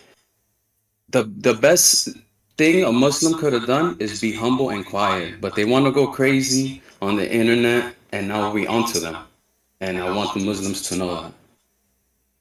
Yeah, the whole purpose of what we do, that the reason actually I start what I'm doing, I never thought actually, me myself, I never thought I will be doing what I'm doing. But first time ever in my life, I faced a debate. It was a Muslim, he's a prince. He invited me to his house. I was not even 18 years old. He have a video of DDAT. He invited a bunch of sheikhs. And I was a kid. All of them, they are grown men, gray beard. And I don't know. I mean, he called me. He said, we want to show you something. So I came. I went to his palace, and they put the video, and they played that. My English was not good. I mean, but they have subtitle, in Arabic. So I'm watching, and I know now what's going on. They brought me. They are trying to convert me. They are trying to make me see that Christianity is bad. So I was very, very, very upset. But you have to be wise. So I said, I want to watch it again. Can we play it again, especially that part here? So he played it again. I said, do you notice here there's something wrong? Like the guy, he asked a question, the answer was something else. Why all the videos is all the video they play with it? So the guy, he asked something, the Muslim guy, the Christian, he looked like a fool. He had no answer for anything. So he said he speak English. So then he started concentrating on what he's saying in English, and then he said to me, "You are right. There's something wrong. This is the question. This answer is not for this question. Somebody cut the videos, and they play with them." So anyway, this is the first time ever how I encounter a debate. I never debated really. I mean, I have like in school, etc., but not like in sheikhs. Those are sheikhs. They have a long beard. Before I talk to kids and my age, etc. But this is the time when I say to myself, I need to know and I need to study. And then this prince himself, he became a Christian, the one who invited me to his house to convert me. He left Islam, he became a Christian. There was a radio station, it's called Monte Carlo, and I'm sure many here, they knew it. After a certain time at night, they have an Arabic program, a Christian program. It's a gospel preaching. So I told him about the station, he started listening. He asked me questions. Me, myself, I'm learning too. So that was an opportunity for me to study the Bible more, learn more, so I can answer questions which I never expected before. And it did not take long before this person, he himself became a Christian. And he is a very high person, high rank person, he's a prince, literally. So that was the first thing. And then when the internet came, first time I went to the internet, I saw a chat room, and they are saying this person today is coming to take Shahada. And this person today is going to come to take Shahada. One from America, one from England, one from etc. So my blood started boiling. How those people, they are fooling those foolish Western people. And this is what made me start doing what I'm doing. So the purpose of what I'm doing is not to face the point where me, myself, I was so disappointed that there's no Christians to refute and no Christian to teach how to refute. If the Christian they knew, they will not be deceived. So our churches, sadly, our churches, you go to the church, they worship, rituals, people go home. There's no serious education. How to answer Jehovah's Witnesses, how to answer Muslims, how to answer, etc. None. And that made our people, the Christians, are exposed to all kinds of lies because our priests are doing business, sadly, and they are not being Christians to do their job, to rebuke the lies. This is what Jesus is about. Jesus is about rebuking lies, fighting lies, debating liars. Priests, they stopped doing that long time ago. The result is the Christians are exposed and nobody knows how to answer. So what I did is just to fix the needs. And now, thank God, there's many that start learning and they keep making channels, etc. But when I started, there was none. All those you see them, they were kids, if they are born maybe. So I started from zero. My first video appeared in the Iranian TV about Islamophobia. I was using a camera, holding it in my hand. Like now, we don't have screen sharing and etc. Like even YouTube, to load the video in YouTube, we used to have this dial-up contact. I don't know if you know what is that. So it takes you connect to the internet by the phone. So it keeps connecting and it doesn't connect. Then you connect, and then you are reading the video. Oh, dial-up. Yeah, it makes a lot of noise. Yeah. And then you start loading the video. The video 10 minutes, it takes 10 hours. I go to work, I come back from work, still the video is not loaded. And then I get disconnected. Oh, I have to start again from zero. So It was really horrible, very bad. There's no, like now we are showing a screen translation of the Quran. None of this was exist. Muslim website, hadith, etc. None. So it was a very hard job to do. But I say, thank God, we were able to, like, I remember how a kid, he's not maybe a Muslim, he was saying to somebody, you worship a man, Jesus is a man. And then I saw a comment, someone have a picture, look at the picture, it's a kid, he's not maybe 10 years old. He was saying, saying to him, well, your God is a shin, he have a shin. And I felt really happy that now my teaching is spreading. How this kid, he knew this? I click, it's really a kid. You know, the kid is having videos of him playing games. So I feel so happy now a Christian child, he can refute the Muslims. For centuries, they say your God is a man. And now we can get them busted. For their God is a physical being. He is a shin. He look funny. He look weird. He looks stupid. So we need warriors. And it's time for the Christian to stand up for the faith. Our priests, sadly, they are useless. They are doing business. They are doing rituals. And they are not doing education. The church should be the first place of education, not the first place of rituals. Jesus never opened a ritual church. He opened a ritual education church, which means we believe, we are faithful, and we learn. Amen, brother. And your work, thank you for your work, because now I have all the reference. I write it down so I can debate them, and I'm teaching my little brother who's in 6th grade so he can know about this, and my sister too. And I thank you, CP, and you Muslims.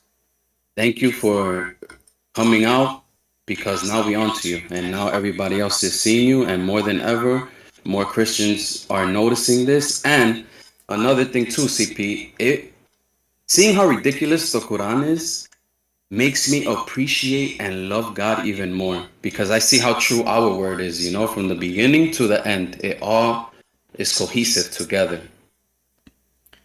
Yeah, you know, it's sometime, you see, I believe everything exists for a reason.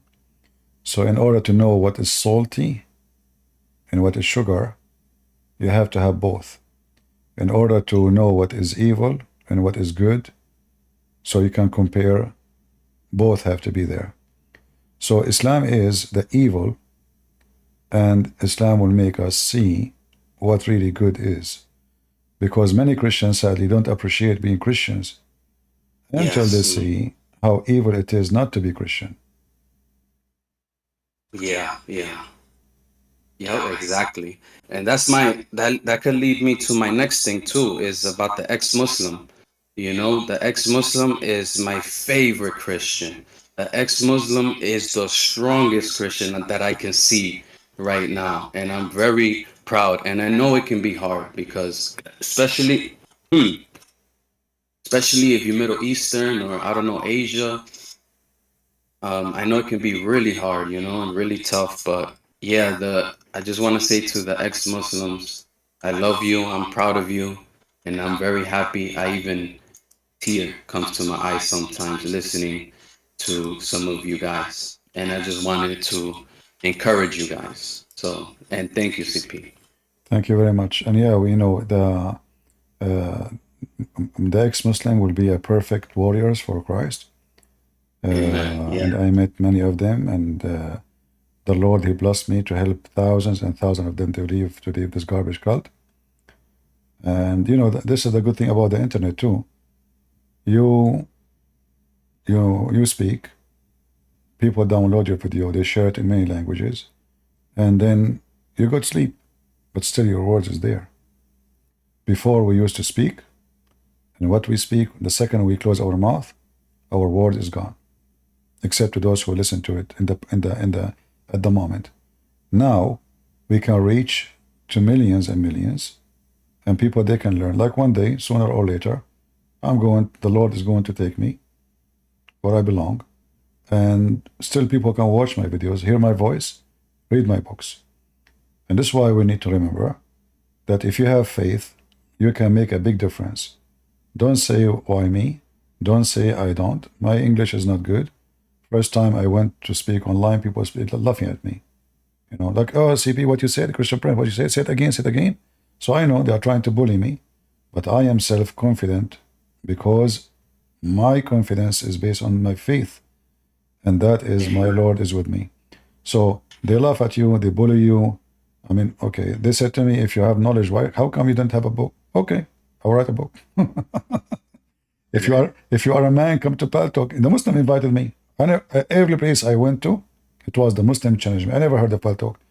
I used to go in a program called Hear Me. They challenged me to go to Paltalk. I went to Paltalk. They started reporting me to Paltalk to ban me. Then they challenged me. They challenged me in YouTube. So I went to YouTube. Now in YouTube, they flagged me to ban me. And then they said to me, if you are knowledgeable, how come you don't have books? Said, okay, we make books. So actually, everything I did, it was them who made me do it, you know. It's very funny that they are the one who encouraged me to be in the place. And the more they try to defend, the more they lose. It's like, you know, the Muslims, I see them like somebody doing gambling.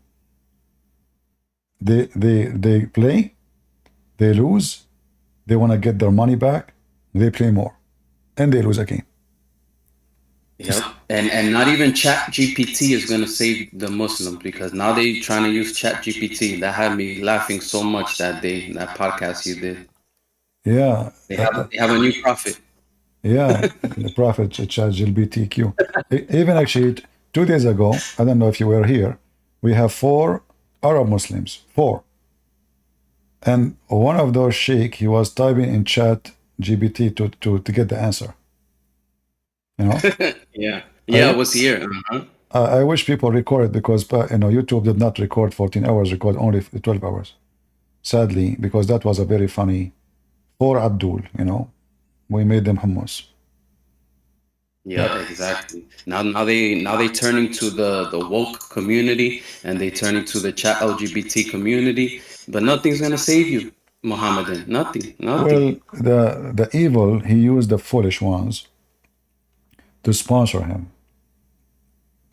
We know better.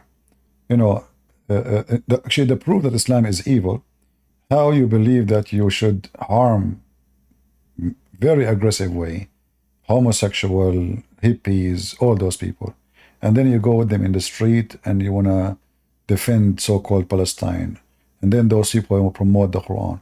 But because Islam is evil, all tools is lawful. A person who have no ethic, he have no limit how to promote himself. So in one hand, they say they are against them, they want to kill them.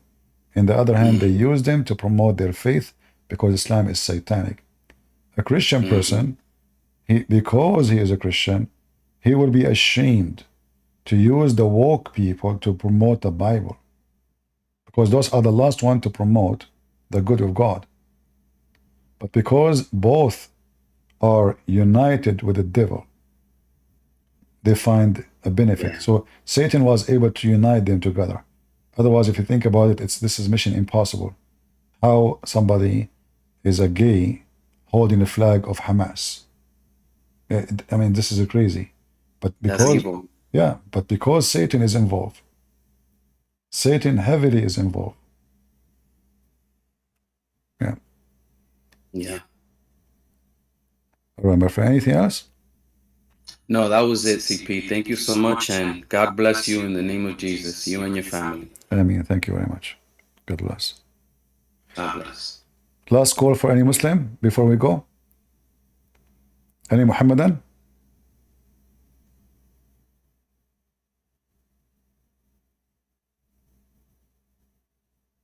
Anyone?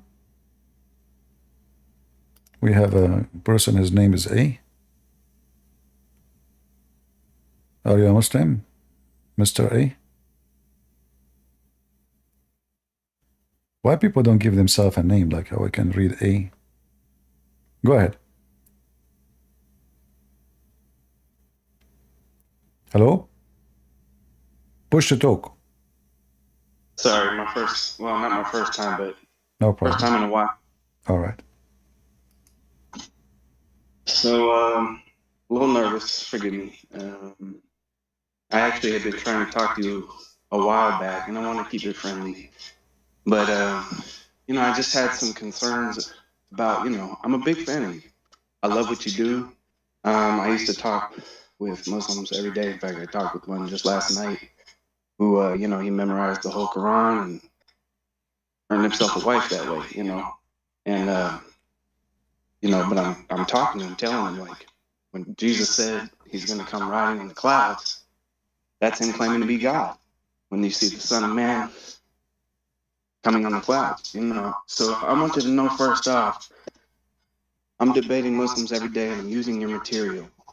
But I want you to understand, too, that it hurts me when you talk about liberals. Now, let me qualify that, because while I vote liberal and some of my beliefs are liberal, the political lines in this country are not clean. And there are Christians on both sides, real Christians. And I don't appreciate how I get bullied by, you know, people in your chat and Discord and all that. I understand the majority of your viewers and how they fall. So, you know, but I'm several generations deep in a pastoral family. And I might not be able to recall verses on the spot, but I know the Lord. Let me jump to the point here. So let me give one example. When it comes to LGBT, I say lead with love. Let people be who they are. All right. Rocky's hitting me up right now. Rocky, can I talk to Kristen? Can I talk to Kristen My Prince? friend, you are talking to me. CP, you still there? Don't look at the text. Yeah. I'm listening to you. I'm giving you a chance to tell me what you want to say. So yeah. So I appreciate your time. I appreciate your patience hearing me out. One of the biggest things to mislead liberals, and especially black people, and understand black people form the backbone of the Democratic Party. Now understand the backbone is a very small part of the body, but it's a key thing. So when I say backbone, I'm not saying the majority or anything, but there's a reason that 90% of black people vote a certain way. And that's because of the politics in this country and the dog whistles that we hear. The same people voting against affirmative action and things, and I don't want to get into all that, but and we could if you had time, but I understand you're trying to go. So, but there was a flip that happened politically back in the 60s. No, the Democratic Party is not the party of slavery, but okay, I'll cut to this. The reason a lot of black people see positivity in Islam is because of the Nation of Islam. And that was one of the biggest tricks that they pulled on us. I know it's a cult. They're not even, I mean, Islam itself is a cult. But that's the reason you even see black Christians naming their kids Islamic names, because they don't understand the religion. They don't know the religion. Neither do a lot of people who convert to Islam. We already know that a lot of the things they tell new converts and prospective converts fall under lies to children. You know, but really it's playing with people's souls, and we know this. But what I want to say is, I think if we were somehow able to, and your work is key to this, but if we believe that there is a way to reach liberals, when I say liberals, understand that I'm not talking about people that are closed-minded. First of all, there's a lot of closed-minded liberals, and I know how they get that way. At the same time, there's a lot of closed-minded conservatives, people who think that liberals are beyond redemption. They're rejecting Christ. They're rejecting, first of all, we're not living Christ-like, so who are we to blame them? You got a lot of racist conservatives. It makes a bad name. You got a lot of conservatives out there preaching hate, straight up hate. And I'm not saying that's what you do. It's one thing to call it out. It's another thing to straight up hate people for whoever they are, how they express themselves. So for me, what I would do and what I've done before is lead with Christ, lead with love, lead with redemption. And yes, we are to chastise one another, as as Paul said. I don't remember what letter it was, but he's talking about, gently correcting, and then even sternly correcting, and even calling people to account for their sins and their sinful ways. But I don't think that's what we should lead with. You can't lead with condemnation. And you can call me a fake Christian. I've heard you call people out, and you can be harsh. You can call me whatever you want. But I just wanted to tell you that I do see Islam, and I'm speaking right under. Muslims can hear me right now if they want. They can hear me right now. So I'm saying I do see it, but I love them too. I do see Islam, not Muslims, but Islam as the world's biggest enemy right now. Not only right now, but for all time. This is an eternal struggle. So, but I think that there's a lot more hope than you and a lot of other people put out there for getting this country united in that regard. All right.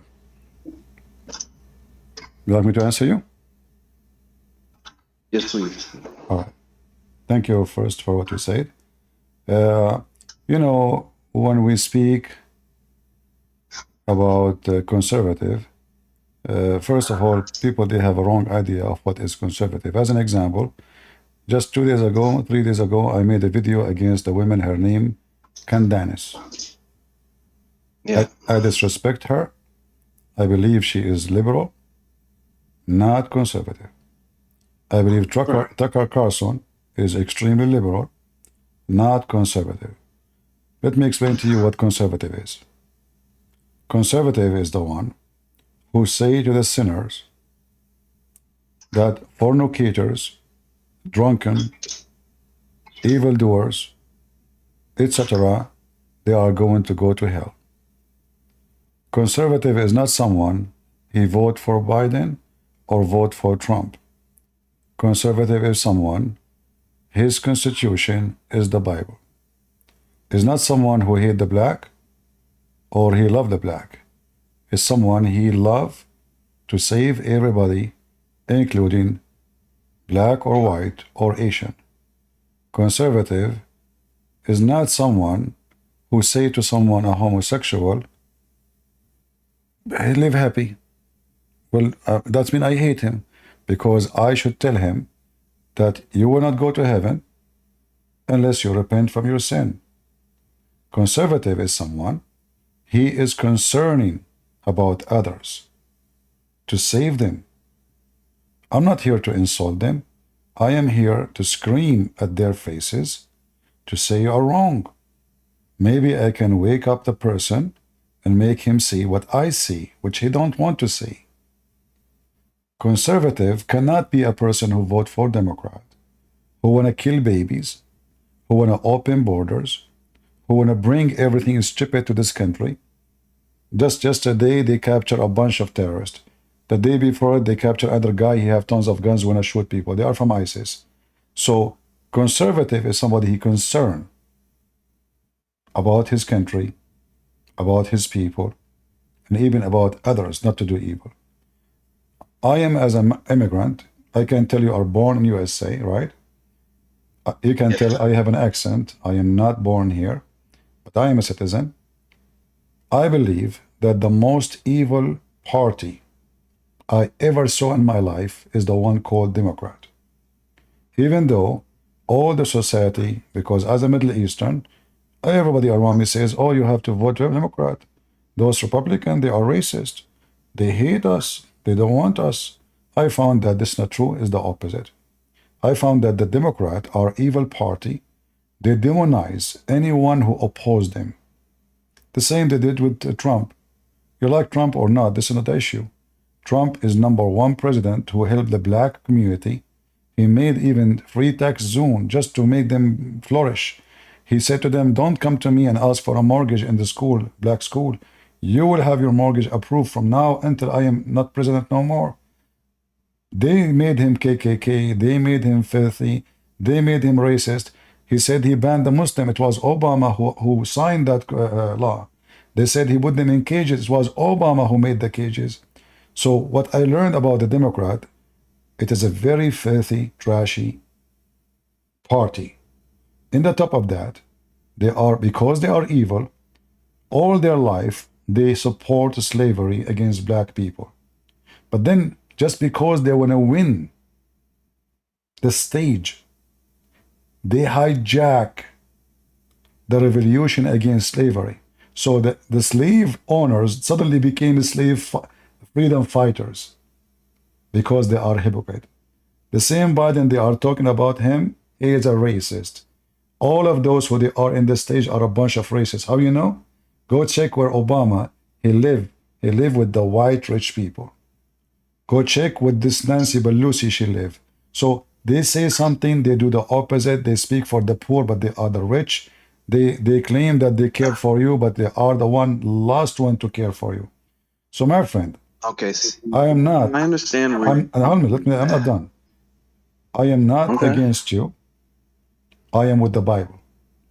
So if it happened to be that you're against the Bible by voting for someone when I kill babies, it happened to me that I will not accept you to claim to be Christian or conservative. You are not even liberal. A liberal person is someone is liberated from evil, liberated from harming people, liberated from hatred. When Trump, he won the election, those liberals, they went in the school, in the street, they start burning cars. They are the evil. The leftists is the most evil people ever. Look what they did in schools because of Israel. Hamas raped the women. The liberal go in the street to burn trees and schools and stores and go crazy. It is them who they are evil.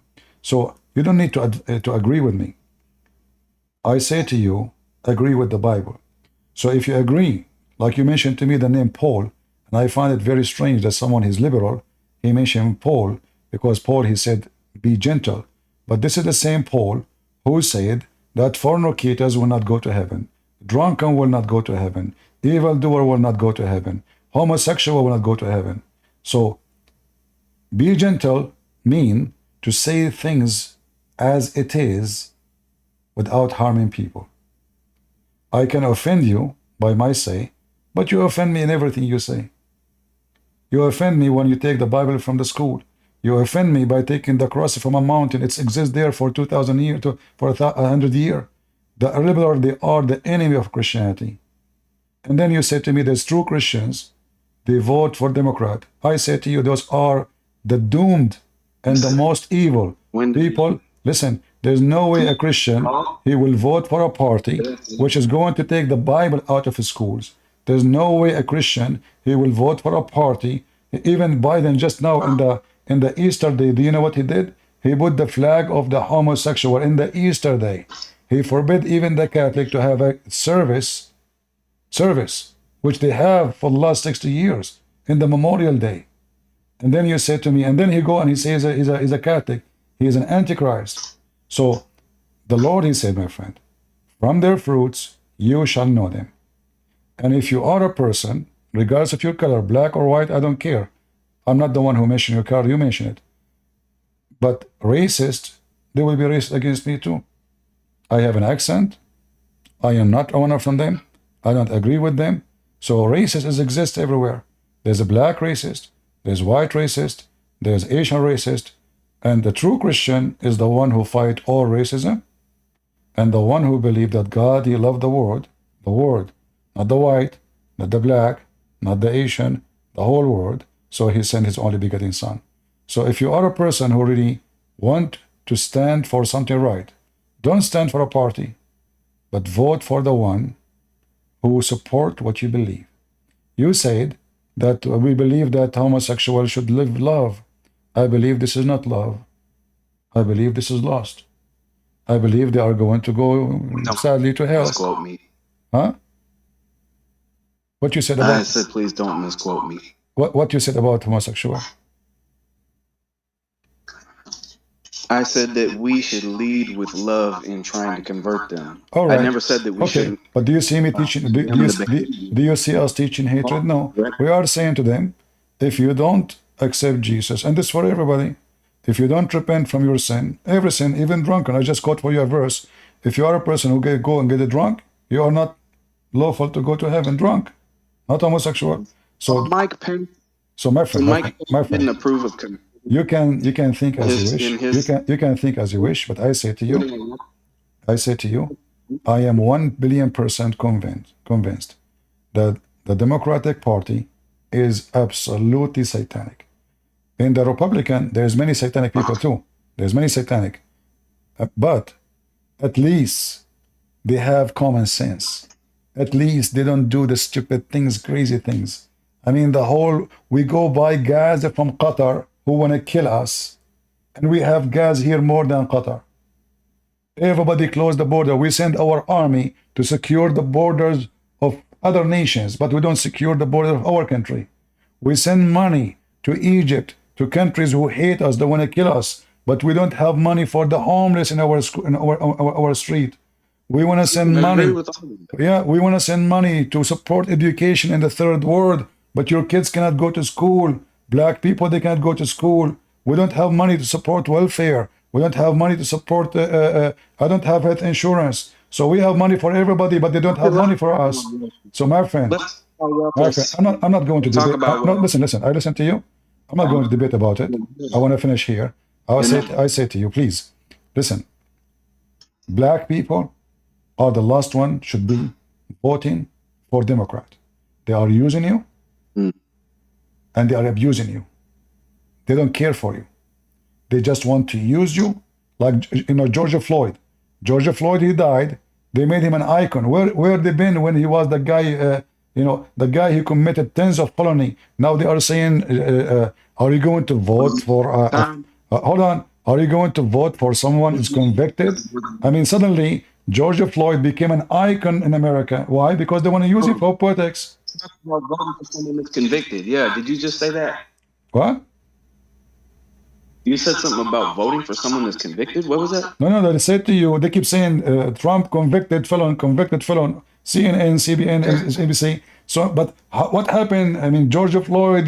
They made a coffin for him from gold, just for the sake of the election. Every senator from the Democrat came to attend. Who cared for the black people? They die every day. Where is the senators? Where is the congressman? Where is the president? But George Floyd was a symbol of the black people that die every day. No. Listen, no. You see, this guy, he was committing a crime. How he can be a symbol for the, he was not. He did not die. He did not die as a hero. And listen, and the city, the police. Listen, my friend. The police are not white. The judge is not white. The chief of the police is not white. The prosecution is not white.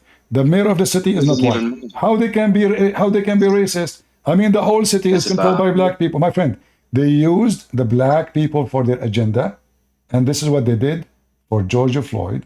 Suddenly, he made him a hero. Suddenly, they made a statues for him. Suddenly, yeah. So I'm telling you, they are using you, and they are abusing you. Hundreds of years deep in this country. You don't understand. I understand. Because I understand, I'm saying that to you. If you know the history of slavery, you should know that the Democrats are the party of slavery. The Democrats are the one who are enslaving you. You're being lied to by conservatives in this so-called conservatives in this country, and you're right about that. That's not what defines conservatives. But they're spoon-feeding you to get you to vote the way that you do. They do the same thing with Hispanics, and I don't vote for Trump. I don't vote for Trump because somebody told me. I spoke against Trump. If you listen to me always, you will see how many times I speak against Trump, and I made many people upset. Guys, how many of you heard me speaking against Trump? How many times? How many times I mentioned his son-in-law? He took a bribe from Qatar. He rented his building. How many times I speak against everybody? I don't take a side, but I decide who I will vote for based on the Bible. So we have two. Both of them, they are bad. But one is a scumbag. The other one is so-so.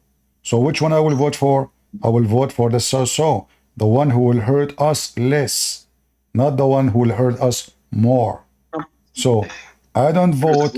I don't know Trump. He don't know me. He will never meet me. I will never meet him. If he becomes president, I will not be respected. But at least we will have food on the table. We will have better security. We will have better jobs. We can afford to drive our cars and pass the price of gas. He will close the borders. We have tons of drug dealers coming to this country. I mean, this guy is doing what is common sense, as simple as that. So voting for Democrat is voting for something against common sense. You want to do that? This? You want to do that? It's up to you. About this. So he wants to abolish taxes altogether and invoke super tariffs. How are we going to have any international business?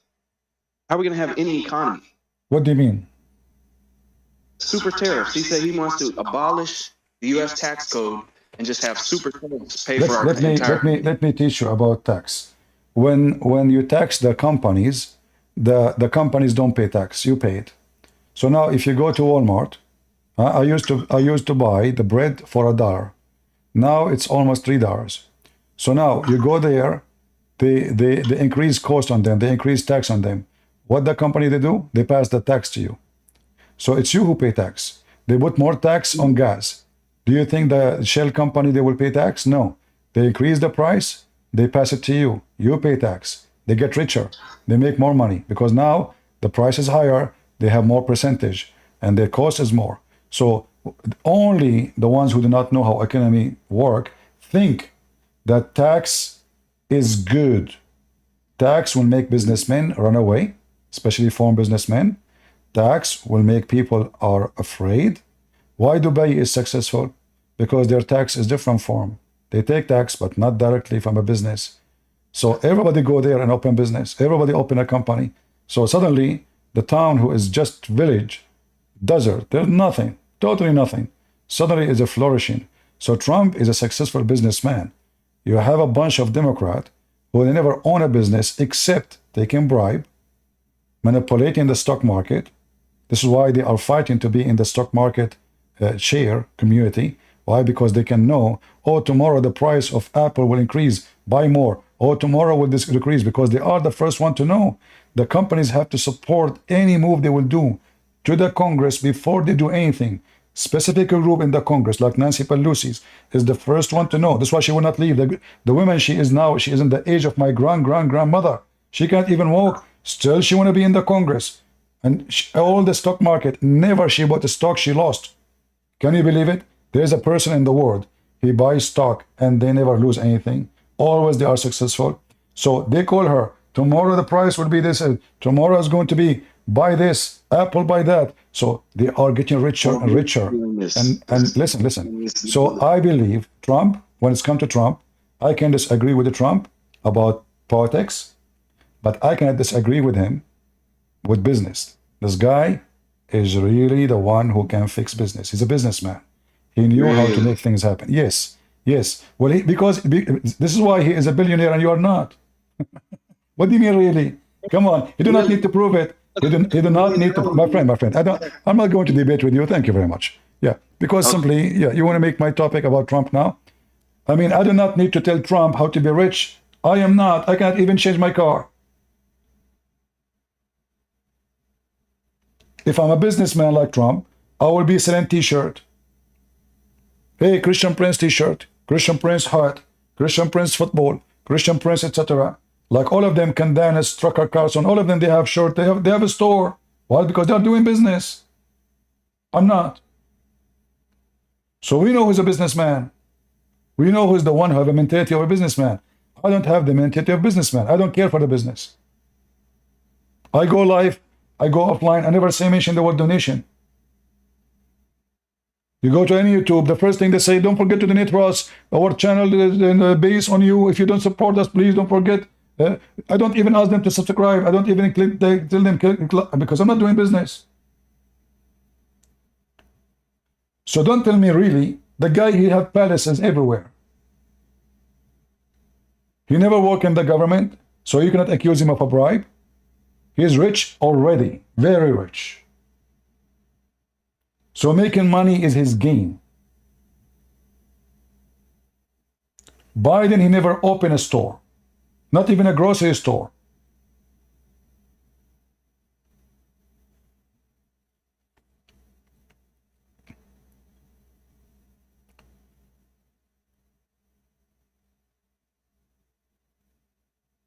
His abroad politics, I don't agree with it, many things. But some of it is very smart too, like when he put sanctions on Iran. He suffocated Iran. Biden came back, the first thing he released, sanctions on Al-Houthi, the terrorist group who want to kill Americans, and they are shooting at us now. Less than 5 days after Biden became a president, he left the sanctions on the Houthi, which means it is the first of his agenda. Why? Because Obama is a Muslim, and he is a Shia. This is why when Obama in the office, Iran flourish, Hezbollah flourish, Al-Houthi flourish. Biden came back, right away, they want to establish again the agreement for the nuclear, so they can lift all the sanctions on Iran. We are not a bunch of fools. The real president in the White House is Obama. Mohammed Hussein Obama. Otherwise, I challenge anyone to tell me why he left Al-Houthi, which is a terrorist organization. In every picture, in every picture they have behind them, death to America, death to Israel. Why Biden is so interested? 5 days in the office. Just 5 days. I mean, there's a million things to do. And right away, he take the Houthi from the list of terrorism. Why? Because Obama, he wanna support Iran. He's a Shia. We know better.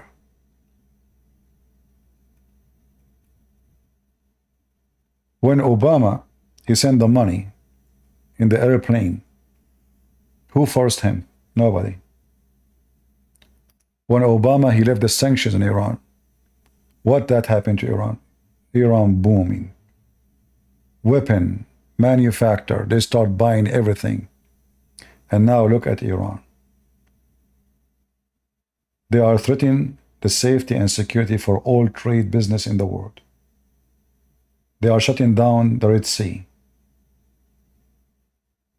They are sending airplanes by the help of Obama, aka Joe Biden, all the way from Iran to Israel. All of this because the Democrat, they sponsor those terrorists. We are not stupid. They can say to you whatever they want to say. I am a Middle Eastern. I am an Arab. I speak the language. I saw, I witness, I study, I've been there. And all of you who say I'm wrong are a bunch of ignorant. And time will come and you will pay. Time will come and those airplanes, they will swarm in the top of your Washington, D.C. And they will be stronger than you. Because you are busy with your homosexuality, you are busy with your penis, you are busy with a bathroom, to transgender, to men, to women. Men, they want to go in the sport team of the women. Your enemy preparing to go attack you. Your enemy preparing for war. And you are busy with your business, which is your penis. You are doomed. So if we keep the Democrat on the office, America is doomed. Tens of thousands of people, they enter the border, nobody knows who they are. The police don't even dare to stop them. The army don't dare to stop them. They became more stronger than you, to the point they beat the police and then they let them go out. I mean, they just beat the police. When people, they see this on TV, that a bunch of migrants, they beat the police. Even they strip them from their guns. What the people would do? Why anyone would respect the government? Anyone will beat the police then. Consider me a migrant. Those Democrats, they have no common sense. They have no brain. This is why their town, their city is cities of crimes. And if a policeman did something wrong, suddenly all the police are demons. This is what the Democrat is about. I found them very stupid. You don't have to agree with me. And if you are a Democrat and I hurt your feeling, don't listen to me. I'm not forcing you to stay here. Don't listen.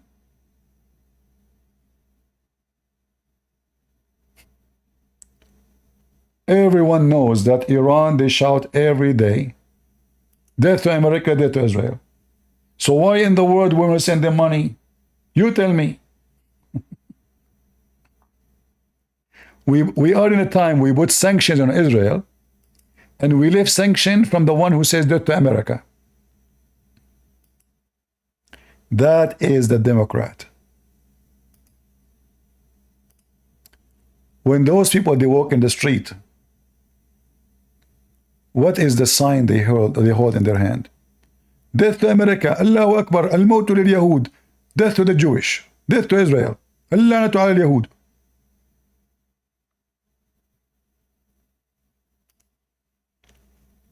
You know, when I say stupidity is amazing, I mean it. And don't tell me I'm hurting your feeling because you are Democrat. You hurt yourself all day. Allahu Akbar. The first line in red. Al-Mawtu li-America, death to America. The second line. Al-Mawtu li-Israel, death to Israel. The third line in red.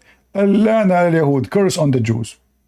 The last line in green. Al-Nasr al-Islam, victory to Islam. And then what Joe Biden and Obama do? Left sanctions. I mean, do you see the stupidity? Do you see the mentality? Do you see how those Democrats are dumb-ass idiots?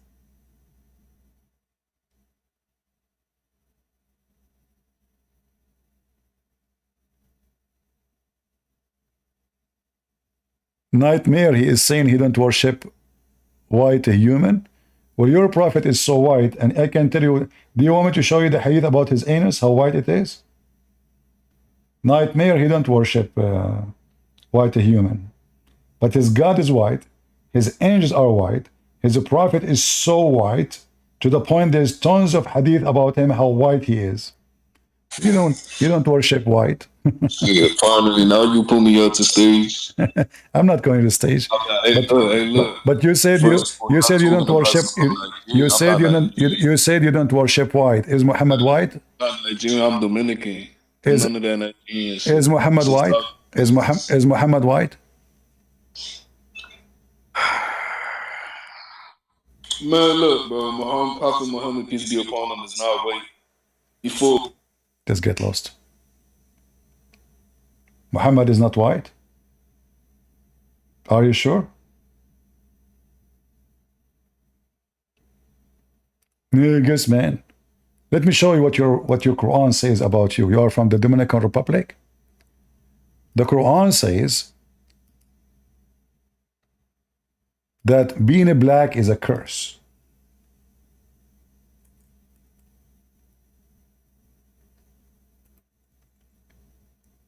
And Allah will make all bad people black. Do you know what your prophet said about how Allah created the black? Allah, he hit the shoulder of Adam, the right shoulder, and white offspring came from there. And he hit the left shoulder of Adam, and black offspring came from there. And then he said to the one who came from the right shoulder, which means the white, you go to heaven, and I don't care. And he said to the one who they are from the left shoulder, which means the black, you go to hell, and I don't care. This is your stupid prophet. No, I don't want to hear your voice. Your voice is evil. I can feel it. Your voice is satanic. This is what Muhammad said about the black people. And when you say your prophet is a black, you idiot. I mean, every single Muslim he knew Muhammad so white. And the Muslim, they have tons of videos in YouTube speaking of how white he is. If we type right now the descendant of Prophet Muhammad, what we will find? Black people.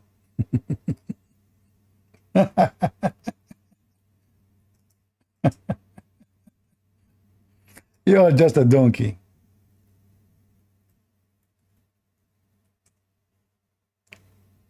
The descendant of a Prophet Muhammad. Let us take a look, shall we? Guys, you want to take a look at the descendant of Prophet Muhammad who was black? Let us see, let us see. Oh boy, they are so black, man. Oof. Why they are so black? Wow. Look at this African team. This African team is going to represent Allah team, and they are all African. Those are the descendant of a Prophet Muhammad. Do you see the black ones? You idiot. They are redhead. They are not only white, they are redhead. You can see the screen, Discord. Oh, okay, give me a second. Yeah, I left the screen, sorry. I left the stage and I came back. Okay, do you see now you see my screen? People on YouTube, they can see it. They say to us, I mean, stupidity is what we can say. I mean, if you're a donkey, I cannot make you a horse. So now Muhammad is black. Since when the Arab are black, you idiot? Arab are black, I'm an Arab. That means I'm black now, huh?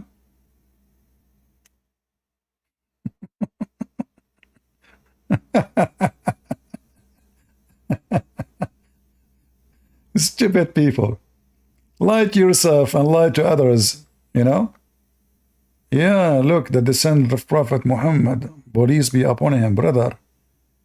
Look at those black people, brother. Look at them, black people. All of them, they are black. Alhamdulillah. And even when they draw pictures of them, the Muslims, when they draw pictures of them, like fake pictures, how they drew them? And I don't worship. And I can show you tons of hadith. In fact, there's a hadith says, the one who said the Prophet Muhammad is black, kill him. من قال أن الرسول أسود اقتله.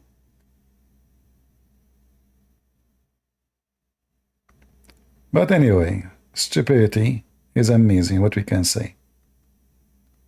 Descendant of a Prophet Muhammad.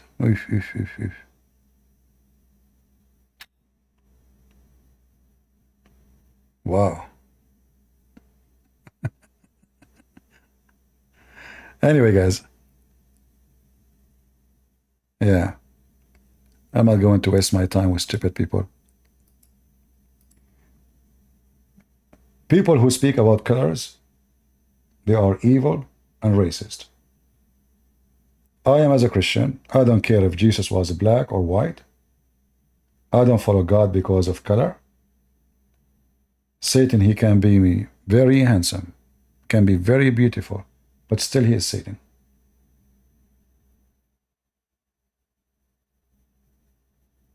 If the look will make us decision who is good, who is bad, well, none of those evil we see in TV are bad looking.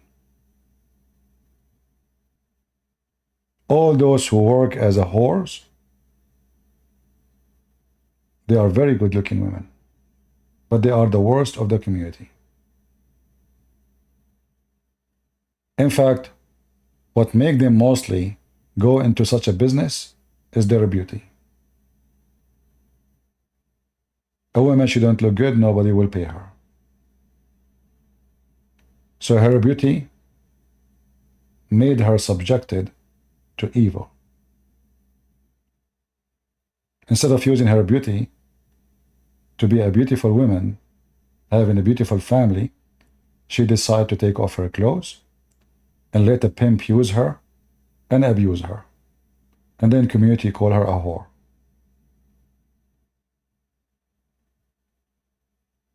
People who worship a look, they are stupid. As simple as that. And according, by the way, according to Muhammad, Jesus was blonde. And I can show you the hadith. So when you say you don't worship a white man, go and tell your prophet, the stupid prophet, who said that Jesus was blonde. Blonde. You have a red face.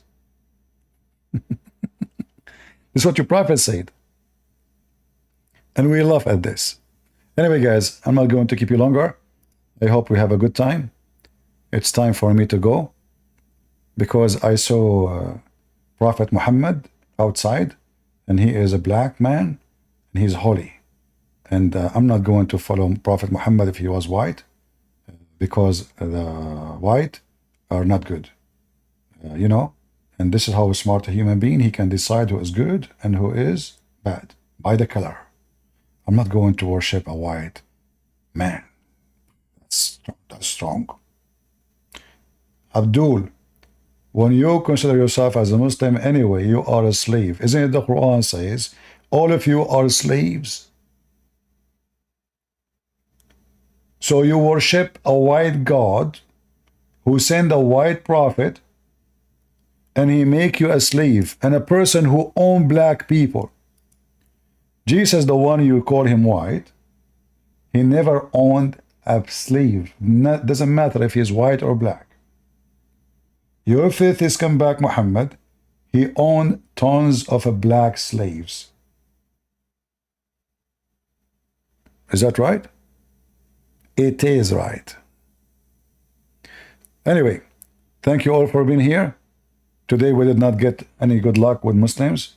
This is the last one who spoke to me, but he's an evil man. I'm not going to waste my time with him, and he's stupid. There's no point. And I will see you again. God is good. And our God is the God of the black, the God of the white, the God of the Asian. He is God who loved the whole world, and he came to save us. And those who think about white and black and other ethnic group, they are the racist. Stay away from them. A person who see you as a color, he is a racist. He's a scumbag. A person who look at you down because you're black, he is a scumbag. A person who look at you down because you're Asian, he is a scumbag, because he did not know the quality that the Lord, he made us know what the quality. The quality says that from their fruits, you shall know them. And the Bible make it so clear that there's no Greek, there's no Hebrew, there's no free, there's no slave, for all is one in Jesus' name. So those who believe in Jesus is the one who believe that every human being is a brother and sisters. And the only way to judge is the fruits. If I know someone is black, he's bad, but he's bad. White, he's bad, he's bad. He's good to me, he's good to me. He's white or black, who care? The evil is evil to himself. The racist will never be happy, because wherever you go, you see people, you don't like their color. He's always upset. He's racist. You go to the restaurant, oh, there's a black person sitting there. Oh, there's a white person sitting there. Oh, look, this is a Filipino, is an Asian. Oh, no, I don't like. So you will never be happy. You are being bad to yourself. A person who is not racist, wherever he go, he enjoys his time. For he see around him people equality only. So I get closer to the one who is doing good to me, and I stay in the society, and I stay away from the one who do bad to me and bad to society. Never associate yourself with garbage, because garbage will make you stink. Never allow one bad apple in your box of apples. One bad apple will make all the apples bad. And a racist person, like this person who called me, is a very bad apple. This is what, imagine what this kid, he will teach his family. The white people are evil. Prophet Muhammad was black. And then the Arab, they teach their kids, Prophet Muhammad was so white. No way he was black. Even the Prophet, he says, Allah will never send one prophet unless he is good looking, shiny with his face, and have a nice voice. I don't know if I'm qualified. All right. God is good. So is Jesus. And until we see you soon again, thank you all. And God bless you.